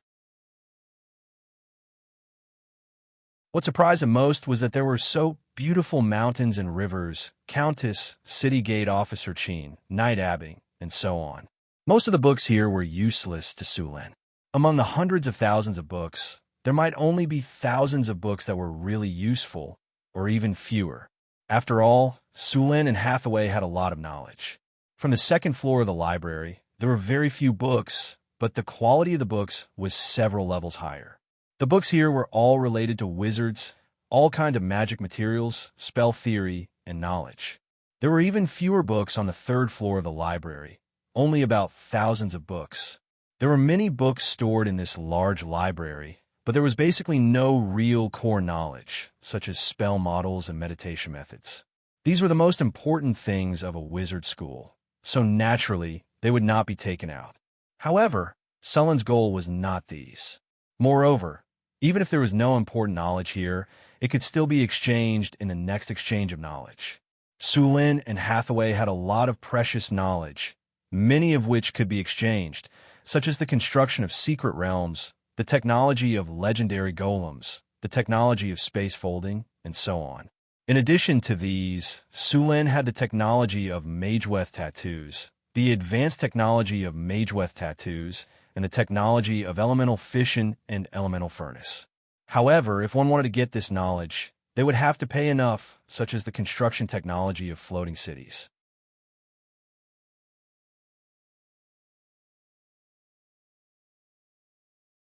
Chapter 438.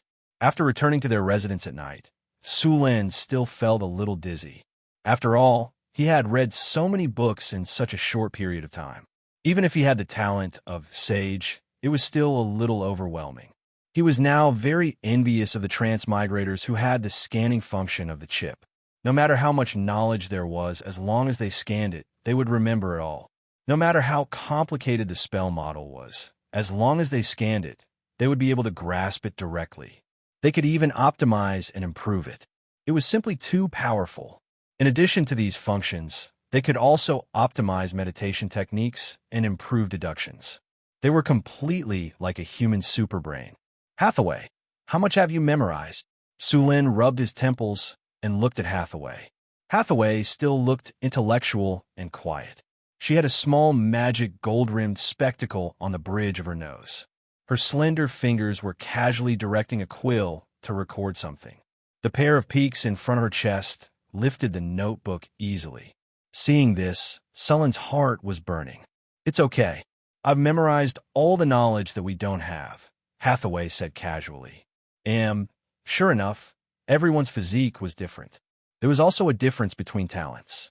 For example, if you and the top student both scored 100 points in an exam, it was not because you were as good as the top student. It was because you had worked hard to get 100 points. The top student got 100 points because the exam paper only had 100 points. How's the quality of the knowledge? Sulin asked. The information he read today was okay, but it was not the kind that made his eyes light up. Hathaway snapped her fingers and closed the notebook. Then, she set up a magic barrier around them, enveloping the two of them in it. She then said, Today, I found a hidden special space on the 3rd floor of the library. It should be where the powerhouses of the Emerald Tower hid in the past. In the end, those juniors of the Emerald Tower did not find it, but I accidentally found it. Hearing Hathaway's words, Sulin was also stunned. You're so lucky? What's stored in it? The technology of the mana particle rail cannon. What? Sulin could not help but exclaim. His body rushed directly to Hathaway's side. Is what you said true? Did you really get the particle cannon technology? Sulin couldn't help but be excited. This thing could be said to be a weapon of mass destruction. In the era of the Arcane Empire, the magic particle railgun might not be the most powerful offensive weapon, but in this era, it was the trump card of the trump card. Until now, only a few large wizard organizations had inherited this technology. Only when a wizard tower was equipped with a particle cannon could it be considered a true wizard tower. A wizard tower without such a weapon would at best be a wizard's laboratory. With such a weapon, it would become a war fortress. The wizard tower in Northern Town City did not have a particle cannon installed. Therefore, it did not have any defensive capabilities. It was not a threat to powerful enemies. If there was a particle cannon, even an old dragon or an ancient dragon could be killed in one shot. The magic energy particle railgun was powerful, fast, and had many other characteristics. However, it also had many weaknesses. For example, it couldn't attack across dimensions. It could only attack in a straight line and consumed a lot of energy. Of course, for Sulin, these shortcomings were completely tolerable. Listen to what I have to say. Hathaway rolled her eyes at him and continued. I didn't get the complete information, only a part of it. A part. Sulin was a little disappointed. But Hathaway deliberately dragged out her tone. But what? Sulin immediately asked. But there is still the theoretical design of the magic energy particle railgun. Hathaway said proudly, as long as I have some time to study, I am 80% sure that I will be able to derive the complete information of the magic energy particle railgun. Thank you for your hard work. I will reward you when we go back. Sulin said excitedly. The spellcasting exchange was held on the 3rd day after Sulin and the others arrived. The exchange was held at the Tower of Wisdom, a 60-meter-high wizard tower next to the Emerald Tower. When Sulin and Hathaway arrived, there were already many people waiting there. Welcome. I am the master of the Emerald Tower, Alfred, a middle-aged wizard on the high platform said, and the entire Tower of Wisdom instantly quieted down. We can speak freely at this spellcasting exchange. The purpose is to explore and gain more knowledge. In the next 3 days, Sulin and Hathaway had been exchanging knowledge at the exchange. It had to be said that although the exchange would not bring out too much high-end knowledge, there were many times when some of the ideas of the other wizards would be unexpectedly enlightening. So overall, the gains were quite good. Of course, the Emerald Tower's gains were not small either. Sulin and Hathaway also brought out a lot of useful information. After 3 days, Sulin and Hathaway left the Emerald Tower with satisfaction. They did not know that the technical information of the mana particle rail cannon that originally belonged to them had been obtained by Hathaway. After returning to San Filto City, Hathaway did not stay there and directly returned to the northern town through the teleportation portal. She was now busy studying the information. She had not fully mastered the enigma making and principles that Sulin gave her last time, and it was still far away for her to make the enigma. This time, she had obtained the information of the mana particle rail cannon and elemental fission and elemental fusion technology and elemental furnace. Any one of them would make others fight over it. Now, Hathaway was seizing the time to study and try to understand all the information as soon as possible so that she could build it and install it in the Wizard Tower. A Wizard Tower that could enter the astral plane could not be supported by the function of the elemental pool alone. Moreover, the energy of the elemental pool could not continuously fire the mana particle rail cannon. In addition to the enigma, the Wizard Tower could only operate at full power for a few hours before it had to return to the ground to replenish its energy. Hathaway took the information back to study it, and Sulin began to reorganize the army in San Filto City. The military system in the northern town city was a bit chaotic and too simple. Of course, at first, it was because there were few people. Sulin did not unify the military system. A barbarian squad had 5 people, a half-elf archer squad had 12 people, and a human soldier squad had 10 people. Now that Sulin had become the king of Florence, the number of troops was increasing. If it was like before, it would easily cause chaos and affect the combat power of the army. Therefore, Sulin had planned to unify the military system. The army was divided into the regular army and the reserve militia. The regular army was the army that was completely out of production. This was the standing military force of the Kingdom of Florence. It was divided into a squad of 10 people. There was a captain and a deputy captain in the squad. Ordinary soldiers were equipped with iron scale armor, while the captain and deputy captain were equipped with iron armor. Usually, there were no direct soldiers under the deputy captain in the army. They only existed as the deputy of the captain. During battle, they fought according to the squad. If the captain died, the deputy captain would continue to lead the soldiers in battle. If the deputy captain died, the soldier who killed the most enemies would take over, and so on. Then, 5 squads would form a squadron.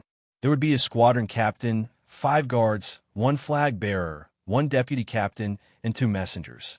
A total of 60 people. If the squadron captain died, the deputy captain would take over, and then the captain would continue to take over. 3 squadrons would form a brigade. There would be a captain, 1 deputy captain, 1 team of 10 guards, 2 flag bearers for messengers, and 2 medics. A total of 200 people. 5 brigades would form a division. There would be a general, 2 deputy generals, 5 teams of 50 guards, 5 flag bearers, 10 messengers, 2 medics, and 2 teams of 40 scouts. A total of 1,100 people. 5 divisions would form an army. There would be a legion captain, 2 deputy legion captains, 200 guards, 20 flag bearers, 50 messengers, 50 medics, and 180 scouts. A total of 6,000 people. In addition, each squadron would be equipped with auxiliary soldiers. The cooks would be responsible for logistics work. There would be 30 auxiliary soldiers and 10 cooks who would be responsible for cooking and transporting supplies. In each division, there would be 70 auxiliary soldiers and 30 cooks. In each division, there would be 500 auxiliary soldiers. A total of 10,000 people, 6,000 regular soldiers, and 4,000 auxiliary soldiers. Under normal circumstances, a division would be used as a combat unit. Of course, it could also be split up, or several divisions would form a larger division. Currently, there There were only 2 legions in San Filto City. The reserve militia was half farmer and half soldier. They would farm during the busy season and train during the leisure time. Usually, when the regular army suffered losses, they could be quickly replenished. There was no limit to the number. After joining the reserve force, they would receive certain tax benefits. Now, in the Florentine palace, there were only 2 divisions under the direct control of Sulen. The other lords had their own private armies. There were many armies in the territories directly under the kingdom, but these armies still needed further reorganization. Although the northern provinces were still well-behaved under the alliance of Sulen and Marquis of Savoy, they still needed to maintain enough troops to deter them.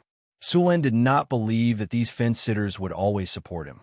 Once his strength weakened, these nobles would become ambiguous again. Therefore, he planned to replace some of the nobles who had opposed him before and take back the territories directly under the control of the country. Previously, he did not deal with them because the situation was still unstable. Sulen did not want to push them too hard and cause more losses, so he could only keep them temporarily.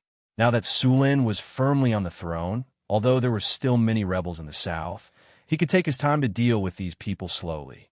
At the same time, in order to deal with the opposition forces in the country, he also needed to expand the army, at least double or triple.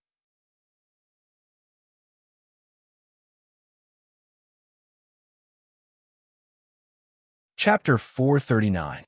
There were still many nobles in the Kingdom of Florence who were against Sulen and publicly declared that they did not recognize Sulen's throne. Previously, Sulen did not have the time to deal with them because of his limited military strength. However, these people became more and more troublesome. The few Sulen families in the north had already been annihilated by Marquis Sulen's army. With a legendary warrior like Marquis Savoy in charge, those rebellious nobles were no match for him. In less than a month, 2 rebellious nobles had already been killed. Their territories would be taken back, and their property would be divided equally between Sulen and Marquis Savoy. After Sulen mobilized grassroots officials from the northern town, San Filto City began to reform the tax system. Sulen abolished many taxes in kind, such as the tax on firewood and tithes, and even the tit tax. The tit tax was also known as the poll tax. In the Kingdom of Florence, everyone in the kingdom, regardless of gender, had to pay the poll tax. Men had to pay 10 copper nars a month, women had to pay 8, and children over the age of 5 had to pay 5 copper nars a month until they reached adulthood. After all these taxes were abolished, only agricultural taxes were levied on ordinary farmers. The agricultural tax was collected at 40% per mu of farmland, which was much lighter than the previous tax in the Kingdom of Florence. Originally, the tax in the Kingdom of Florence was only 30%. However, there were many other miscellaneous taxes that had to be paid. In the end, the tax was almost equivalent to 80% of the land tax.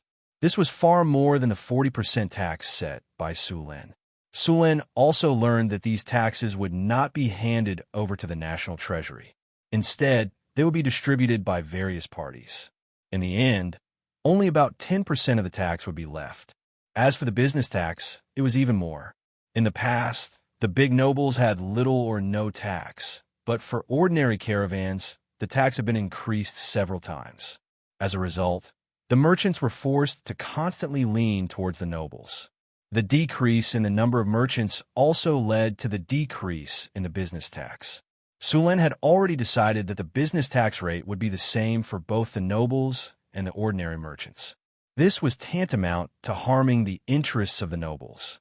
Blocking one's path to wealth was akin to murdering one's parents. The nobles were obviously very dissatisfied with Sulen's forceful tax collection. However, the reality was that they didn't dare to take any action. Sulen's current strength wasn't something they could resist. Those who dared to take action had already been eliminated by Sulen. Therefore, even if the remaining nobles were dissatisfied, they could only accept it obediently. After all, they would only lose a portion of their wealth if they accepted it. If they dared to resist, Sulen wouldn't show any mercy. Since he ascended the throne, he had killed dozens of nobles. The nobles who were killed would have their noble titles revoked and their land and fiefs confiscated. Sulen obtained a large amount of land through this method. Then, he rented these lands to the landless poor. These lands belonged to Sulen. After the land was rented to the poor, he would collect 10% of the harvest as rent, 40% as tax, and the remaining 50% for them to live on. After the land was rented out, almost all of the poor in San Filto City disappeared. The entire city became more prosperous and lively. After the tax reform, the tax revenue of San Filto City increased several times. This way, Sulen had enough money to build a bigger army.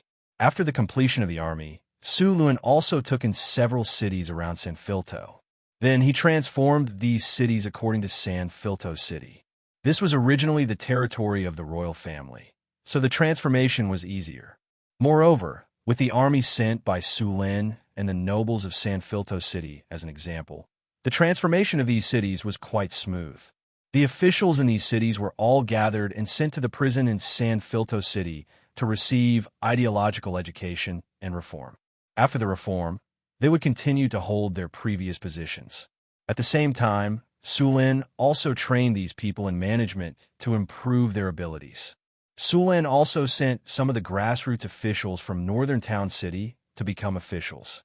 In addition to handling various government affairs, these officials also supervised the original officials. After completing the ideological education of the officials, Sulen let them implement the new tax system. At the same time, Sulen also started the sanitation management of several cities. Now, all of the nobles in the Kingdom of Florence knew that the new king was obsessed with cleanliness and had high requirements for the sanitation of all cities. In addition to this, he liked to demolish the slums.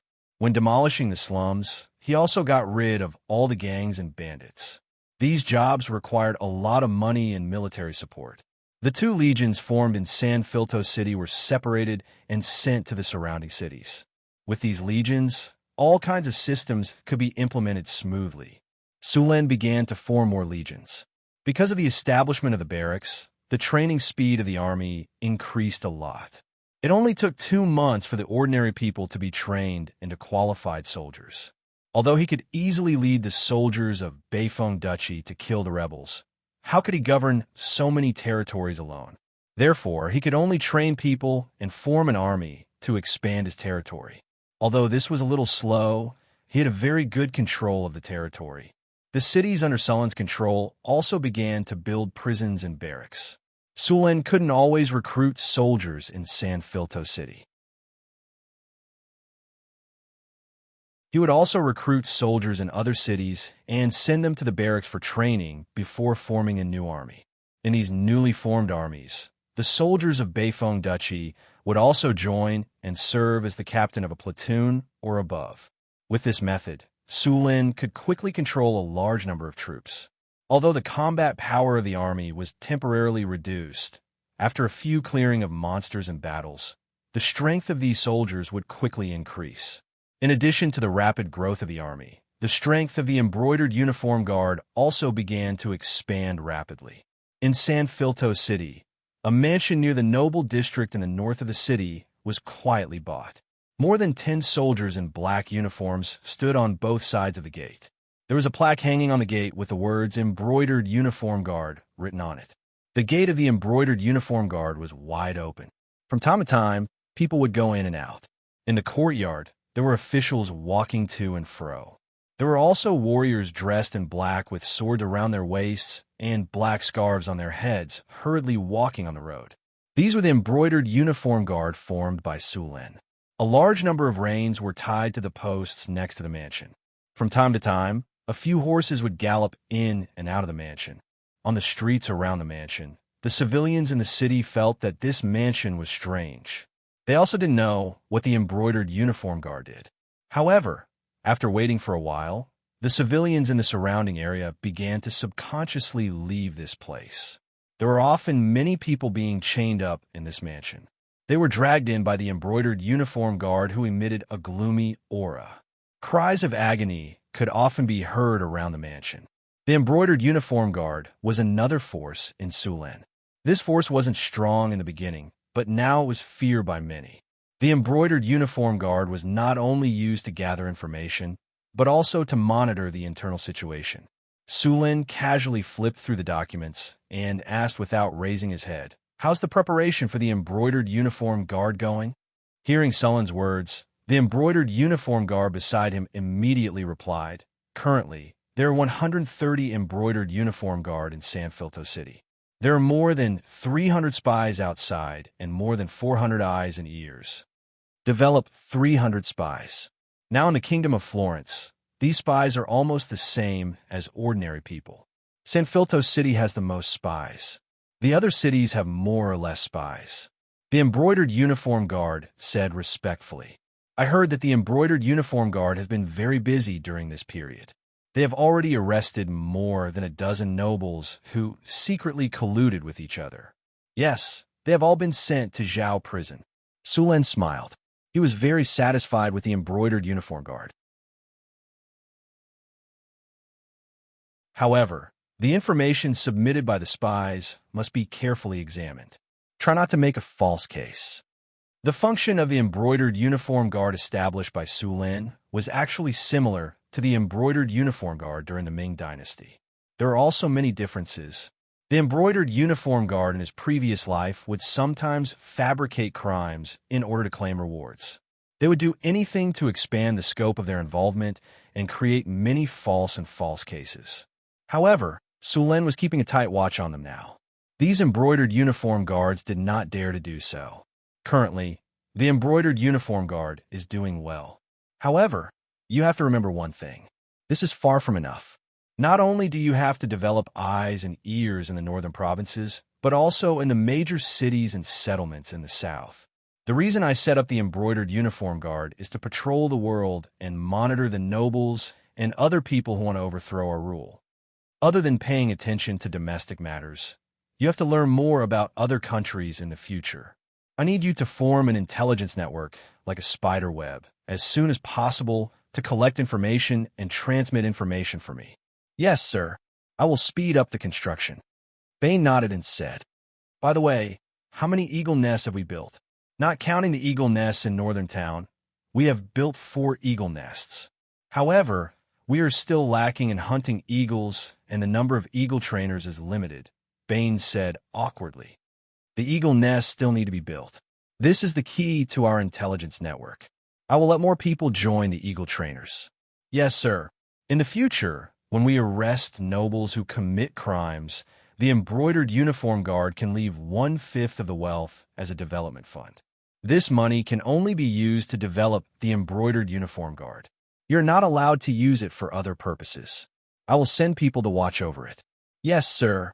Bane's face was filled with joy. Although the money could only be used for development, it was still a considerable amount.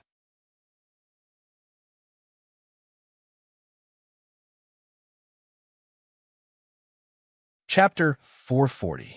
The establishment of the embroidered uniform guard gave Sulin more sources of information. With the development of time, the embroidered uniform guard would continue to grow. One day, his eyes and ears would be spread throughout several countries. North Town, Wizard Tower. Hathaway was studying the information obtained from Sulin and the Emerald Tower. It was very important knowledge. In fact, the various knowledge of a wizard was systematic. Many of the knowledge were related. Only by breaking through the prerequisites could one study deeper knowledge.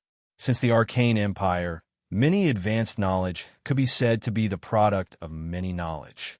At this time, it was no longer just the knowledge of one discipline. It required the joint research of many disciplines. Even those magical creations were the same. Take the Wizard Tower, for example. In order to build a Wizard Tower, one needed to know more than 100 types of knowledge, from rune engraving, mana transmission, space shaping, soul weaving, and so on. As for the more powerful floating city, it involved more than hundreds of knowledge. The Mageweth inscription technology that Sulin obtained belonged to the prerequisites among the advanced knowledge. Only by learning it could one study more difficult knowledge. Take the Mageweth particle cannon, for example. If one didn't know the Mageweth technology, they couldn't make it. For example, the principle and making of riddles. This book described the making method and theoretical basis of riddles. However, riddles were made up of many mageweths. Mageweths were only the foundation. Knowing the mageweth inscription didn't mean that one knew the riddles. However, if one didn't know the mageweth, they couldn't learn the riddles. The book, Riddles, included many technologies such as the mageweth technology, spell sequences, energy transmission technology, and so on. After obtaining the mageweth particle cannon technology from the Emerald Tower, Hathaway began to study this weapon. In fact, many of the technologies needed for the mageweth particle cannon were already available in Northtown. After obtaining the key technology, the mageweth energy conversion technology, they could already try to make this weapon. The mageweth particle cannon was different from what many people imagined. It was not the kind of cannon barrel that was filled with elemental energy and fired like a cannon. In fact, the mageweth particle cannon was more like a lightning rod. It was about 2 to 3 meters tall and was usually built at the top of a wizard's tower. At the top of the cannon was a round ball, which was where the destructive magic energy particle beam was fired. Although it looked simple, the technology involved was very advanced. Ordinary mageweth inscriptions wouldn't work. This kind of weapon wasn't large in size, so it required technology similar to microengraving. The runes on it had to be accurate to the micron level. The core of the mana particle railgun required mithril, adamantine, and other materials to release a large amount of mana in a short period of time. The material requirements were very high, so it needed adamantine. At the same time, some astral sand had to be added to create a carrier that could withstand the explosive release of energy. In addition to these core components, most of the ordinary components of the particle cannon also required a large amount of precious materials. The amount of materials and energy required to build such a weapon was also astronomical. Luckily, the northern town city had all the most valuable materials. Sulin was very glad that he discovered the underground world and took control of it. It could provide him with a large amount of precious metals and materials. The underground world had more minerals and gems than the surface world. Adamantine, mithril, and orichalcum. Although the production of these metals was very low, after such a long time of accumulation, it was enough to make a mageweth particle cannon. Making this kind of complicated magic tool required everyone to work together. Other than Alex, Karina, Wizard Andre, and Wizard Lorraine, even Sulin was asked by Hathaway to help with the production. Some of the ordinary components that were easy to make were assigned to everyone. Hathaway was responsible for the most important and core components. Even some of the most basic components were given to the magic apprentices in the North Wind Tower to make. Making a mageweth particle cannon required thousands of different components. Although Sulin and the others were only responsible for some of the more common components, it still took them about a week to make it. The core component of the mageweth particle cannon that Hathaway was making was even more difficult. She knew how to make it, and she had all the necessary materials. Even Hathaway had to be very careful when making it. A week later, in the astrology station, as Hathaway took out a sealed core component of the mageweth particle cannon, the eyes of the other spellcasters on the scene lit up. Their eyes were fixed on the silver-white component with golden patterns. This is the core component of the mageweth particle cannon. Yes. Hathaway nodded slightly and said, this core component can convert elemental energy into powerful particle beams. As she spoke, she picked up the core component and began to assemble the mageweth particle cannon. Hathaway, who already had a card up her sleeve, assembled the various components very quickly. She smoothly assembled them all. Half an hour later, a 3-meter-tall, silver-white object that looked like a lightning rod appeared in front of everyone. This is the mageweth particle cannon. Sulin excitedly reached out his hand. He wanted to touch it, but he seemed to be afraid of damaging it. Yes, Hathaway also said excitedly, touch it. It's not that fragile. It won't be damaged. The mageweth particle cannon that we're making now is a first-generation product. As far as I know, in the era of the Arcane Empire, the mageweth particle cannon installed in the Wizard Tower was already a third-generation or even fourth-generation product. There were even other magic weapons. A first-generation product is a first-generation product. We'll make rapid progress in a while and strive to catch up with the technology of the Arcane Empire, Sulen said as he stroked the Mageweth particle cannon. His expression was as if he was stroking a peerless beauty. Since it's done, do you want to test it? Alex asked as he looked at the Mageweth particle cannon in front of him. Of course we have to test it. Otherwise, how do we know if it works? Hathaway said directly. Then everyone began to get busy. The Mageweth particle cannon needed to be installed at the top of the wizard tower. At the same time, it needed the cooperation of the tower's spirit to control it. The others also needed to rebuild the energy channel. The energy channel connecting the elemental pool of the wizard tower and the Mageweth particle cannon needed to be specially reinforced. This channel needed to pass through a large amount of elemental energy quickly in a short period of time. Once there was a problem, the energy leakage would be a very serious accident. Finally, after these things were built, they needed to be connected to the tower spirit, Milky Way, so that Milky Way could control this killing machine. Check all the links and see if there are any problems. Sulen emphasized again. There's no problem here. Alex said after checking again. There's no problem here. Soon, everyone finished the last check. Since there's no problem, start connecting to the tower spirit, Milky Way, Hathaway said. Sulen nodded and said, yes. Milky Way is starting to shut down. Hathaway ordered. Shutting down. Elemental pool, energy, shut down. Energy channel is starting to close. Rebooting, a cold mechanical voice sounded. Soon, the entire astrology platform gradually dimmed down. The energy supply was at a minimum. Rebooting. With a flash of light, the tower spirit, Milky Way, was rebooted. Energy channel opened. Checking energy network. Energy network, normal. Connecting to the laboratory. Connecting to the ecological garden. Ding. New component found. Connecting successful. Activation complete. Master, tower spirit. Milky Way is at your service. Milky Way, check the Mageweth particle cannon. Sulen ordered. Establishing mission. Mageweth particle cannon self-check beginning. 1%, 2%, 98%, 99%, 100% self-check completed. Mageweth particle cannon self-check. After hearing Milky Way's voice, everyone was secretly relieved. Hathaway and Sulen looked at each other. Sulen nodded at her. Hathaway took a deep breath and continued. Milky Way, start charging the Mageweth particle cannon. Understood. Connecting to the energy channel. Connecting to the energy channel. Begin charging. With a large amount of elemental energy, the Mageweth particle cannon began to emit waves of energy. The waves of energy began to gather quickly. Soon, a terrifying wave of energy appeared on the ball at the top of the Mageweth particle cannon. Even Sulen felt his heart palpitate when he sensed the energy. The energy was too strong. According to the level of the spell, it had exceeded the level of a legendary spell. Its power was at the level of an 11th circle spell. Where should we hit? Hathaway asked. Sulen was also hesitant. Once such a powerful attack was launched, the damage caused would be very shocking. It would not be a problem to directly destroy a small town.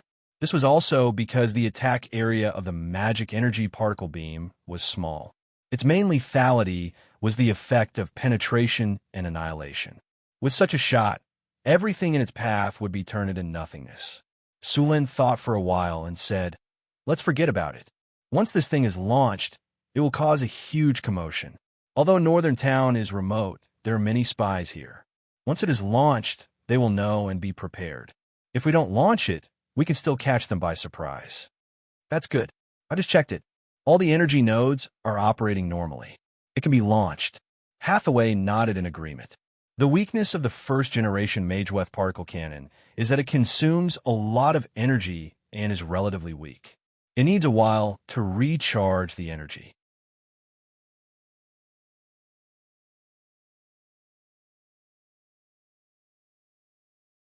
Chapter 441. Mana Particle Railgun. First Generation Advanced Magic Construct. Advanced Magic Creation. It is a powerful weapon made from adamantine, mithril, orichalcum, astral dust, high-purity magic gemstones, and many other rare materials. It has the power to destroy the world. Power plus 30, energy attack plus 25, penetration plus 25, rapid firing plus 10, durability plus 25, range plus 30. Note, you've been targeted by me. Run for your life, little mushroom. Note 2, eat my cannon. After making the mana particle rail cannon, Sulin returned to San Filto City. After all, there were still many things to do in the Kingdom of Florence. Phyllis was only a princess before. Dealing with government affairs was not her strong suit. She was barely qualified during this period of time. The morning light shone down. Her towering breasts bathed in the morning light and emitted a hazy glow. Her white skin was as smooth as jade. Sulin woke up from his sleep. After returning to San Filto City last night, he had a big battle with Phyllis. Naturally, Phyllis, who had awakened the Red Dragon bloodline, lost miserably. Even Alex, who came to play with her, could not escape. Sulin got out of bed refreshed. He put on his clothes with the help of the maids. After a simple wash, he began to deal with government affairs. Phyllis and Alex slept until the sun was high in the sky. The weather is great. Phyllis stretched her body lazily. Don't be in a daze. Go eat something first. Alex beside her had already gotten out of bed. No, I still want to sleep. Phyllis plunged into Alex's broad chest and rubbed back and forth. If Sulin saw it, they would not be able to get out of bed today. Okay, get dressed quickly and eat. Then we'll go out for a walk. I haven't been to San Filto City yet. Alex stretched out his hands and rubbed Phyllis's face. Phyllis had to get out of bed unhappily and go out with Alex. Naturally, the two of them couldn't go out like this. After Alex used a camouflage skill, the two of them instantly turned into ordinary people. Phyllis had always lived in the palace and rarely came to the outside world. Alex used to live in the underground world. Although he was more than 200 years old, he had never had any contact with other people. His thinking was not much better than Phyllis's. Therefore, the two of them were very interested in going out shopping. Phyllis and Alex were like ordinary people going out to buy groceries. They each carried a small basket and a wallet, and then quickly ran out of the palace through the back door. Sulin had set a very high standard for their living standards. Every month, they would receive a large monthly profit, so both of them were rich women. Sulin's women rarely went out. The one who went out the most was the little succubus Chris, while Hathaway was a total homebody. If there was no one to disturb her, and she had all kinds of resources in the Sorcerer Tower, she could stay in the Sorcerer Tower for several months. Most of the time, he would head to the Adventurers Guild to issue quests or personally search for materials. As for Alex, he had spent the past 200 years in the underground world. After coming to the northern town, he began to become interested in the human world after a period of adaptation. The two of them walked out briskly. There was basically nothing to visit near the noble district and the palace. There were no shops or markets here. Usually, it was the merchants who delivered goods to their doorstep. Naturally, there was no place to visit. Therefore, the two of them targeted the commoner district and the wealthy district. In this era, the houses of the commoners were basically made of mud. Only the rich and nobles used wood and brick. Although mud houses looked ugly, they were sturdy and durable. They had good insulation and were easy to build. For the commoners, it was already very good. Of course, there were some problems, such as rain and humidity, and the light was dim, but they could be overcome. What beautiful clothes! Wow, this is a little person made of grass. It's so cute. This string of beads is so beautiful. As soon as they entered the market, the two of them excitedly walked back and forth between the stalls. They were completely dressed like country bumpkins who had never seen the world. The two of them played crazily in the market for a while. Soon, they had walked through the entire market. Girls, I know there's a market outside the city that has more fun. You can go there and have a look. Just as the two of them were rummaging through a stall, the stall owner's granny said with a smile. This granny looked very ordinary, but she gave people a very kind and amiable feeling. There's something fun outside the city, Alex asked in surprise. Of course. Where is it? Tell me. Phyllis suddenly pulled Alex's sleeve and whispered, Let's not go outside the city. It's fine. We'll have fun today. Alex waved his hand and said casually, "Where's the market you mentioned? Tell me. That market is a little remote. You won't be able to find it even if I tell you." The old lady shook her head and said. Phyllis said unhappily, "Tell us, we'll find it for sure." The old lady gave her an address. Phyllis was confused. She had no idea where it was. Forget it, forget it. Anyway, I've sold most of my stuff today. I'll take you there after I pack up, the old lady said with a smile. Thank you so much. The two of them said happily. Soon, the old lady packed up her stall and led the two of them out of the city. Although the old lady was not young, her body was still very strong. Her speed was not slow at all. About half an hour later, the three of them arrived at a small town outside the city. Wait for me here. I'll go buy some things for my grandson. I'll be back soon. The old lady stopped after arriving at the town. Okay, hurry up, Alex said as he looked around the town. The old lady nodded, then turned around and left. She first bought some food from the surrounding stalls. Then, in the blink of an eye, she circled around to an inconspicuous shop. Inside the shop, two ordinary-looking men immediately walked out of the shop after she came in, and at the same time they closed the door. The old lady did not stop. She went straight to the back of the shop and then came to her room. She pushed the door open and walked in. Oh, it's Mimi. What good stuff have you brought me today? A big man in his 50s was lying on a rocking chair in the room. This man should have been a strong warrior when he was young. Although he was already in his 50s, his muscles were strong and did not decline at all. When he saw the old lady enter the room, he immediately greeted her enthusiastically. All right, Zach, let your men take action. Those two little girls should be young and foolish. Most likely, they are from noble families. They think that they can hide with camouflage, but they can't fool this old woman's eyes. Although I can't see their true appearance, they're definitely the best of the best. The old woman laughed mischievously. She didn't look as old as before. Really? Hearing the old lady's words, the middle-aged man immediately took it seriously. Have I, this old woman, ever made a mistake? The old lady sat down on a chair and grabbed a teacup. She poured a cup of water and then gulped it down. I'll send people over right away.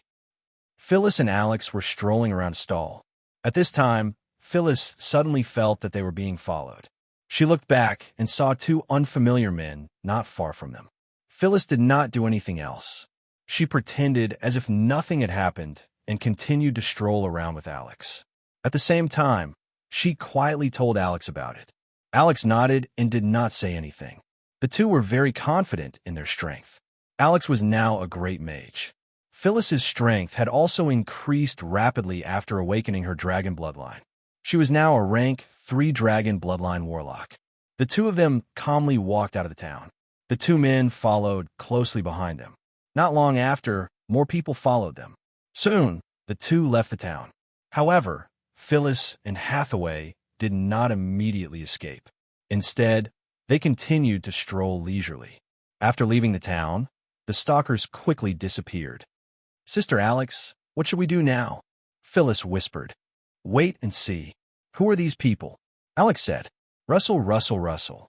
In a cold wind, there was a slight sound of leaves rustling. The originally careless Alex's ears suddenly twitched. She reached out and grabbed Phyllis. She carefully whispered in her ear, Be careful. Someone is coming. Lurkers. Harpies have far better hearing than humans. As their queen, Alex was even more powerful. Her hearing was several times better than humans. She also had night vision and the ability to fly. She had a very sharp intuition about danger. Her pointed ears twitched slightly. She lowered her voice and said, On the right. They're getting closer and closer. Got it. Phyllis's perception was not inferior. She also sensed the traces of the lurkers. Wait for them to get closer. Okay. Wind blade array. After those lurkers entered his area, Alex immediately cast a spell. Light green wind blades appeared in an instant, then quickly flew towards those lurkers. We've been discovered. Hurry up and get rid of them. Seeing that they had been discovered, these people did not have the slightest intention to escape and continued to rush forward.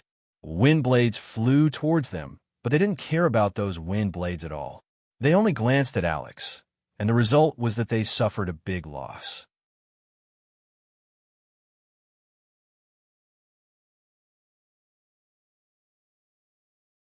Chapter 442.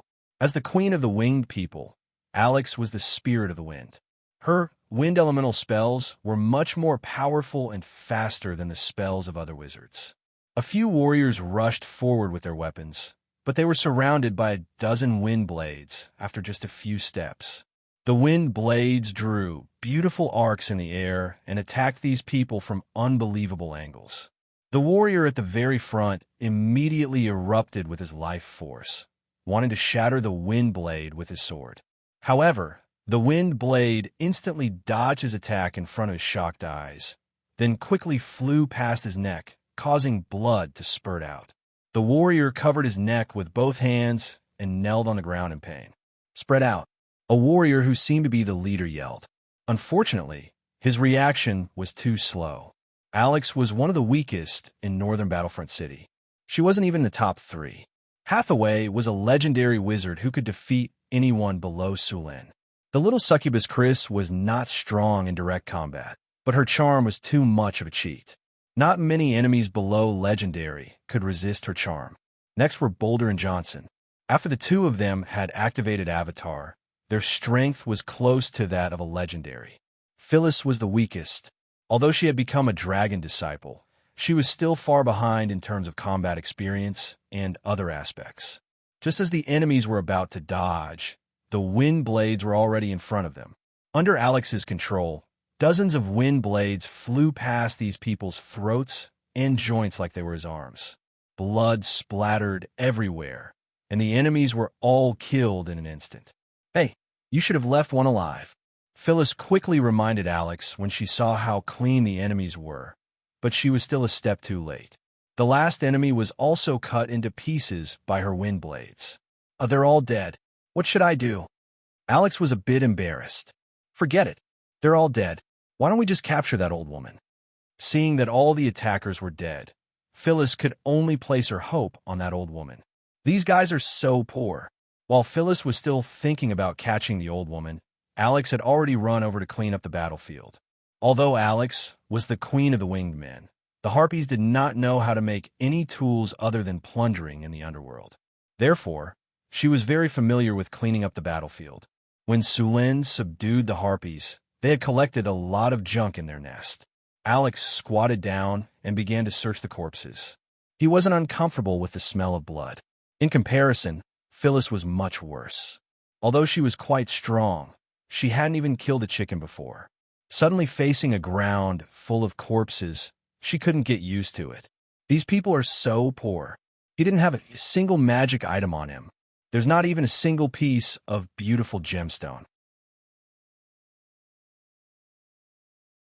Just these scrap metal. There's still some silver coins here, but they don't even add up to a kinner. How dare you rob me when you're so poor? If these people hadn't died, they would have been angered to death by Alex's words. If they had money, who would dare to rob them? "Alex, don't care about the junk. We have to hurry up. Otherwise, the old woman will definitely run away when she hears the news," Phyllis urged. Although they were now outside the town and the surroundings were a little desolate, if someone saw them, the news would be easily leaked. "Don't worry, she won't be able to run away." Alex collected a dozen silver coins. No matter how small a mosquito's leg was, it was still meat. She was a diligent and thrifty queen. With a snap of her fingers, a flash of light appeared. Tracking spell. A magic light converged into a small arrow, pointing at the town not far away. The two immediately followed the arrow's direction and chased after it. At the same time, in a house in the town, the old woman who led Alex and Phyllis here was having a meal with a middle-aged man with a scar on his face. At this moment, the middle-aged man suddenly asked, "It's been so long. Did Greyhound and the others succeed?" "Boss, Greyhound and the others haven't returned yet." A person behind him replied, "Why are they so slow? Don't tell me they want to enjoy themselves first. These two are the best. If the price is low because of this, I will skin them alive." The scar-faced man said coldly, Don't worry, boss, Greyhound, and the others know what to do. The two women noticed something was wrong, so they ran out of the town in advance. Calculating the time, they should be back soon. The person behind him quickly said, "No, the situation is not good." At this time, the old woman suddenly said, "Even if they went out of town to catch them, they should have sent someone back to inform us. There is no news for so long. It is very likely that something happened." Something happened. The scar-faced man's face suddenly changed. He directly stood up and said, "Not good. Let's evacuate first." When the people around heard this, they immediately began to move. Bang! A loud sound came. The earth shook, and the whole house began to collapse in an instant. The faces of the people in the room changed greatly, and they all wanted to rush out of the house. A shock wave swept out, and the people who had just rushed out were directly sent flying far away, and then fell to the ground heavily, unconscious. Some of the lucky ones managed to avoid the collapsing houses and the shock wave, but before they could even breathe a sigh of relief, they were directly greeted by Alex's wind blades. How could these people be Alex's opponent? In just 2 breaths of time, they were all dealt with by him. Check to see if there are any fish that escaped the net, and then inform the city guards to come and catch them, Alex said. After checking that there was no one else around, the two began to split up. Phyllis returned to San Filto City to call for people, and Alex stayed to watch and see if there were any other clues. Phyllis's speed was very fast. Half an hour later, 2 teams of city guards rushed over and caught these people, including the old woman, all of them. Alex also found a hidden basement under these houses and found a few girls who had been captured in the basement. After searching a few times and finding no other clues, Alex and Phyllis brought people back to San Filto City, leaving only a few city guards here to deal with the aftermath. San Filto City, prison. Sulen had a relaxed expression as he drank tea, looking at the officials who were reluctantly entering the prison to be re-educated. This prison was like thunder to the ears of these officials, and none of them were afraid of it. After a period of training, each of them became serious and responsible. At this moment, a soldier hurried over. After a while, he came to Sullen's ear and reported something in a low voice, and Sullen's expression slowly became unsightly. After the soldier finished his report, he directly got up and left, turning around and walking towards the palace. "Is it these people?" Sulen looked at the group of tied-up people in front of him and said, "These people weren't strong, and the strongest one was only a rank 2 warrior. This kind of strength was basically on the same level as the gangs in the slums. Is there anyone else behind them? We have already interrogated them just now. They used various methods such as kidnapping, and kidnapping to secretly capture many girls. These people originally started out as human traffickers and used to be slave leaders. There is indeed someone behind them, and that person is their client. All the girls they abducted were sold to this client." Sullen's expression turned gloomy. It seemed that there really were people who weren't afraid of death, and there were actually people who were playing tricks in front of him. "Who is the buyer behind them? I heard from him that it was a noble." Alex pointed at the leader of this group of people. At this moment, the scarred leader looked a little miserable. There were many wounds on his body from whips, and his forearms were bent in a strange direction. His legs were also dripping with blood. However, his eyes looked a little dull, and his mind was probably controlled by Alex. It seems that this group of nobles still don't learn from their mistakes.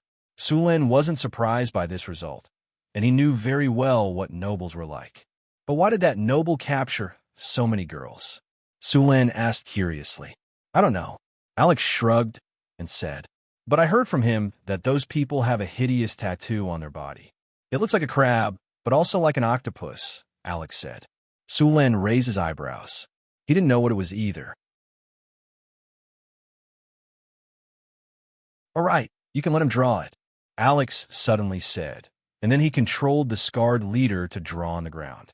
After about 5 minutes, a very abstract drawing appeared in front of Sulen. In the drawing, the creature's body was like an oval brain, and there were a few eyes on the brain. At the same time, there were many twisted tentacles on the brain, and a mouth full of sharp teeth opened under the eyes, revealing ferocious fangs. Below the brain, there were 10 sharp and long legs evenly distributed on both sides of the body to support its weight. It looked terrifying and hideous, and made people shudder. Although the drawing was very abstract, Sulin still recognized that it was a brain hunter. How could it be this thing? After recognizing that the drawing was a brain hunter, Sulin's face was full of shock and uncertainty. Brain hunters were very dangerous creatures in the Wizard's Monster Guide. These monsters, like their name, loved to eat the brains of humanoid creatures or humans. They were born with a kind of psychic ability and could directly suck out the brains of humanoid creatures or humans through subspace. These monsters also had another name, and it was called Brain Juice Collector. Their favorite brain was the brain of spellcasters, and they were the public enemy of mages. P.S. It's the end of the month. Please vote. Requesting monthly votes. Requesting monthly votes. You're tuning in to the Eternal Immortal Ballad YouTube channel. Don't forget to subscribe and join us on this journey to catch the most captivating stories.